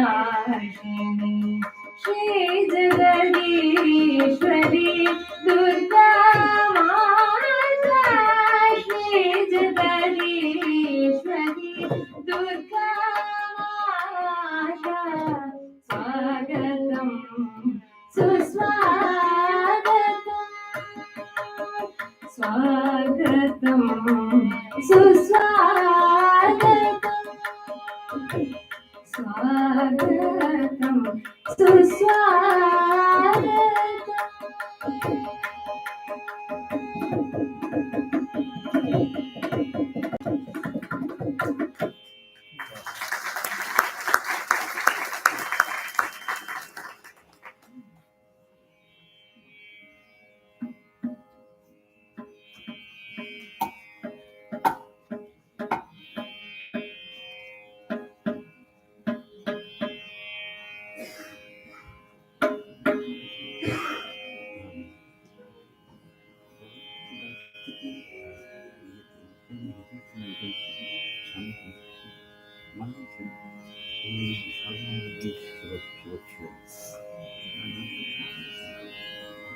দূরে যাবে সব খাবার টাবার রেখেছে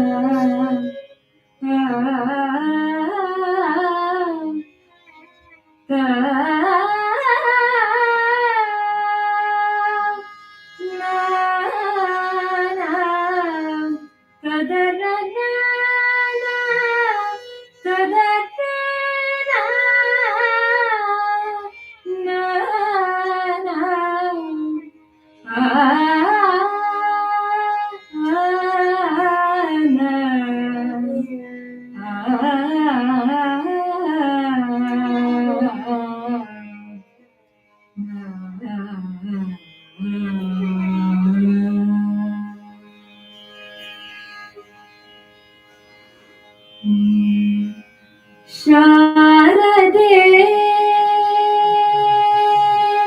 शारदे विशारदे वीणावादन विविध निज शारदे शारदे श्री शारदे विशारदे वीणावादन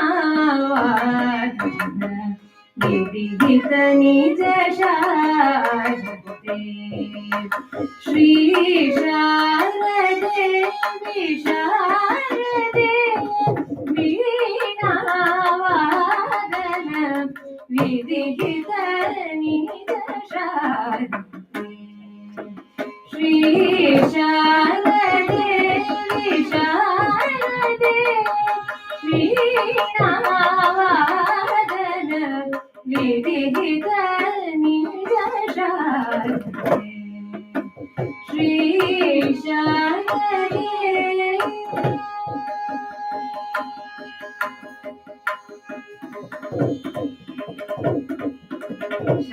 शरदिन्दो निभवदने श्रुतकमले सरसङ्गीतरसिके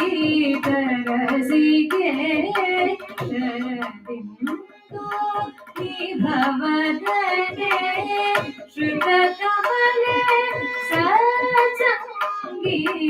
सरसङ्गीतरसिके शरदिन्दो निभवदने श्रुतकमले सरसङ्गीतरसिके शरदिन्दो निभवदने श्रुतकमले सरसङ्गीतरसिके निर्मले मधुरि सनि दप मगरि नि ग प म नि प सा नि सा नि सा ग म प नि सा ग म ग रि सा नि द प म ग रि नि ग प म नि प सा नि सा नि सा ग म प नि सा ग म ग रि सा नि द प म ग रि नि म म ग प प म नि प सा सा नि सा प नि सा म ग रि सा ग म प सा नि द प नि सा म ग रि सा म ग रि सा सा नि द प म ग रि सा म ग प म नि प सा नि शारदे म ग प म नि प सा नि शारदे म ग प प म नि प सा सा नि शारदे शारदे वीणावादन विविध निज शारदे श्री शारदे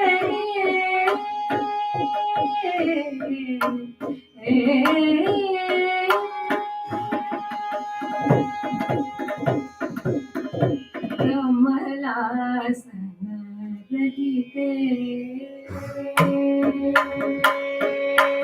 कमलासन दयिते कमलनाभ समुदिते कमलासन दयिते कमलनाभ समुदिते कमलासन दयिते कमलनाभ समुदिते कामितार्थ फलदे करुणारस भजिते कामितार्थ फलदे करुणारस भजिते कामितार्थ फलदे करुणारस भजिते कामितार्थ फलदे करुणारस भजिते सरस सामगान चतुरे सरस सामगान चतुरे सरस विरस भेद रहिते सरस सुभाषण सहिते सरसी रुहनयने सरस सामगान चरिते सरस विरस भेद रहिते सरस सुभाषण चरिते सरसी रुहनयने मकरि सनि द प म ग रि नि सा ग प म नि प सा नि सा नि सा ग म प नि सा ग म ग रि सा नि द प म ग रि नि ग प म नि प सा नि सा नि सा ग म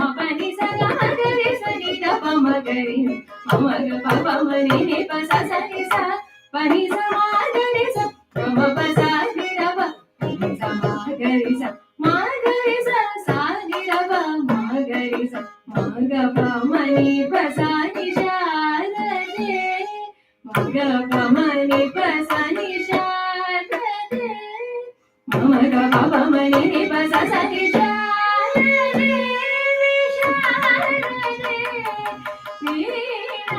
वीणावादन विधित निज श्री शारदे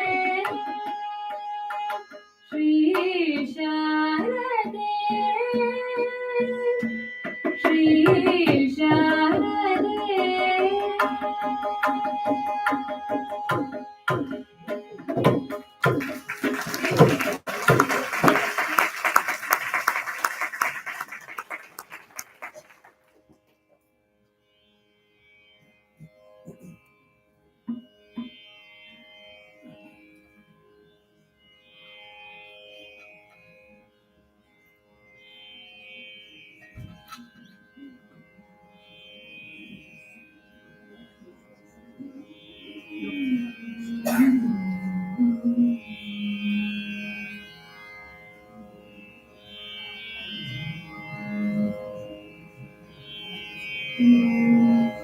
बरसे बदरिया सावन की बरसे बदरिया सावन की बरसे बदरिया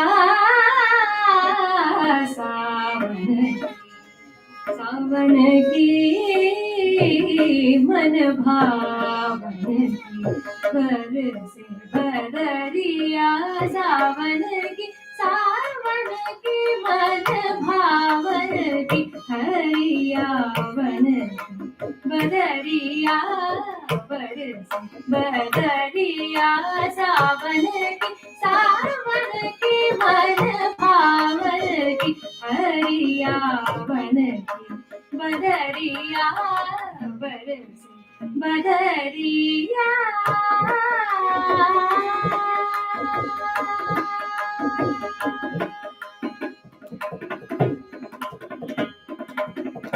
सावन में उमंगों मेरो मनवा सावन में उमंगों मेरो मनवा सावन में उमंगों मेरो मनवा सावन में उमंगों मेरो मनवा बनत सोनी हरियार की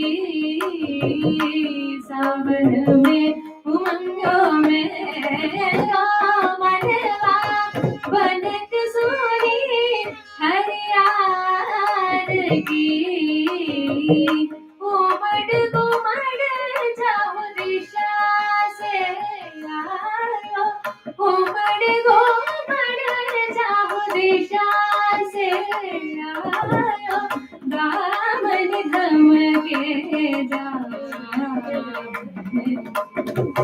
उमड़ घुमड़ जाओ दिशा से आयो दामन धमके चलिया बरसे बदरिया सावन की मन भावन की हरियावन बदरिया बरसे बदरिया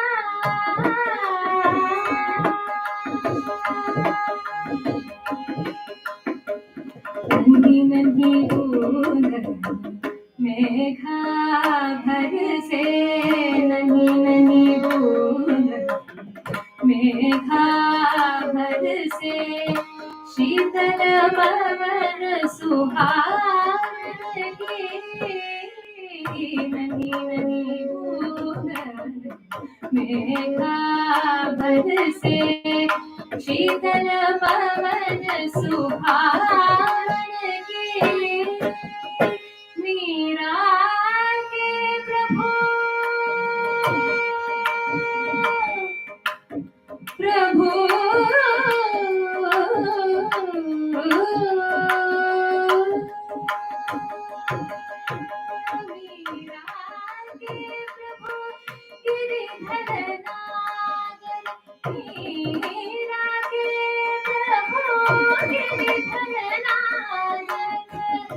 मीरा के प्रभु गिरिधर नागर, मीरा के प्रभु गिरिधर नागर, आनंद मंगल गाए,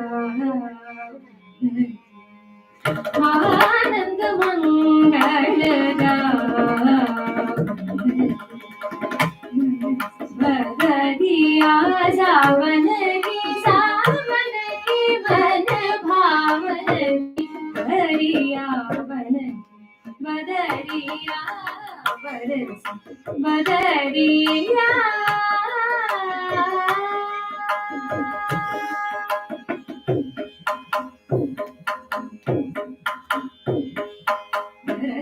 करजदार मेहरबा, करजदार मेहरबा, उमर शाम संग नहीं आए, उमर शाम संग नहीं आए, और घटा से बिजली चमके, और घटा से बिजली चमके, जोर जोर कर करजदार, जोर जोर कर करजदार, जोर जोर कर करजदार,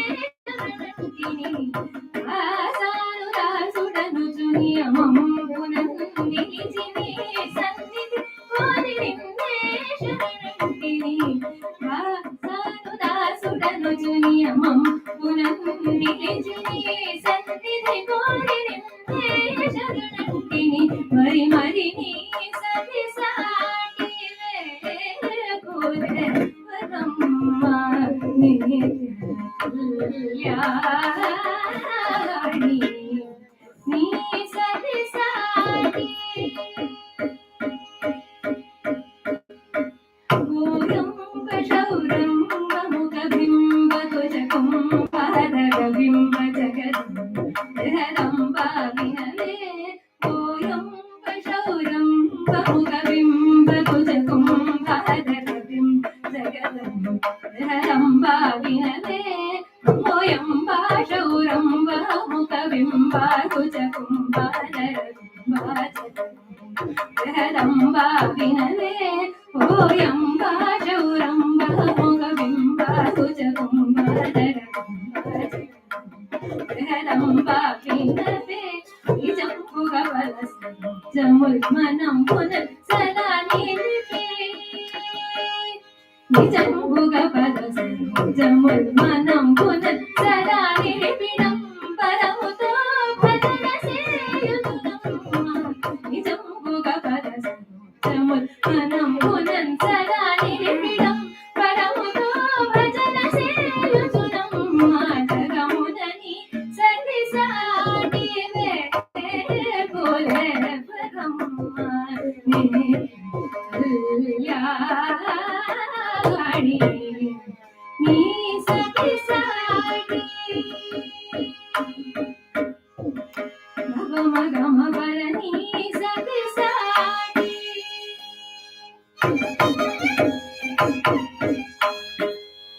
గరి సరి ద పద ని సరి గరి సరి ద గరి సరి ద ని పద ని సరి గరి సరి ద ని నీ సతి సాటి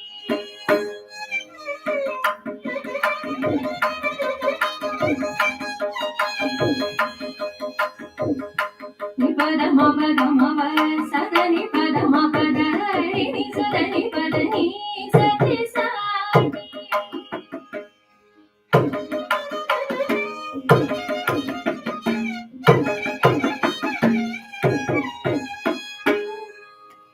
మ పద మ పద పద ని పద ని దని సద ని స ని సరి ని సతి సాటి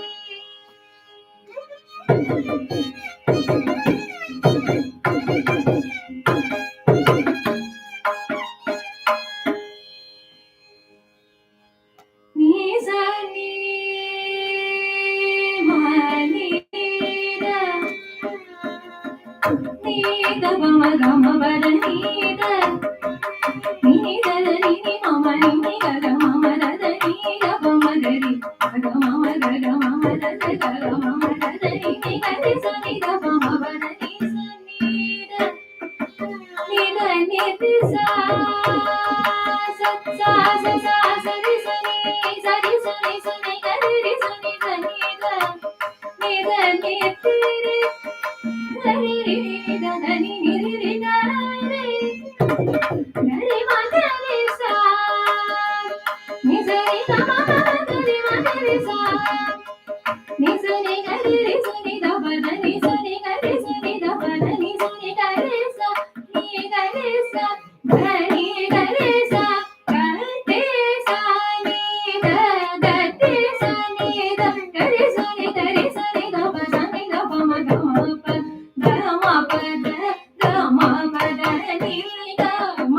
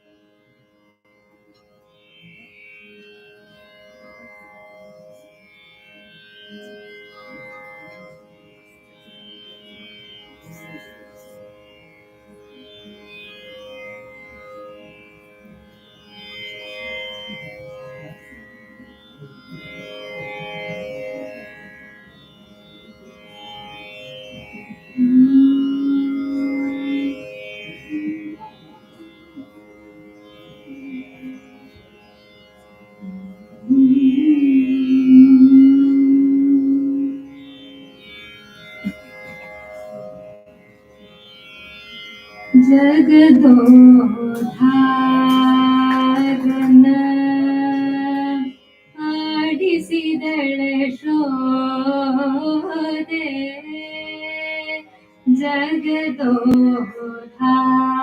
ಜಗದೋಧಾರನ ಆಡಿಸಿದಳೆ ಶೋದೆ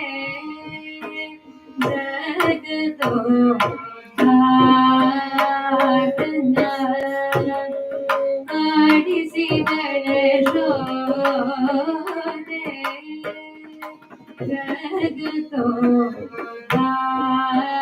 ಜಗದೋಧಾರನ ಆಡಿಸಿದಳೆ ಶೋದೆ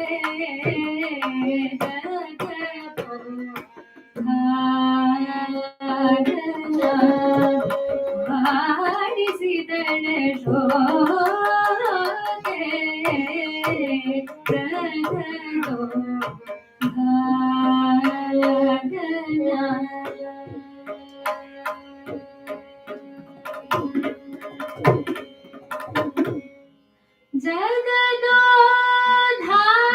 ಜಗದೋಧಾರನ ಮಗನೆಂದು ತಿಳಿಯುತ್ತ ಜಗದೋಧಾರನ ಮಗನೆಂದು ತಿಳಿಯುತ್ತ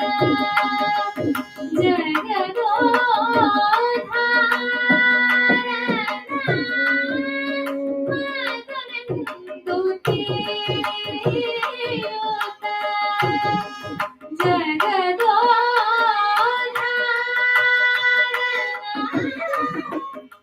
ಮಗನೆಂದು ತಿಳಿಯುತ್ತ ಮಧುಕಲ ಮಣಿಕ್ಯನ ಆಡಿಸಿದಳೆ ಶೋದೆ ಮಧುಕಲ ಮಣಿಕ್ಯನ ಆಡಿಸಿದಳೆ ಶೋದೆ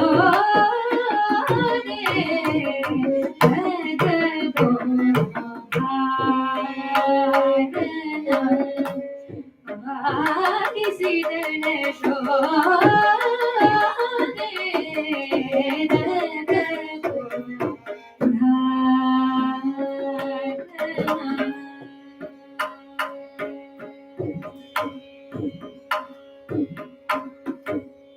ಪರಮ ಪುರುಷ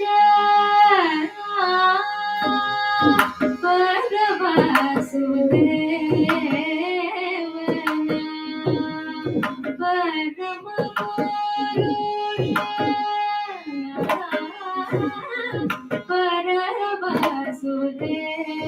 ಪರವಾಸುದೇವನ ಪರಮ ಪುರುಷ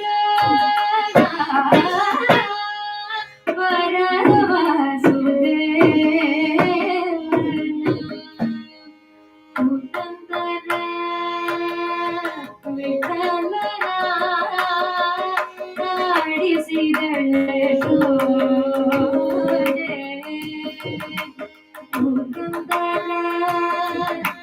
ವಿಠಲನ ಆಡಿಸಿದಳೆ ಶೋದೆ ಪುರಂದರ ವಿಠಲನ ಆಡಿಸಿದಳೆ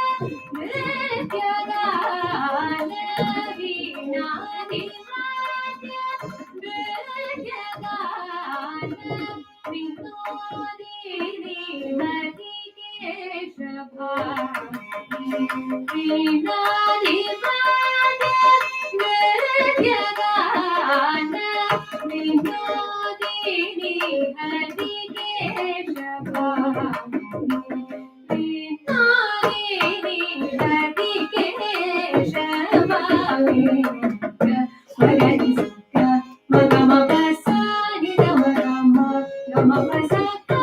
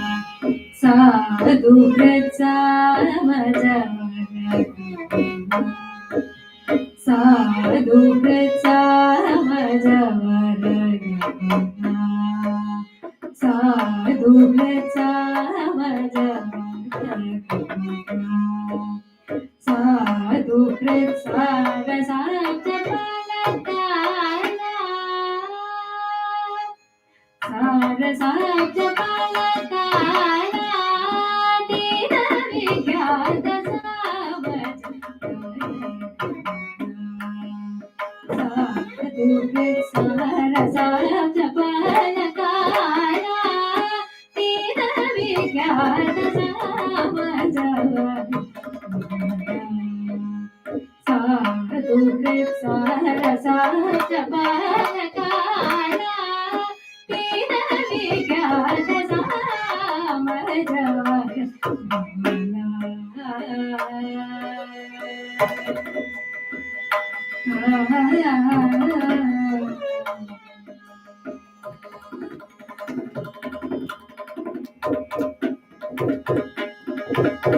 Samani gamaja sudha,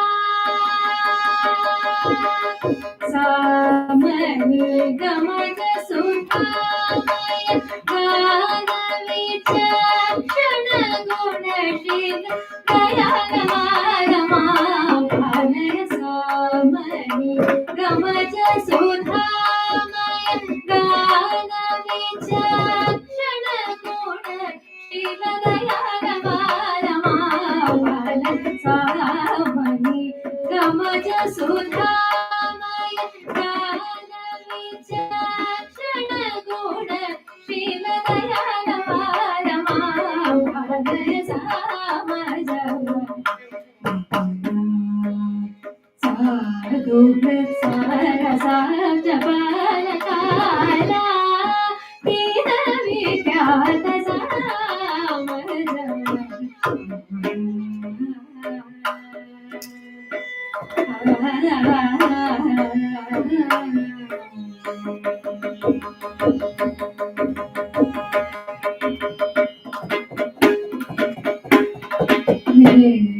Shiro matra jasata swara nada jaladi swikrita veta shiro matra jasata swara nada jaladi swikrita veta shiro matra jasata swara nada jaladi swikrita yadava kula murali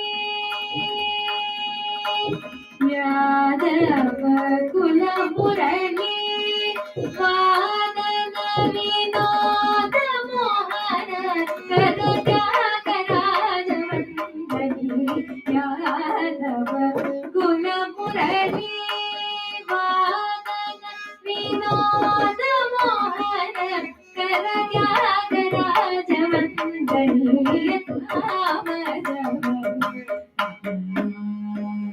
Sadhughat sarasa jabala kala, dina vidyata samaja.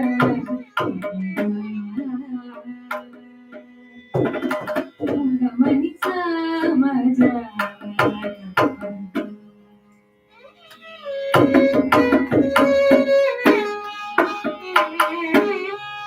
Madani sani damada samaja.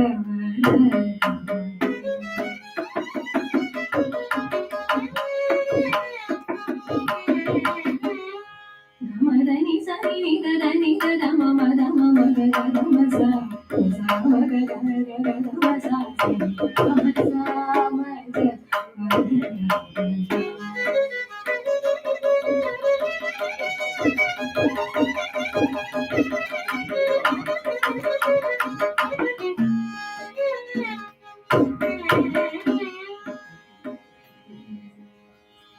Dagama mama mama mama dadama dadama sa sa madama sa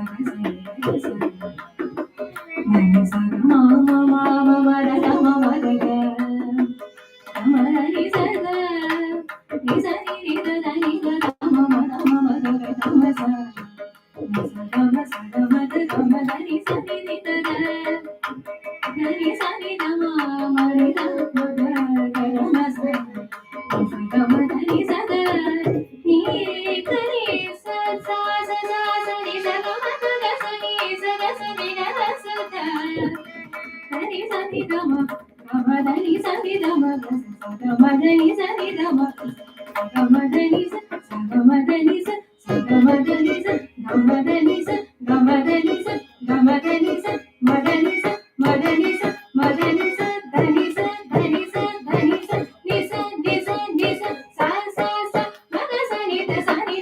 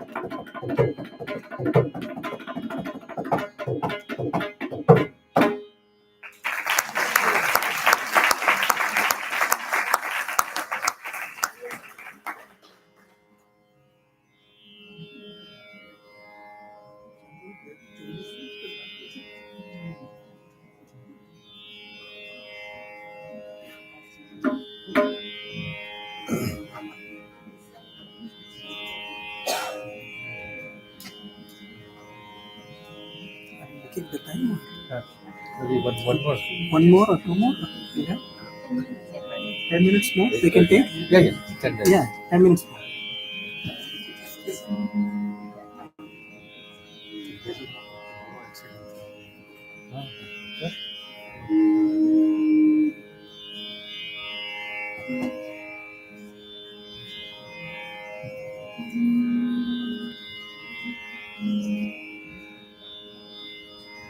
தீராத விளையாட்டு பிள்ளை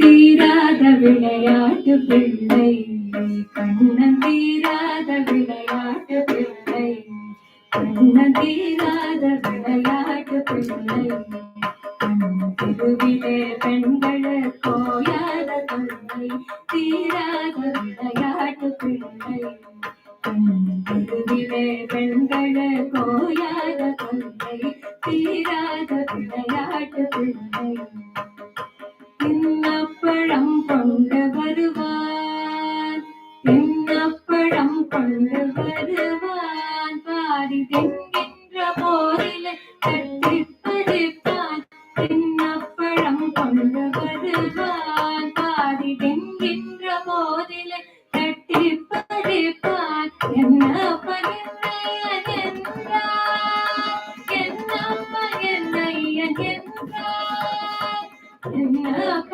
என்னையன் என்றான் என்னப்ப என்னையன் என்றான் அதனை எச்சப்படுத்தி கடித்து குதப்பான் தீராத விளையாட்டு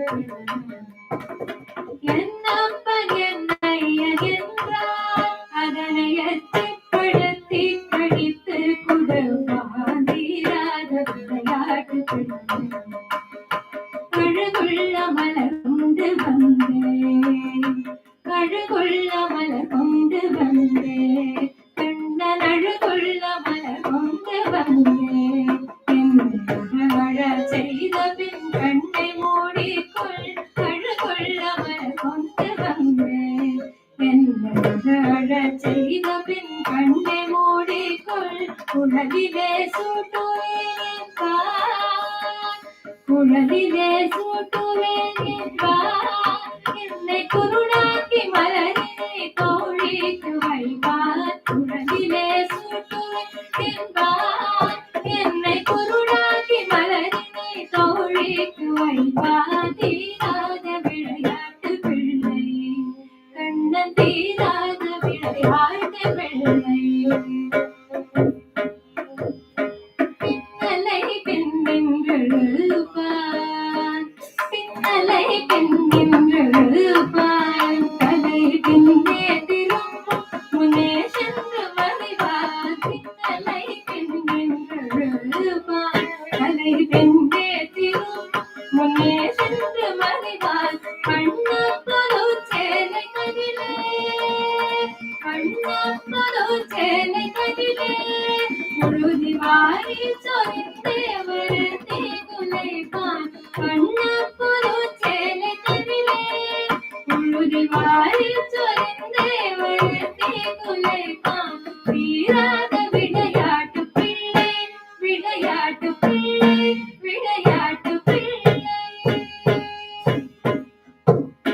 புல்லாங்குழல் கொண்டு வருவான் புல்லாங்குழல் கொண்டு வருவான் அமுது பொங்கீதலும் முதல் கீதம் படைப்பான் புல்லாங்குழல் கொண்டு வருவான் அமுது பொங்கீதலும் முதல் கீதம் படைப்பான் கள்ளார் மயங்குவது போலே கள்ளார் மயங்குவது போலே நாங்கள் கண்மூடி வாய்த்திறந்து கேட்டிருப்போம் கள்ளால் மயங்குவது போலே நாங்கள் கண்மூடி வாய்த்திறந்து கேட்டிருப்போம் தீராத விளையாட்டு பிள்ளை விளையாட்டு பிள்ளை விளையாட்டு பிள்ளை தீராத விளையாட்டு பிள்ளை விளையாட்டு பிள்ளை விளையாட்டு பிள்ளை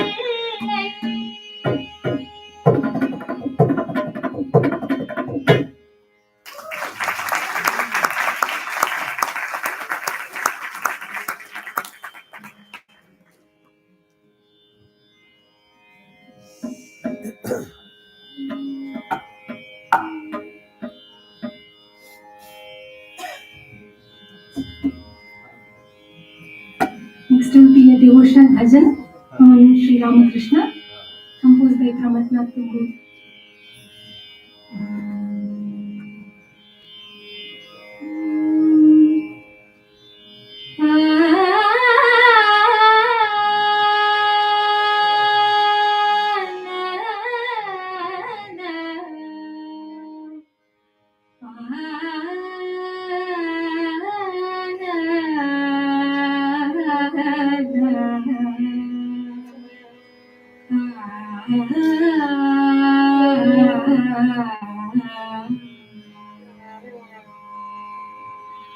आज प्रेमानंद मन रे गाहो राम कृष्ण नाम आज प्रेमानंद मन रे गाहो राम कृष्ण नाम गाहो राम कृष्ण नाम जपो राम कृष्ण नाम गाहो राम कृष्ण नाम जपो राम कृष्ण नाम नाम सुधा प्राणे दो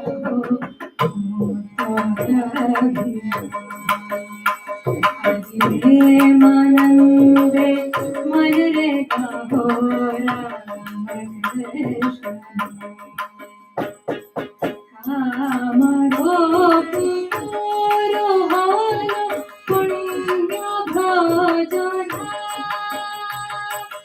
कामरो पुरो होलो पुण्य भजना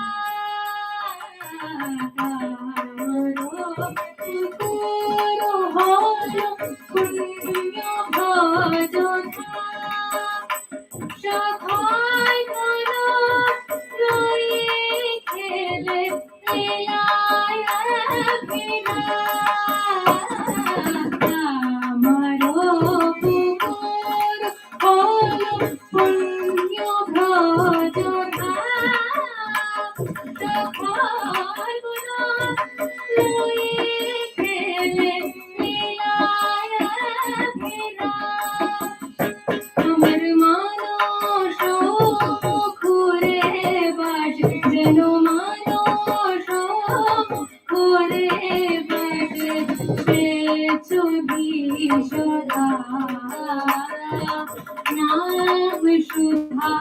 पाते रहो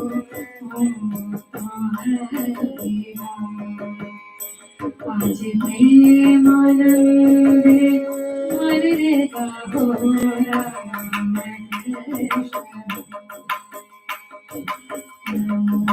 नमो चंद्र देवी नमो क्षुधिरा नमो चंद्र देवी नमो क्षुधिरा कृपा मोये मां जननी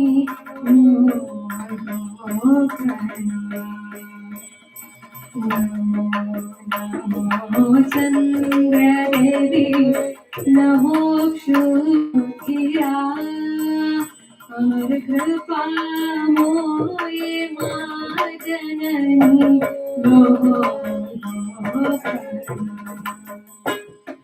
जय राम तिरुमति चंदनाशमा जय राम तिरुमति चंदनाशमा जय राम तिरुमति चंदनाशमा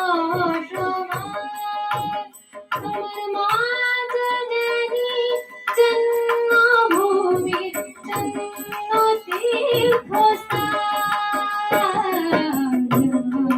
राम तिरुमति चंदनाशमा जननी जन्मभूमि महातीर्थस्थान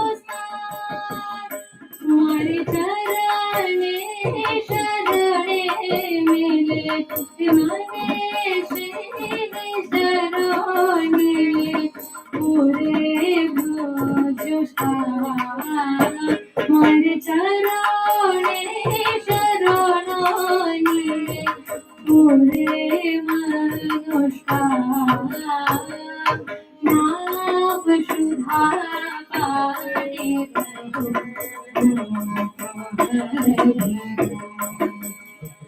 आज प्रेमानंदे मरे गाहो राम कृष्ण राम कृष्ण नाम जपो राम कृष्ण नाम सुधा पाने रहो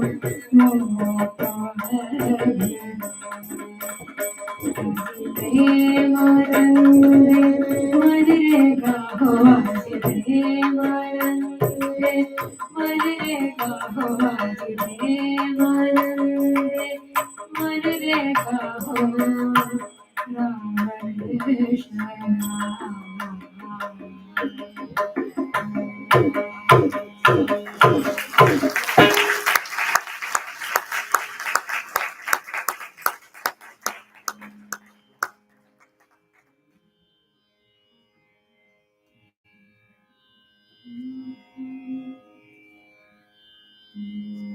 मैत्रीं भजत अखिल जेत्री मैत्रीं भजत अखिल जेत्री मैत्रीं भजत अखिल जेत्री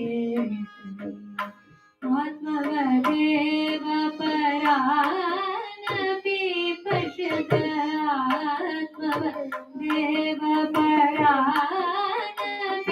पश्यत युद्धं त्यजत स्पर्धा त्यजत युद्धं त्यजत स्पर्धा त्यजत त्यजत त्यजत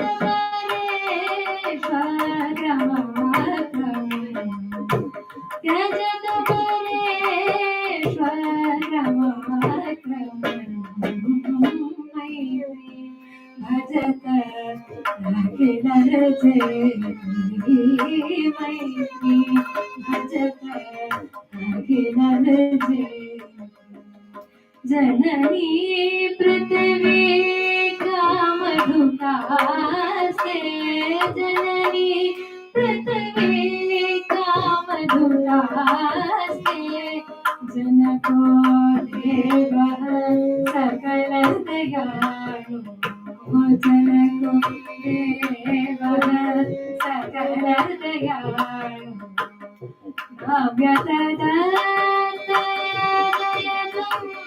जनता दयतु जनता श्रेयो भूयात् जगन्जना श्रेयो भूयात् जगन्जना श्रेयो भूयात् जगन्जना श्रेयो भूयात् सकलजनाना श्रेयो भूयात् सकलजनाना श्रेयो भूयात् सकलजनाना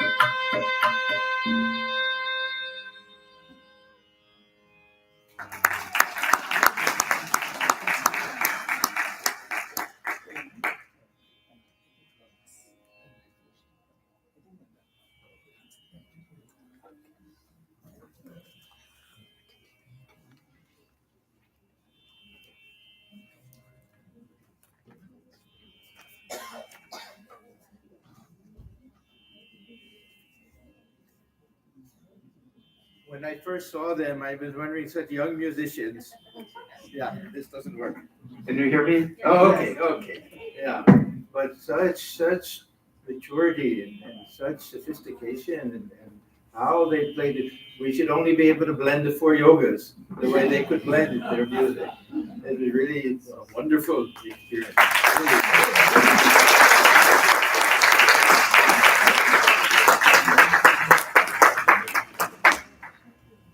So our special thanks to them, and also many people helped to organize this. These are the same people.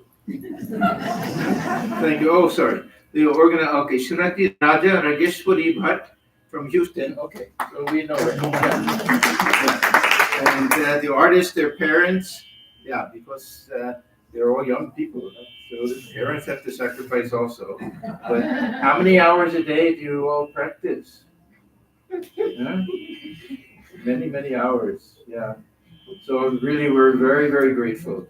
It was a wonderful performance.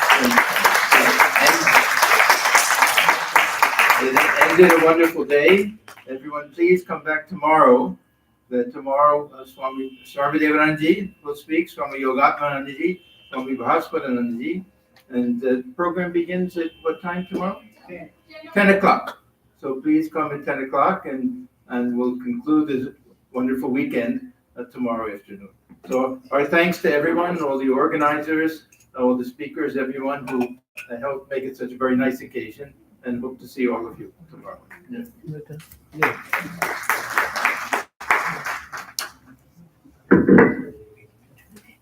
So this is what Kirtan.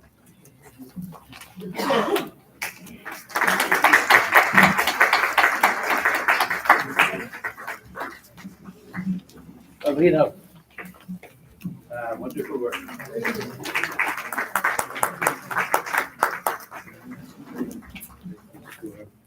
Pawan. Beautiful.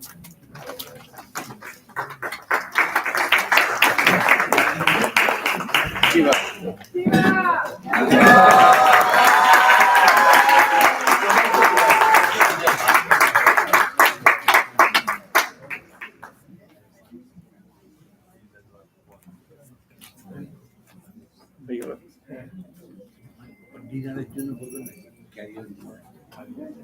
It's light. Oh, now to announce. Oh, yeah. Collect their packets on the way out. Everyone, before you leave, there's a carry-out package for everyone. Dinner is provided, and it's kind of a box dinner. So please make sure you get one before you leave tonight.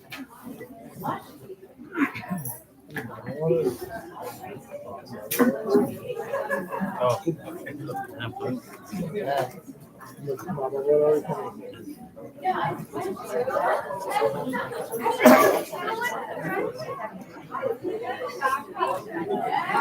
ভক্তি আছে ওর সঙ্গে সঙ্গে normally ভক্তিটা চলে যায় কিন্তু গভীরতায় বাইরে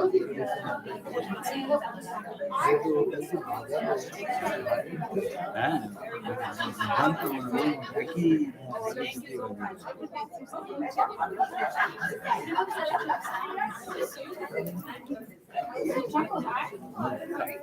আপনি তো ওখানে ডিনার